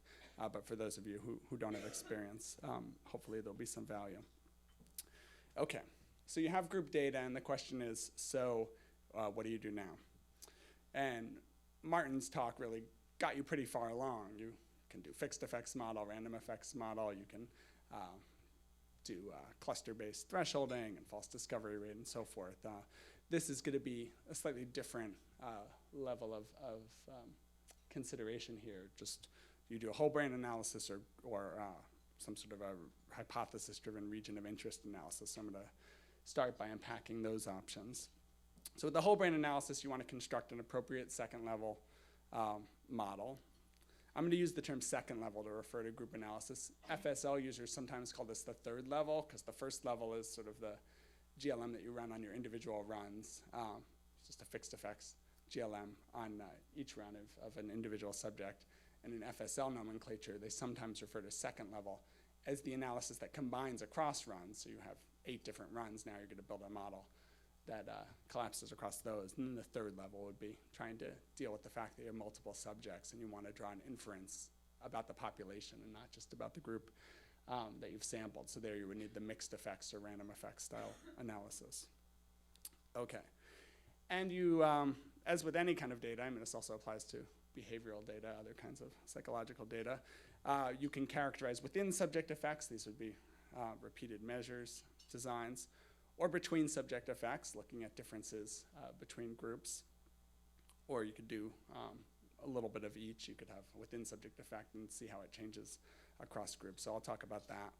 And then you could also use covariates. You could try to regress something out that's of no interest, that you want to sort of unconfound the effects of age or the effects of impulsivity or some other quantity you've measured, head size.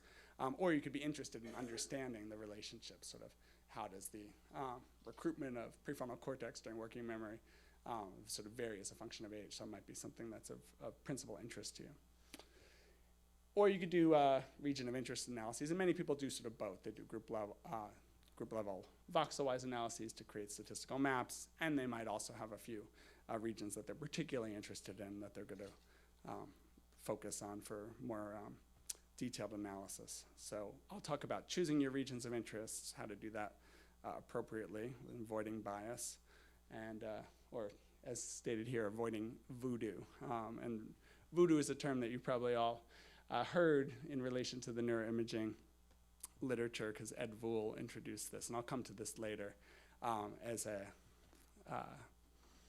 a common pitfall, strikingly common error of analysis, where people will search the brain for some effect that fits a particular contrast, and then once they find the voxels that show it, they'll sort of plot the data, and the data look really good because you're just restating your hypothesis. The plot's providing no new information, and sometimes people will draw strong inferences based on the plot. It could be a scatter plot, it could be bar graphs, and I'll try to give examples of situations where you can do that and situations that you really can't or shouldn't. This is more technically considered inferential circularity, or the non-independence error. Okay, so with repeated measures data, this is a very typical situation for brain imaging studies. You have some group of subjects, and you want to look for changes across task conditions. So the simplest approach here would be to create some form of contrast for each subject, to take difference between two conditions, or a more complex contrast, and then just conduct a one-sample t-test across subjects. And many things can be accomplished with this general strategy. You get one contrast map for each subject that represents some linear combination of conditions. It could be a simple A minus B subtraction or something more involved. And then once you have that image for each subject, you'll just do a one-sample t-test and see regions, or see voxels that at the group level have a mean effect that's reliably different from zero.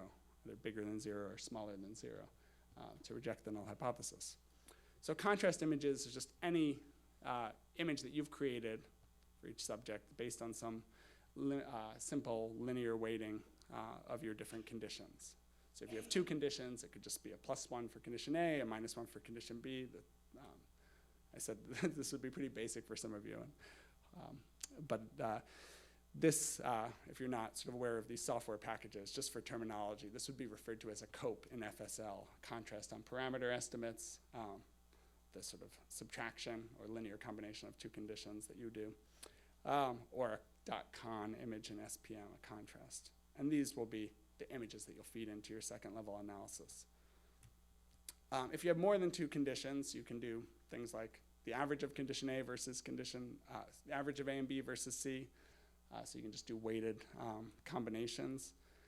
I just want to put a side note, because I think this is important and sometimes affects people's results, that if condition A and condition B have vastly different numbers of trials, which sometimes is the case, like if you, in a memory task, you might have old pictures that they've studied and new pictures that they haven't seen. But you might, in your GLM, code the old pictures as sort of hits and misses, and you might code the new ones as correct rejections and false alarms. And if that's how you coded it with those four conditions, and you just wanted to see what's a map of old versus new, well, you'd have sort of the hits and the misses as old. Those would each get a +1, and the false alarms and correct rejections would each get the -1. And you would be extremely, assuming that people perform well on your task, you would have very few of the misses and the false alarms. Those conditions would have very few numbers of trials, and yet you'd be equally weighting them in the contrast. So if condition A, for example, in this had many trials and condition B had very few, and you just average them, you're probably doing a disservice. So in this case, you could either just run a new GLM that collapses across those two conditions and calls them one condition, run that GLM, get your beta estimate for that, and then use that. Or you could re-weight this contrast based on the number of trials that that subject had in each condition to try to create a more fair average. Is that clear? Okay. So if you have 4 conditions, you could do something like the difference of condition A and B minus the difference of condition C and D.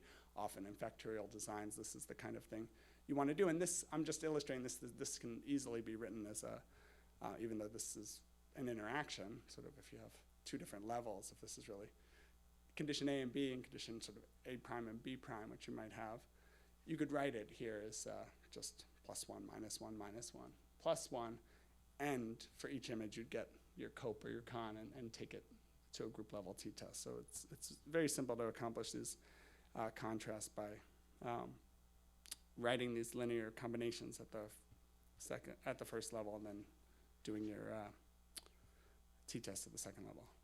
So this is an important point that I'll come back to, sort of testing for interactions. I'll leave it vague for now and come back in much more detail.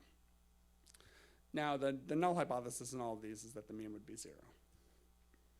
So if you're interested in more complex effects like parametric effects, these are just standard contrast coefficients that you can get. For example, if you're looking for a linear scaling across conditions, if you have a working memory task with 3 loads, you could sort of write the appropriate linear contrast. These can be looked up in a table from a statistics textbook or just derived on your own, but they're basically equally spaced and mean of 0 weightings. So, so the sum of these in each case is 0, and they're weighted with the appropriate weights to create a search for a linear contrast effect, and this goes on and on. I mean, you can go to 7 conditions and so forth.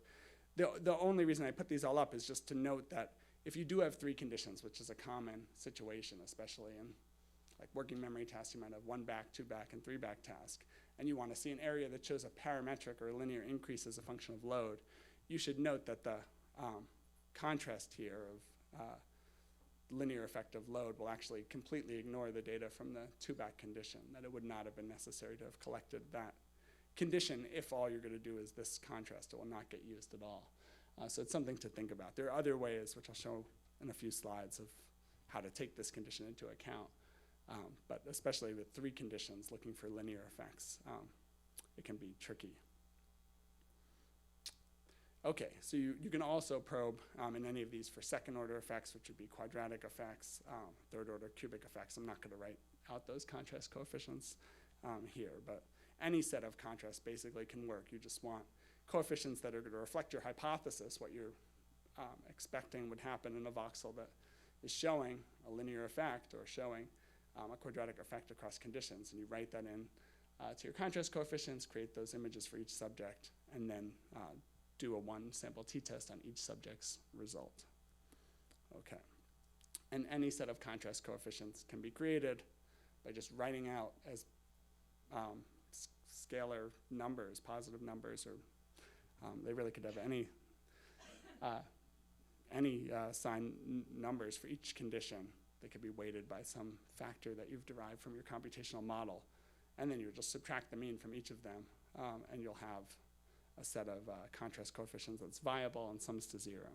And the only thing to note here is that when you create these custom contrasts that are different from standard sort of linear and quadratic effects, your custom contrasts might not be orthogonal to each other. So if you're deriving your coefficients from some behavioral measure or computational measure, and you're trying multiple contrasts, the results you get from one analysis could be correlated with the results of another analysis if you don't orthogonalize them.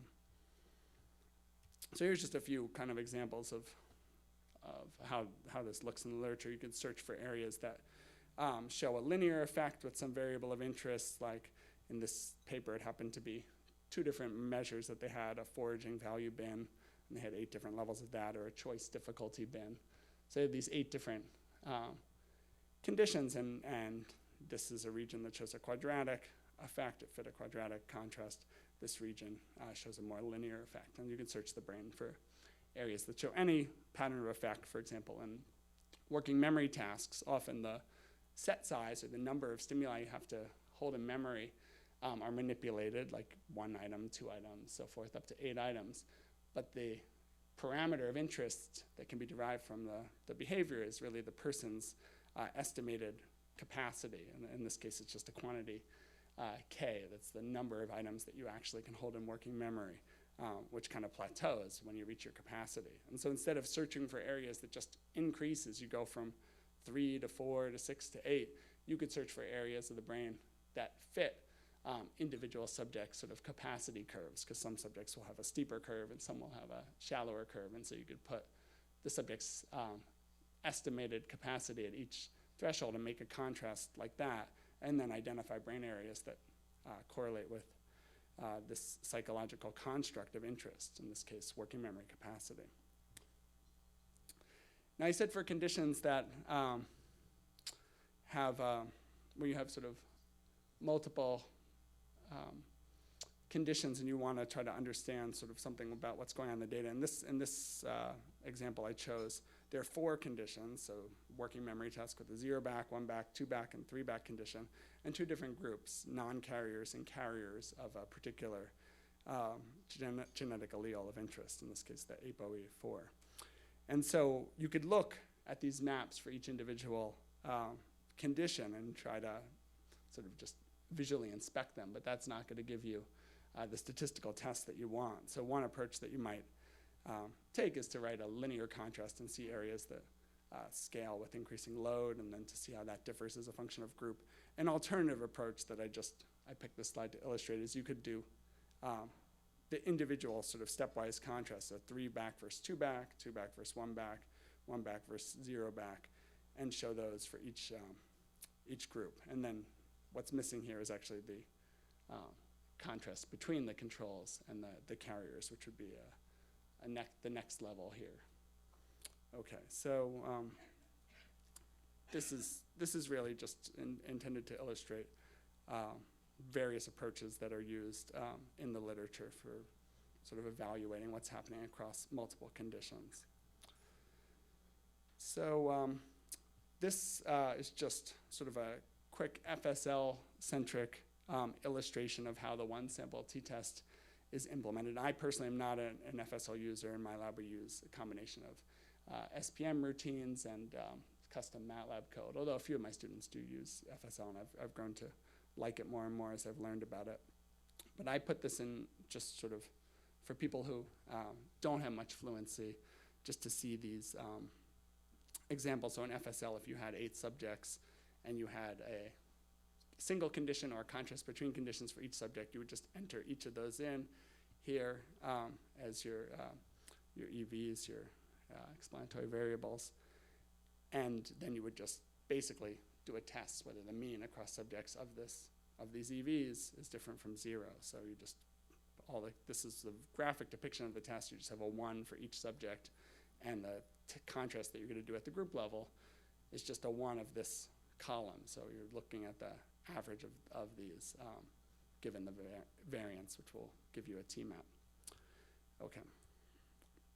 So this is a one sample t-test, and it can accomplish a lot. It's really the workhorse of most analyses. But there are also ways that you can code it in FSL that will accomplish the same thing, but are a little bit different in the implementation. So to do a one sample t-test in FSL, if you look at the sort of FSL tutorial materials, you'll see a much more complicated model. I don't expect you to be able to read everything that's going on here. But this is the graphic depiction, which shows for the same 8 subjects, you could enter their values for condition 1 and enter their values for condition 2 and give these a weight of 1. So these are 1s here for each condition 1 image, and then -1s for the same subjects for condition 2. If these were 2 different groups of subjects, you could just leave it at that. But because they're the same subjects, because they're paired and dependent, this subject here, subject 1, is really the same as subject 9. They're not actually different people. So you can add these extra regressors. Each one of these columns is just coding for the main effective subject, and then you'll get an estimate for that subject's own mean, which is uninteresting to you. That's what you want to sort of factor out. And so this model here will contrast condition A versus condition B, removing the effective subject, which is completely identical to the model that we just looked at. In this model, you put in the A minus B difference score for each subject, and then just test whether the mean is different from 0. So 2 different ways to accomplish the same thing. And this is just an illustration I liked that intuitively conveys why these are equivalent. So if you have 2 different conditions here, indicated by, arbitrarily here, the black bar and the white bar, and you want to test if there's a significant difference, well, the paired t-test looks at sort of each one of these data points. They're dependent. This is the measurement from condition A, and this is the measurement from condition B for subject 1 and for subject 2 and so forth. And so if the effect is consistent in this direction, you'll get a significant value. And if these means are apparently different but driven by very inconsistent scores, you won't get a very strong t-value in the paired t-test. But an equivalent way of representing it is just to compute the difference score for each subject and then to test whether the mean difference score is reliably different from 0. Here, every subject is showing the effect, so even with a sort of small effect size, you'll get a highly significant result. Here, several subjects are showing no effect, and you're going to get a non-significant result. Okay, I promise this will get a little more interesting as we go on. I just wanted to lay down the basics. So what if subjects are missing data from a particular condition? This is a pretty common situation. If I mean, it could be due to the way that you're coding for the conditions. If you have correct trials and incorrect trials, then some subjects might do really well on your task and have no incorrect trials. Maybe for one run they did perfectly well, so one condition's missing. Maybe the data are missing because something got corrupted with the file that your computer saved. I mean, who knows, or you lost it. So the potential solutions here are that you can either rerun the analysis omitting that subject's data, and that sort of is an approach that's sometimes taken if you can't salvage it.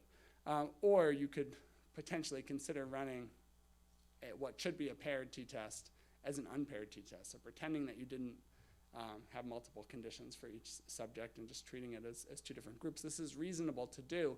You're just paying a price in terms of the significance testing, because you're not giving yourself the statistical benefit of having repeated observations from the same person. So by treating the two conditions as if they're coming from two different groups, you could get around this, but you'll pay a price. It's a much more conservative contrast. Any questions so far? Okay. So with between subject models, or tests between groups, we have 2 or more groups of subjects. I'll start with an example of 2. So like 9 patients and 7 controls. And the different groups potentially have different variances, especially if one group is patients and one is controls. The patients could be more highly variable.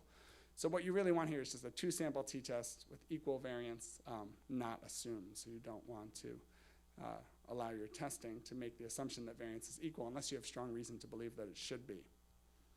So in a program like FSL, you would just specify that you have 2 groups using the group designation that FSL provides. That will automatically allow you that will indicate to FSL that you want it not to assume equal variance. SPM's default is to assume unequal variance.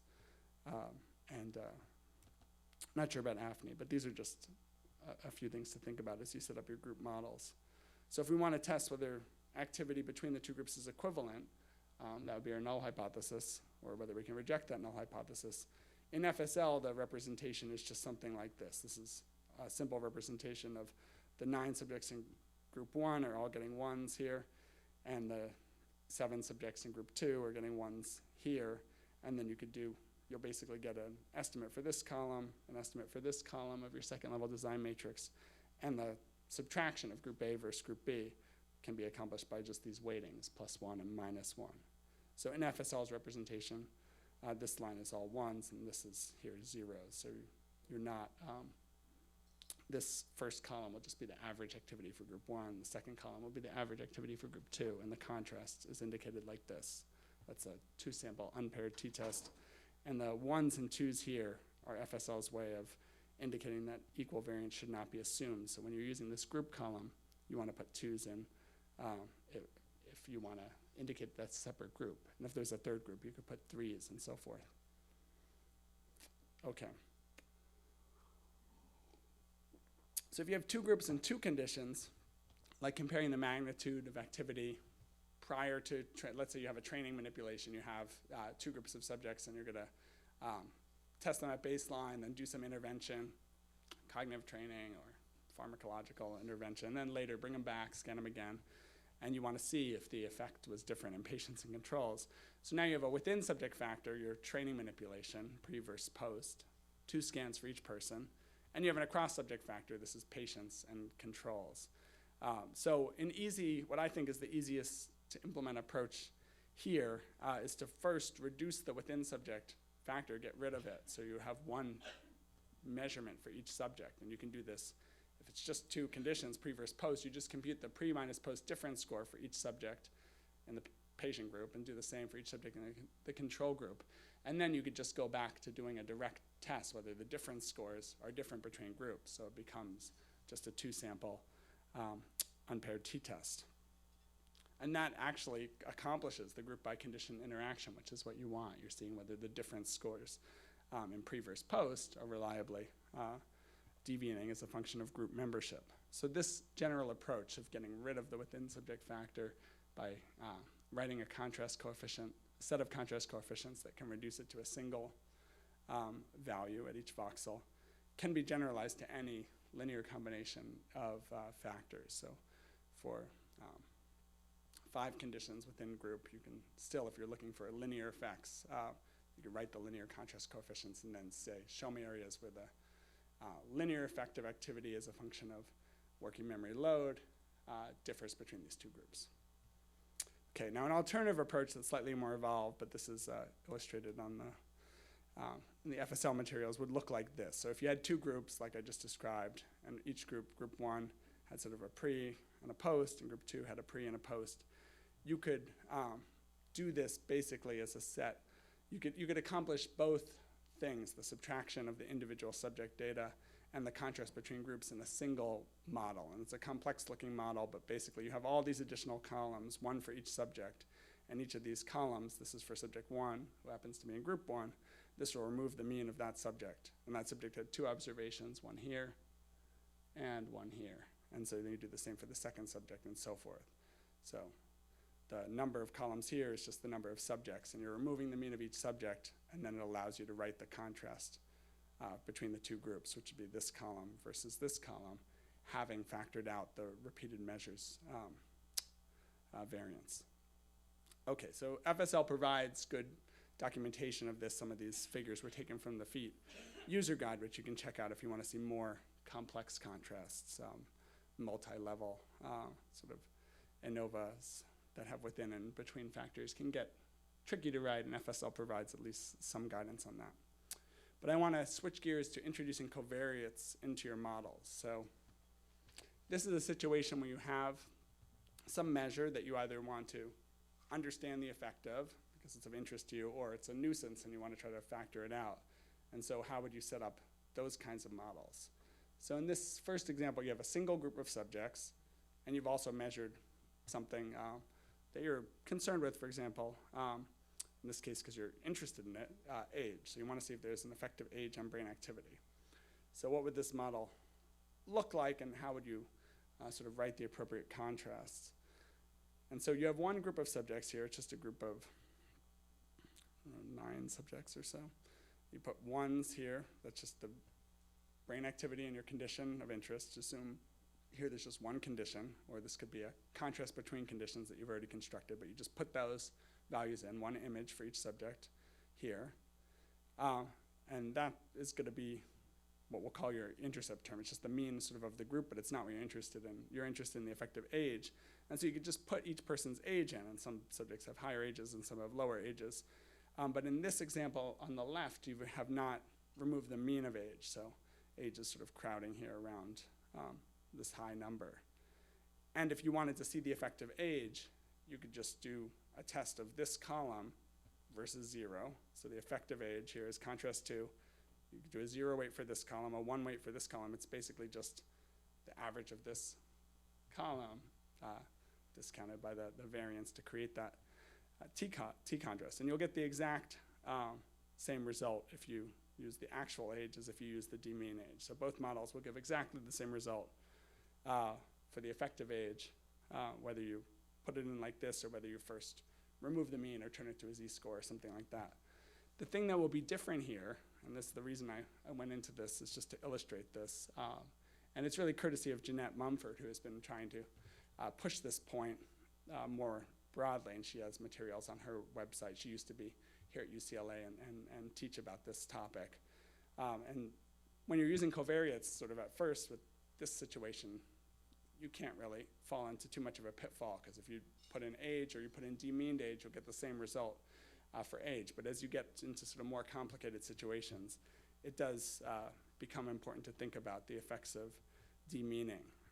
In this case, demeaning does have an effect, but it has an effect on the column 1, on the sort of main effect of your group. So if you care only about the effect of age, this model here will be sufficient. But if you also want to get sort of the mean of your group, if you want to do two things with that model, say, show me brain areas that were active in my contrast of interest, that would be sort of this first contrast, group mean, and then show me brain areas that covary with age, that would be the second contrast. And if you want to be able to do both in the same model, you need to remove the mean. And here's just an illustration of why that is. So if this was age and age was all sort of here, people have ages that are greater than 0 and sort of shifted to the right. The mean that you get, so the slope is what you're interested in, the effective age. That will be the same whether you remove the mean of age or not. The B beta 1, the same in both cases. But the intercept term is affected by removing the mean. If you remove the mean of age and mean center it, then the intercept term takes on the meaning that you want it to have. It will now convey the average of activity in this group. So you would get the two useful things out of that GLM. So mean centering is necessary. This is the take home, if and only if you want to look at the effect of your first column, in this case the main effective group, in addition to the effect of the covariate. Now if you have two groups and you have a continuous covariate, so the same kind of thing, but now we have two different groups. And let's say in this case we want to remove the effect of the covariate, so it's a confound. In this case, we'll just use depression score as a toy example. So each person has a depression score, and you have two different groups of subjects. Maybe you have controls and alcoholics, and you want to look at whether the mean activity between the two groups exists even when you factor out this confounding variable. So even after I remove the effect of depression, which might differ between the groups, is there still an effect of sort of alcoholics versus controls on brain activity in my contrast of interest? So we want to make sure this difference isn't due to between group differences in depression, because depression could also be the determining factor in brain activity. So this model will look a little bit different. Basically, you take your two groups, so you have the subjects from your group 1, let's say the control group, you put them all in here. Subjects from group 2, that's your alcoholics, we'll put them in here. And then you could put in this covariate, which is the depression score. And we're not actually going to look at this. We're putting it in here as a confound. But what we're really interested in is the difference between group 1 and group 2, removing the effective depression score. So the appropriate way to do this is to have this sort of column here for all subjects, not to have a separate column for one subject and a separate column not to have a separate column for the group A and a separate column for group B. That would not accomplish what you wanted to do. So in this illustration here, you will remove the effect of depression. That will get soaked up by this regressor, and you'll get the effect of group membership sort of unconfounding the covariate you've put in here. So you want to put this in, and it is okay to remove the mean of it across all subjects. So you can, if you have, let's say 20 subjects, you can put this in and remove the mean across everyone, agnostic to their group membership. But it is not okay to remove the mean within each group. So if you, let's say you did the study first on healthy controls and you had the depression scores for everyone and you mean centered them and you have that regressor ready to go waiting in Excel and you sort of paste it in.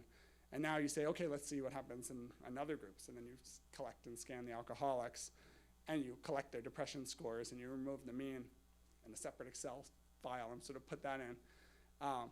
That's going to actually give you the wrong result. It will fail to accomplish what you want. And this effect, or this property is nicely illustrated by this example that Jeanette gave. So this is just an example of how this could go wrong. If you have some variable x, let's call this, if you want to remove the effective depression score and you remove it within each group, so you mean center this group and mean center this group, it would make it seem like there was still a difference in bold activity. Let's imagine this is the bold activity in one voxel for each of the subjects.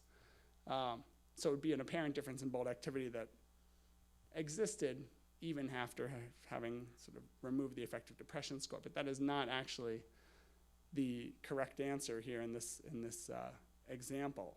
Really what you see is that the effective bold activity is driven almost entirely by depression score. And if you were to remove the effective depression score, there would be no apparent difference between groups. It's just the problem is that the group membership is inherently confounded with depression score. And so if you were to demean this variable across all, let's say, I don't know, 30 subjects here, you would see that there's no difference left between the groups. So the take-home message here is that when you're including covariates as confounds and you have multiple groups, you want to demean across all of the subjects in your entire analysis, not just within each group. Okay, and there's more information about this both on Jeanette's website here, mumfordfmripower.org, as well as a talk that she gave for her own course, which you can check out if you're interested in this, if it's relevant to your analyses.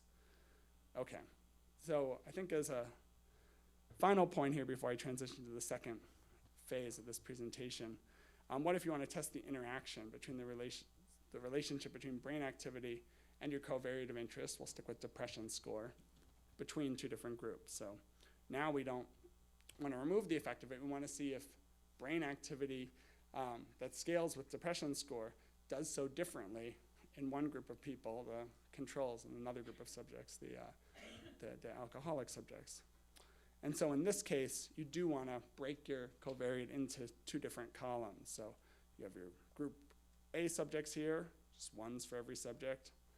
And then you have your covariate here for those subjects. And then you have your group B subjects and their covariate. And now the contrast that you want to write is basically this column versus this column. So you don't, in this, the way this is stated here, you don't care necessarily about the main effect of one group versus the other. You can look at that later. But here what you want to see is if the relationship of brain activity with this regressor in this group is different from the relationship of brain activity with this regressor in this group. So this is the appropriate sort of notation in FSL, and the same thing would transfer to other analysis platforms as well. I'm just using FSL here to convey the conceptual goals of this analysis, that you want to split that regressor up for each group because it's going to be something that you want to directly contrast, and mean centering here is not necessary. You could do it, but it will not impact the results. Okay. So just sort of a quick click through. This course is not supposed to be about particular analysis packages, so this is just really for those who use SPM, and if you do use SPM, you probably already know a lot of this, but in SPM, it's a lot different. You sort of just click through to your second level, and you get all these choices. So FSL makes you kind of think about what you want to do and how to set up the model. It doesn't do as much hand-holding. SPM offers you the option, if you have just two conditions, you could do a two-sample t-test. If you have more than two conditions, you need to figure out some way to linearly combine them so you have a single condition, and then you could fall back on a one-sample t-test. So if you click two-sample t-test, it will give you this next option of where you sort of have pairs of scans. So it's a little more fail-safe. You don't have to think about each of the columns as clearly, and then it will build the model and show you a graphical representation of them. In SPM, you can also set up for one-way ANOVA, which can be a repeated measures ANOVA. That's this within subject version. That's a little harder to code for in FSL, or a full factorial design where you have multiple factors that are all crossed with each other. And so SPM does afford some advantages for those kinds of more complex univariate group analyses. Okay, so there are alternatives to the VOXEL-WISE approach. So all of these analyses can be done in an individual voxel, but most people, when you're running these, you're trying to generate maps. But the maps, although they're useful for exploring the data and sort of discovering things that you might not have hypothesized, they come with a high cost, as Russ Poldrak's talk illustrated, and Martin's comments on sort of correction for multiple comparisons. When you're willing to look anywhere in the brain at all 220,000 voxels, or with higher resolution data now, people are getting even more than that. There's many comparisons, and you might think you discover something, but there's a high chance that what you're discovering is a false positive if you don't appropriately adjust for it. And it's hard to appropriately adjust for it. There are a lot of assumptions that go into these multiple comparisons corrections, and as we'll talk about later this week, those have been challenged recently. So one approach that a lot of people do, that I see in a lot of papers I read or review, is small volume correction. And this is a way of sort of giving yourself some credit for having an a priori hypothesis. And to do this analysis fairly and appropriately, you actually have to have that a priori hypothesis. And this is where sort of registering your study in advance might come in. If you are interested in the orbital frontal cortex, well, the orbital frontal cortex might only be 20,000 voxels, maybe 10,000 voxels. It depends on your resolution, but it's not the whole brain. Why should you penalize yourself for having scanned sort of the cerebellum and the ventricles and the white matter and the visual cortex if you weren't interested in looking there? So by reducing your search space and saying, well, I was only interested in this part of the brain, now the number of multiple comparisons you're dealing with is lower, and you get a statistical benefit for that. But what you can't do, and what I see too many people do, and I would urge you to avoid, is to do small volume corrections sort of all over the brain. Well, we were interested in the hippocampus, so we searched there and corrected for the fact that it was 300 voxels, and then we were interested in the amygdala and did one there. And so if you hop around, you really, your search space is all of those regions combined. You can sort of combine them together into one big mask and say, this is my search space. But you should be, to be fair to yourself and to the readers of your paper and the field, you shouldn't sort of find the blob first and then be disgruntled that its significance level doesn't survive a whole brain correction and then try to draw a region of interest. Well, I really cared about the right posterior superior temporal gyrus area, and so I'm correcting there. And many people probably do that, and sometimes you just feel like there's no other hope, but you should try to avoid that. Okay. Another alternative is to have regions of interest. A small volume correction is kind of like a region of interest, except you're still creating a map. You're reducing the search space and then generating a map and trying to find significant voxels or clusters within that reduced search space. Region of interest, you could just collapse across all voxels within the region and get a single number for that region. So this is just sort of an illustration of these different approaches. So a region of interest, you're going to average across everything within the region. Small volume correction, you're just reducing the search space, and here's the whole brain version, just for one slice at low resolution. Okay, so why use regions of interest? Well, it's very convenient. You're narrowing down your search space, you're getting rid of the multiple comparisons problem. It's easier to tell the story of your data if you're focusing on a small set of regions instead of everywhere in the brain.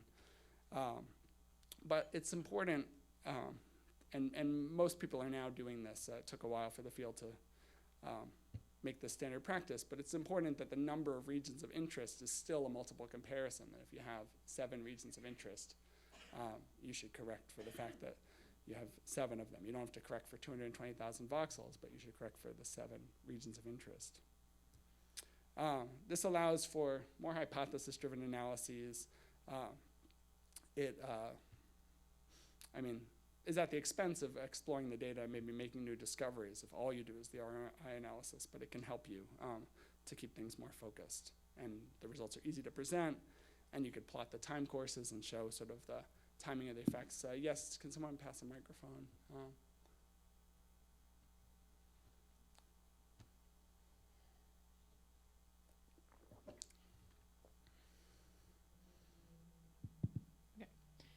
So if we want to correct for multiple comparisons for the number of ROIs, are we correcting at the VOXEL-WISE P level or the cluster-wise?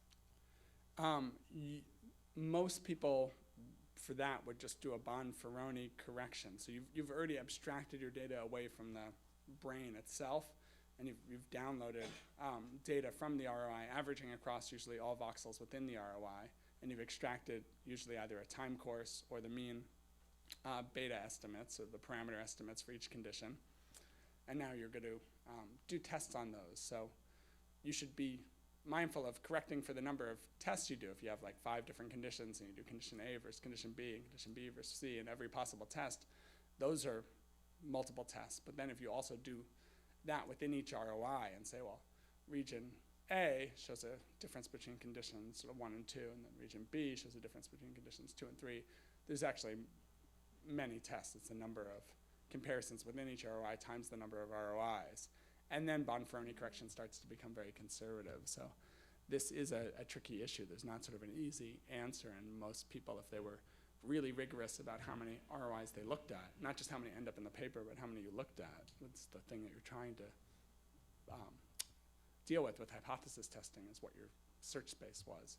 If you look at 20 regions and you find an effect in one, well, that should happen even if the data were completely random, even if your research assistant gave you the wrong regressors and you did everything, like, you would still find that one of those 20 would show a significant effect, no matter what. I mean, on average, you might take 100 ROIs and you'd get 5 plus or minus showing significant effects for it to average out to your P level. But that's the problem, that we're looking for effects and we're likely to find them at a certain false positive rate, and we want to control that false positive rate, and the field, the journal editors and reviewers, want it to be at 0.05 because that's what we've decided is important. And so how do you sort of achieve that family-wise correction? And the things that Martin just talked about apply to finding clusters and brain maps, but they don't apply to ROIs. For ROIs, you have to just correct for the number of ROIs as if they were independent.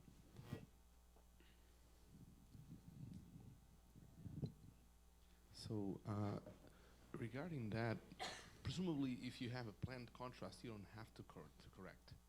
That's what statisticians like Rosenthal would say. If you use obviously if you're telling me I'm going to do 100 ROIs, then that means you don't have a theory. You just, okay, you know. But if you have a theory about 2 or 3 or 4 ROIs or whatever, then at least some statisticians would say you don't have to correct if you have a planned contrast that you've done it before. That's interesting. Yeah, I mean, perhaps if your hypotheses are so focused about what each region should show, or that you have 4 ROIs but you expect them to all show the same effect, and that's really what you're just trying to say, that these regions will all be greater in this condition than this condition. In that case, you might argue that you're not wedded to correct for them, that your hypotheses were really strong and well articulated going in. So yeah, fair enough. I think it's usually good to correct for the number of ROIs, but maybe not as necessary to always correct for the number of comparisons within each ROI. If you have 4 different conditions, the contrast between conditions, I care about conditions A and B versus C and D, and I care about the differences between A and B and between C and D. Those are the main things I care about. So those are planned, and then you just correct for the fact that you looked for that in 4 different regions of the brain. Can you do then, if you're comparing 100 ROIs, can you then do just FDR of 100 at 0.05, and let's say if you find 50 ROIs out of that are significance, then can you just say that, hey, maybe 5 of them are false positive, but the 5th? Yeah, I think I've never tried that. You would have to implement the FDR correction sort of on your own. You couldn't the packages that something like SPM provides are designed to do it on brain maps, but if you've already extracted the data and now have it in MATLAB or Excel or SPSS, you'll have to, or R, do your own code to implement FDR. But if you're able to do that, that would be one way to go about it.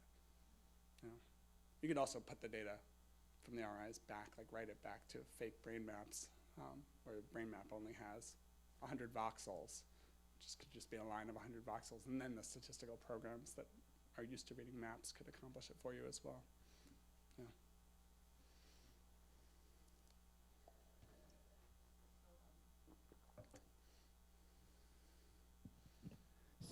Yeah, so I'm wondering one approach, whether, in your opinion, it is appropriate or not. So let's say if you have multimodality imaging, so if in one modality imaging you find some ROIs that is interesting, and that is out of multiple, a lot of ROIs you looked at, but among that you picked up 1 or 2 ROIs, yeah. And then you hypothesize these ROIs interested for certain mechanism, and then you move on to another type of modality, and then you only look into these 2 ROIs. So in this case, for the second analysis, then is it appropriate that these only these two ROIs are the ROIs I looked at.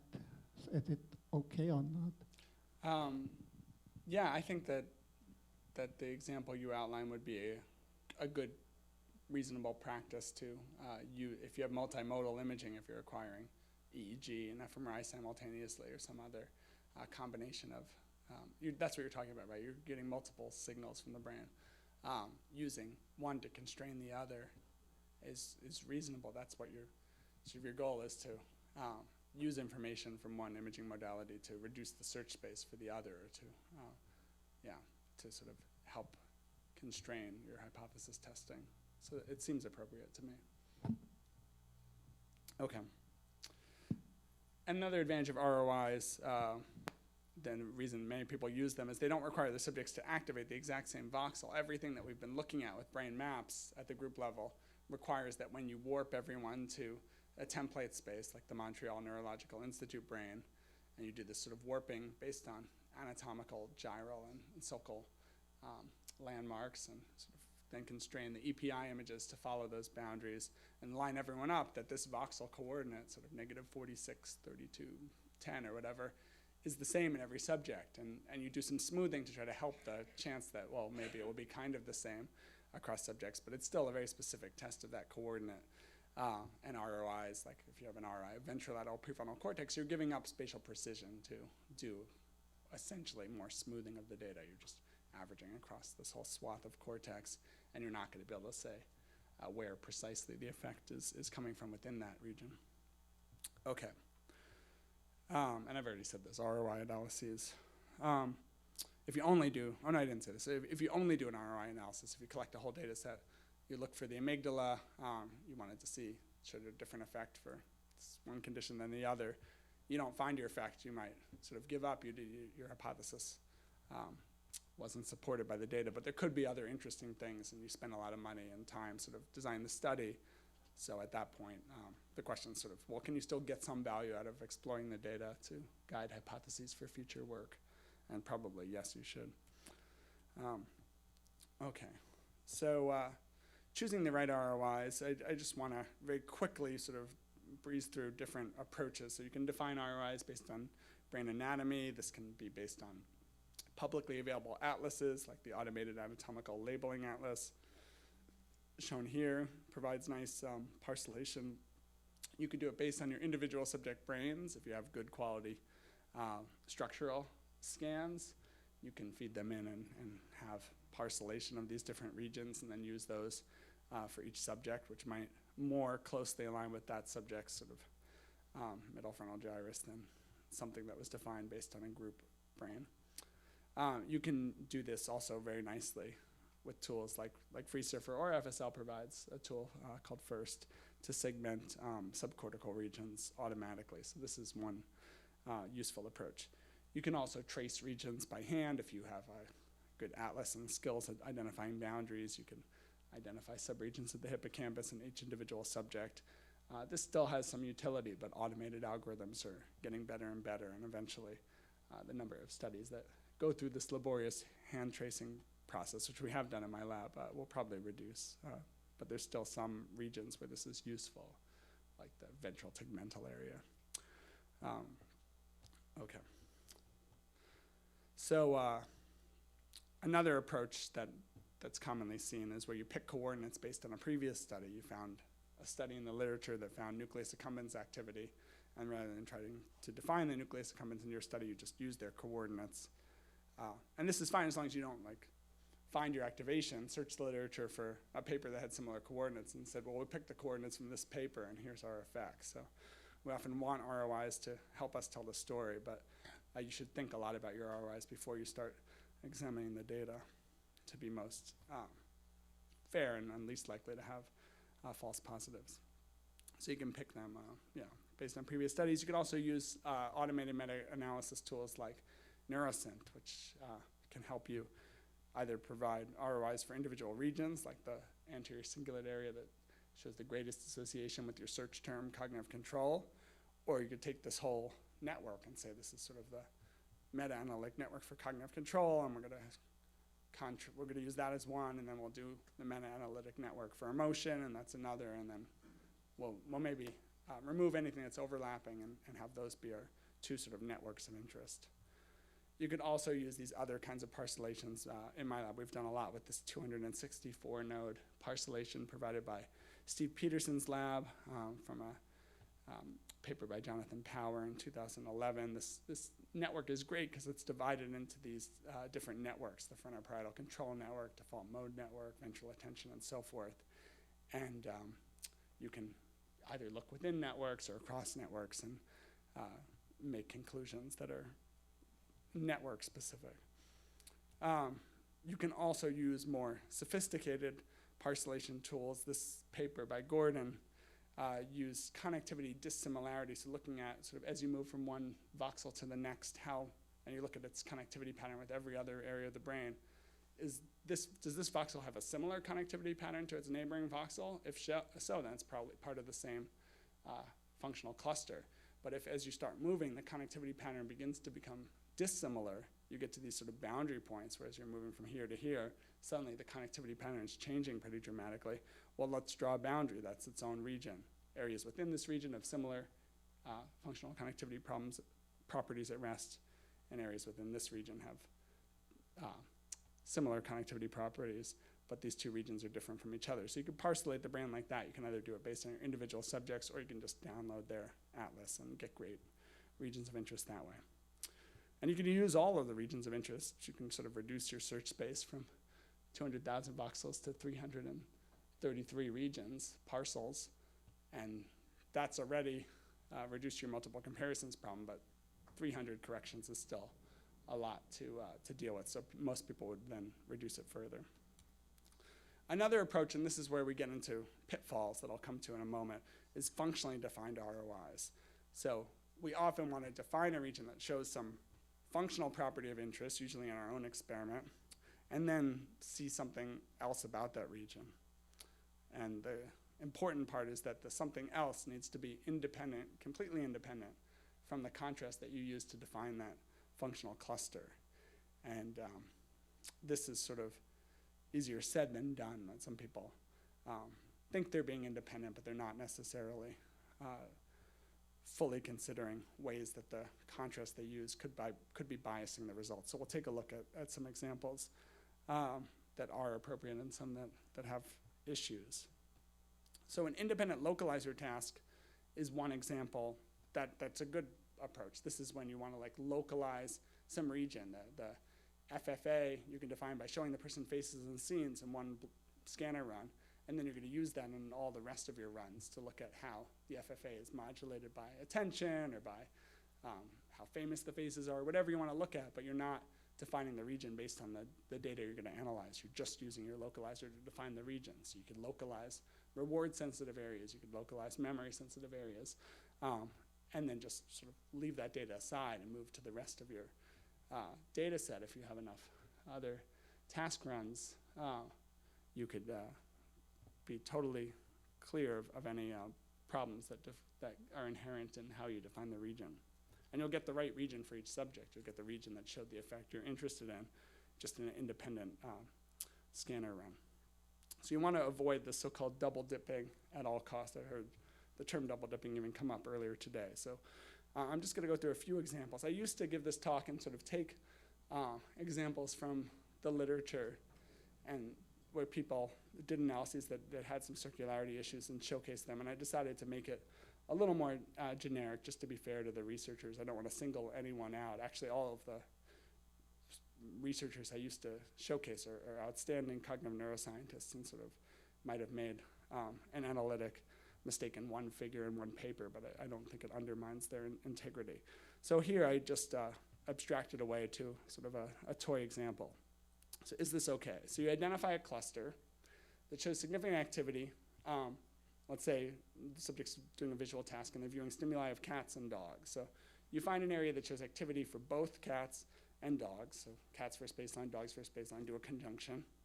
And now you want to do some tests. So is it okay to test whether this region shows significant activity for dogs greater than snakes? How many say yes, that's okay? Yeah, same data. The same, you're just using your whole experiment. You ran one GLM. Yeah.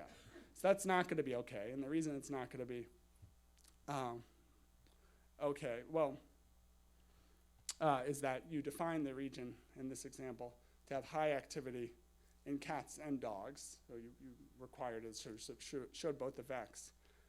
And now, even though you're looking at snakes, which is this independent condition, I mean, the snake's activity is independent, you've biased yourself to start with voxels that should have higher activity in dogs. They're not guaranteed to have sort of the highest possible activity in dogs, but they're likely to have higher activity in dogs than any other random condition that you throw at it. What about if this region shows significant activity for horses greater than snakes? Is that okay? Yeah, so that should be reasonable. And I don't have it here, but what if you would define the region instead of a conjunction of cats versus baseline and dogs versus baseline, if you just take the average of cats and dogs versus baseline. So an area that has high activity in sort of cats or dogs, the sum of the two. Whoops. And then you would look at dogs versus snakes. Does that make it more okay? No. Okay, good. I mean, at this point in the field, I think we're far enough along that this is kind of second nature for most of you. So that's good to see. I've been giving talks like this for previous NITPs, and it just took a while for people to start to realize the double dipping.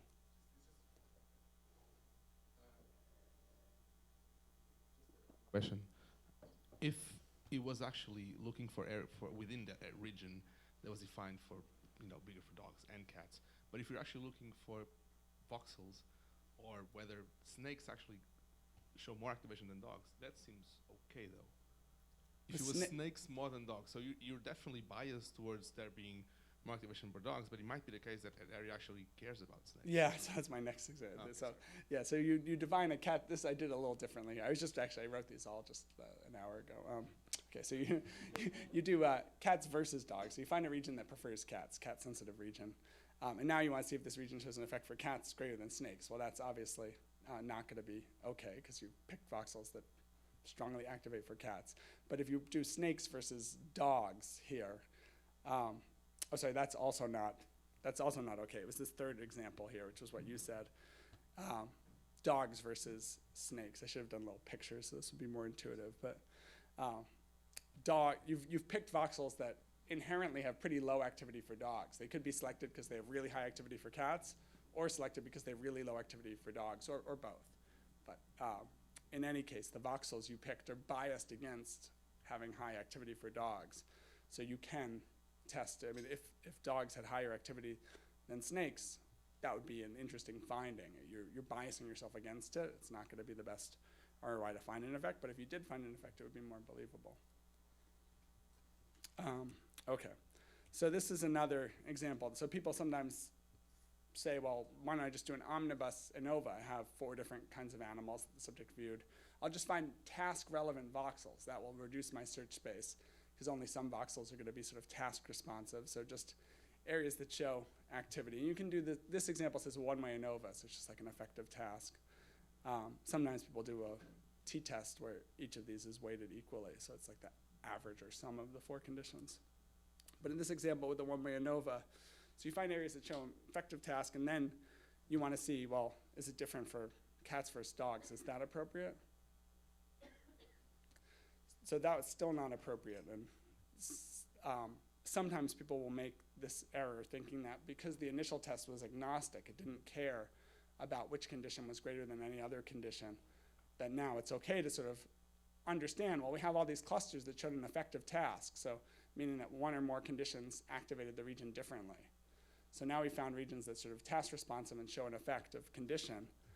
And now we just want to see sort of which regions are active more in one condition or another. You want to kind of understand the data, and that intuitively is appealing.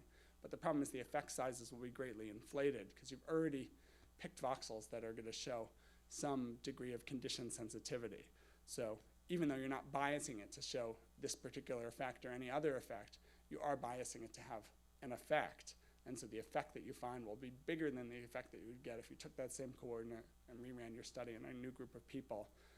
And therefore, the way that you compute the significance value and the effect size, it will all be inflated relative to the true state of the data. So here's another example. Test whether this region shows significant activity for cats and dogs and horses, all greater than snakes. It's also inappropriate. You can't sort of use these sort of F-tests as ways to define the region without running the risk of inflating the effect sizes. Okay, so here's another example I made just now. So you identify regions of interest based on functional contrast. In one case, strong memory versus weak memory. That will be the orange regions in this map. And then you do strong memory versus moderate memory. So you have different trials where subjects are viewing stimuli and giving memory ratings. And you want to say, show me areas that are greater for strong versus weak. Show me areas for strong versus moderate. And you see, oh, well, it's different areas. Even though strong is sort of on the left hand of both contrasts, you see a different area. So one area of the brain, and I just made these data up. One area of the brain shows a significant effect for strong memory versus moderate, but no difference between moderate and weak. And another area of the brain shows a difference between strong and moderate, and a difference between moderate and weak. And so one might be tempted to conclude sort of, well, there's a few issues here. One issue is whether the reader learns anything by looking at these plots. And this is one that people still debate. Sort of my take is that these plots, when you did this analysis, you found these voxels. I know these look like anatomically defined ROIs, and they probably are for this figure. But imagine that this is what you found when you searched the brain. And now you're just showing to illustrate to your reader what the effects were. So it's kind of an intuitive way of saying, well, look, this region showed this difference here, but no difference here. And this region showed this difference. And you didn't actually, in this example I gave, you didn't test to see whether this was going to be significant or not. You didn't test about this. So you might think, well, they're going to learn something by looking at this. But the problem is that you've sort of inherently biased the results. You've accentuated the difference between these two conditions. So you found voxels that had the strongest possible activity during this condition and the weakest possible activity in this condition. You think, you think this condition might be independent because it's not one that was included in your contrast here. But the fact is you inflated your estimate of this. You found the voxels that maximize sort of this value. And so this is highly likely to be significant even if the data were random. If you just search the brain, if you created random data, search the brain for show voxels that happen to have a greater activity in here than here, and then had a condition in the middle, well, it's going to probably be in between the two. So these plots are misleading, and it's especially misleading to put significant stars on them to say like 3 stars equals 0.0001 and 1 star equals 0.05 and so forth.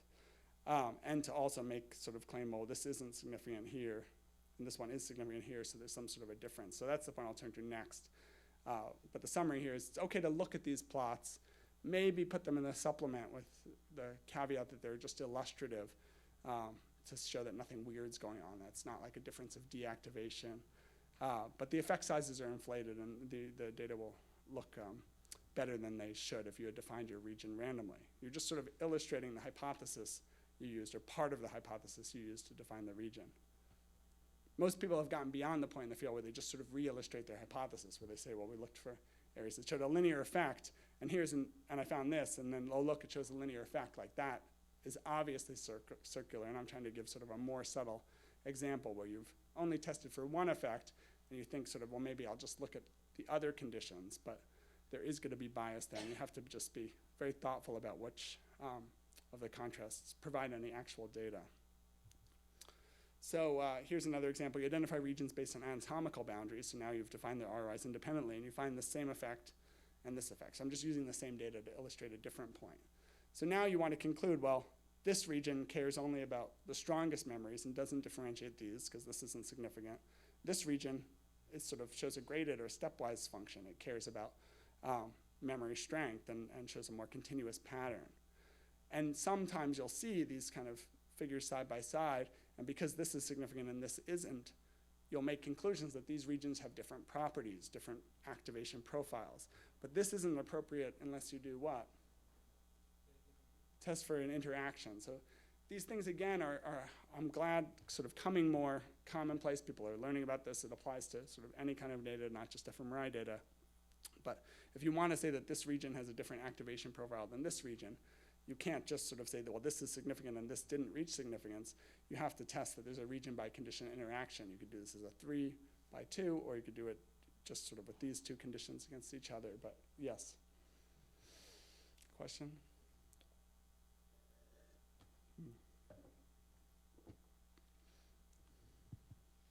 If you initially hypothesize that interaction, would it then be okay to show those plots to be able to understand what the interaction is, what's actually going on in the interaction? So if you hypothesize the interaction, then you should still test for it. You can also search the brain for regions that show an interaction. This is where the sort of the most problems, I think, come. Sort of, let's say you search for areas that show an interaction between, in this case, it's not between two regions, but between two different factors, let's say. For faces, they show an effective memory strength, but for scenes, they show no effective memory strength, so memory strength by stimulus type interaction. And you find these blobs, and all that you see when you're looking at the brain map is just blobs. They could be positive, meaning that the interaction contrast had a mean weight that was bigger than 0. They could be negative, but if the interaction was complicated, it's hard to know what those blobs mean unless you extract the beta values and kind of look at it.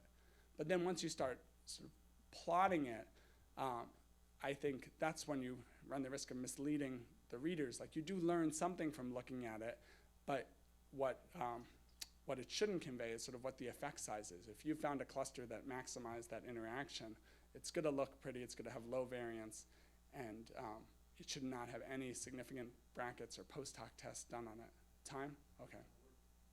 Oh, okay. Yeah, because we were thinking of moving things around, so we were doing the, okay. Yeah, Martin, I started late, but you're right.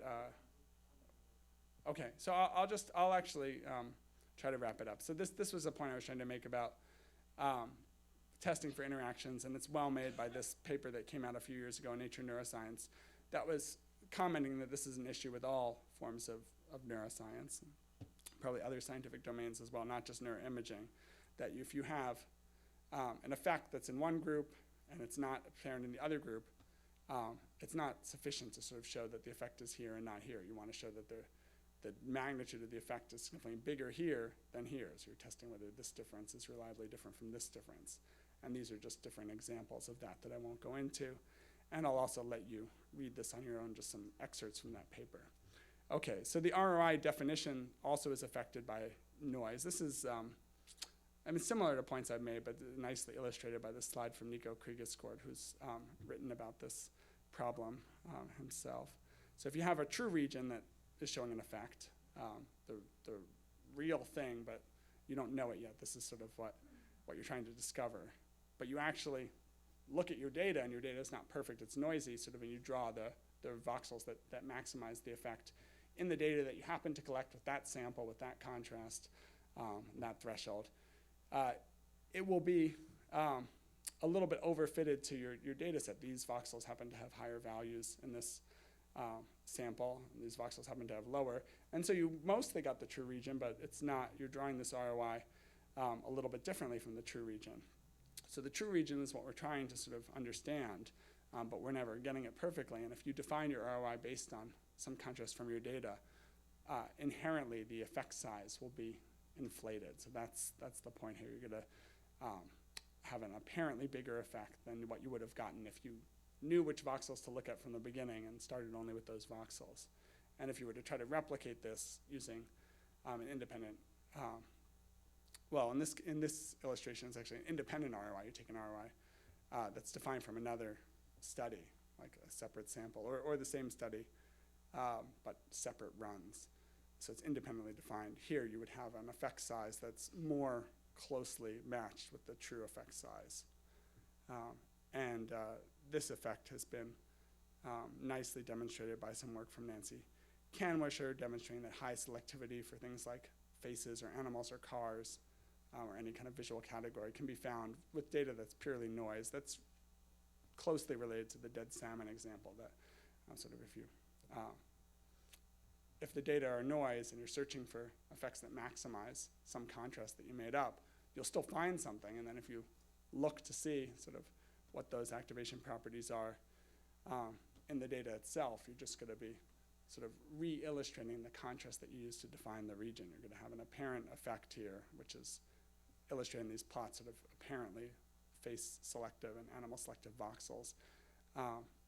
but really you just search for the data that maximize that effect. So you want to define ROIs independently, however you can, either anatomically, based on a separate run, based on splitting your data in half. And you'll get more accurate results. So the voodoo correlation thing, you probably are, how many are like familiar with this? Okay, I'm gonna mostly skip it. It's the same general property, but as it applies to brain behavior correlation. So voodoo correlations, the observation that Ed Vool and his colleagues made is really a similar one to these other points about, is the thing you're looking at a finding, or is it just a re-illustration of your hypothesis of what you searched for? And a voodoo correlation is just a correlation where you search the brain for some effect, areas that covary with a measure. Could be a personality measure, it could be a cognitive measure. It doesn't have to be social neuroscience. And then you find the cluster, and then you show a scatter plot, and of course the scatter plot's gonna look beautiful because you've searched 200,000 or more voxels to find the ones that had the peak effect. And even if the data were random, there would still be some that showed that effect. And so the scatter plot would look nice wherever you look, as long as you're looking at the voxels that have the highest R value. And that's sort of what many studies have made this error. It's being made less now, where you show these scatter plots that are making an effect, some sort of a behavioral trait correlating with brain activity, look very tight. And in these voxels, it actually is that relationship. But you found these voxels by searching everywhere in the brain, and the real data is the figure. So that's that's sort of the take-home message here. These little clusters, if they pass your cluster correction, sort of are your findings that you can report. These illustrations don't really show you anything at all except the fact that they're not driven by outliers. So there's very little value in including them in the paper, and they're more misleading than helpful in most cases. And this is a very prevalent practice in the field, as this histogram illustrates. You can read the Vool paper for more information. So I'll just sort of summarize. You want to perform non-selective analyses. You want to use independent ROIs.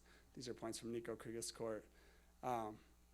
Use cross-validation approaches where possible, or separate localizers.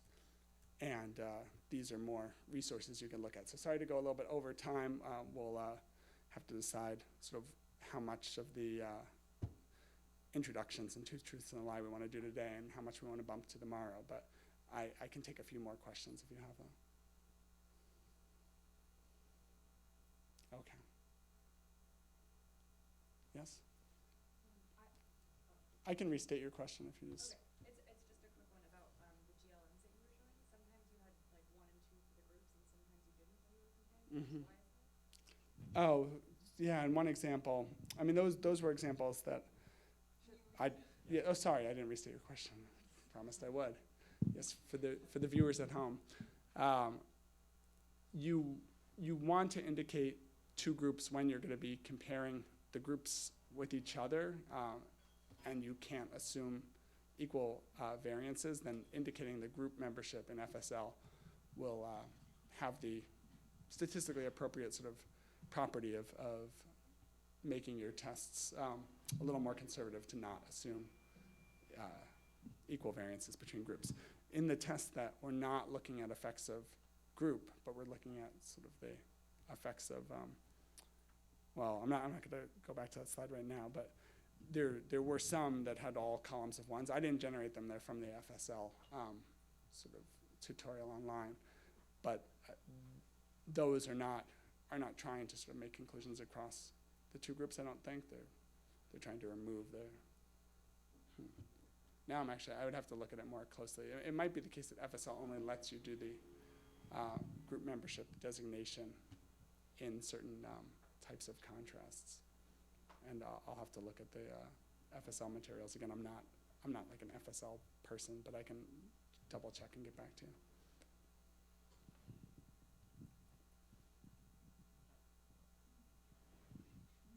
Okay. Okay, thanks. So we'll end it there for this.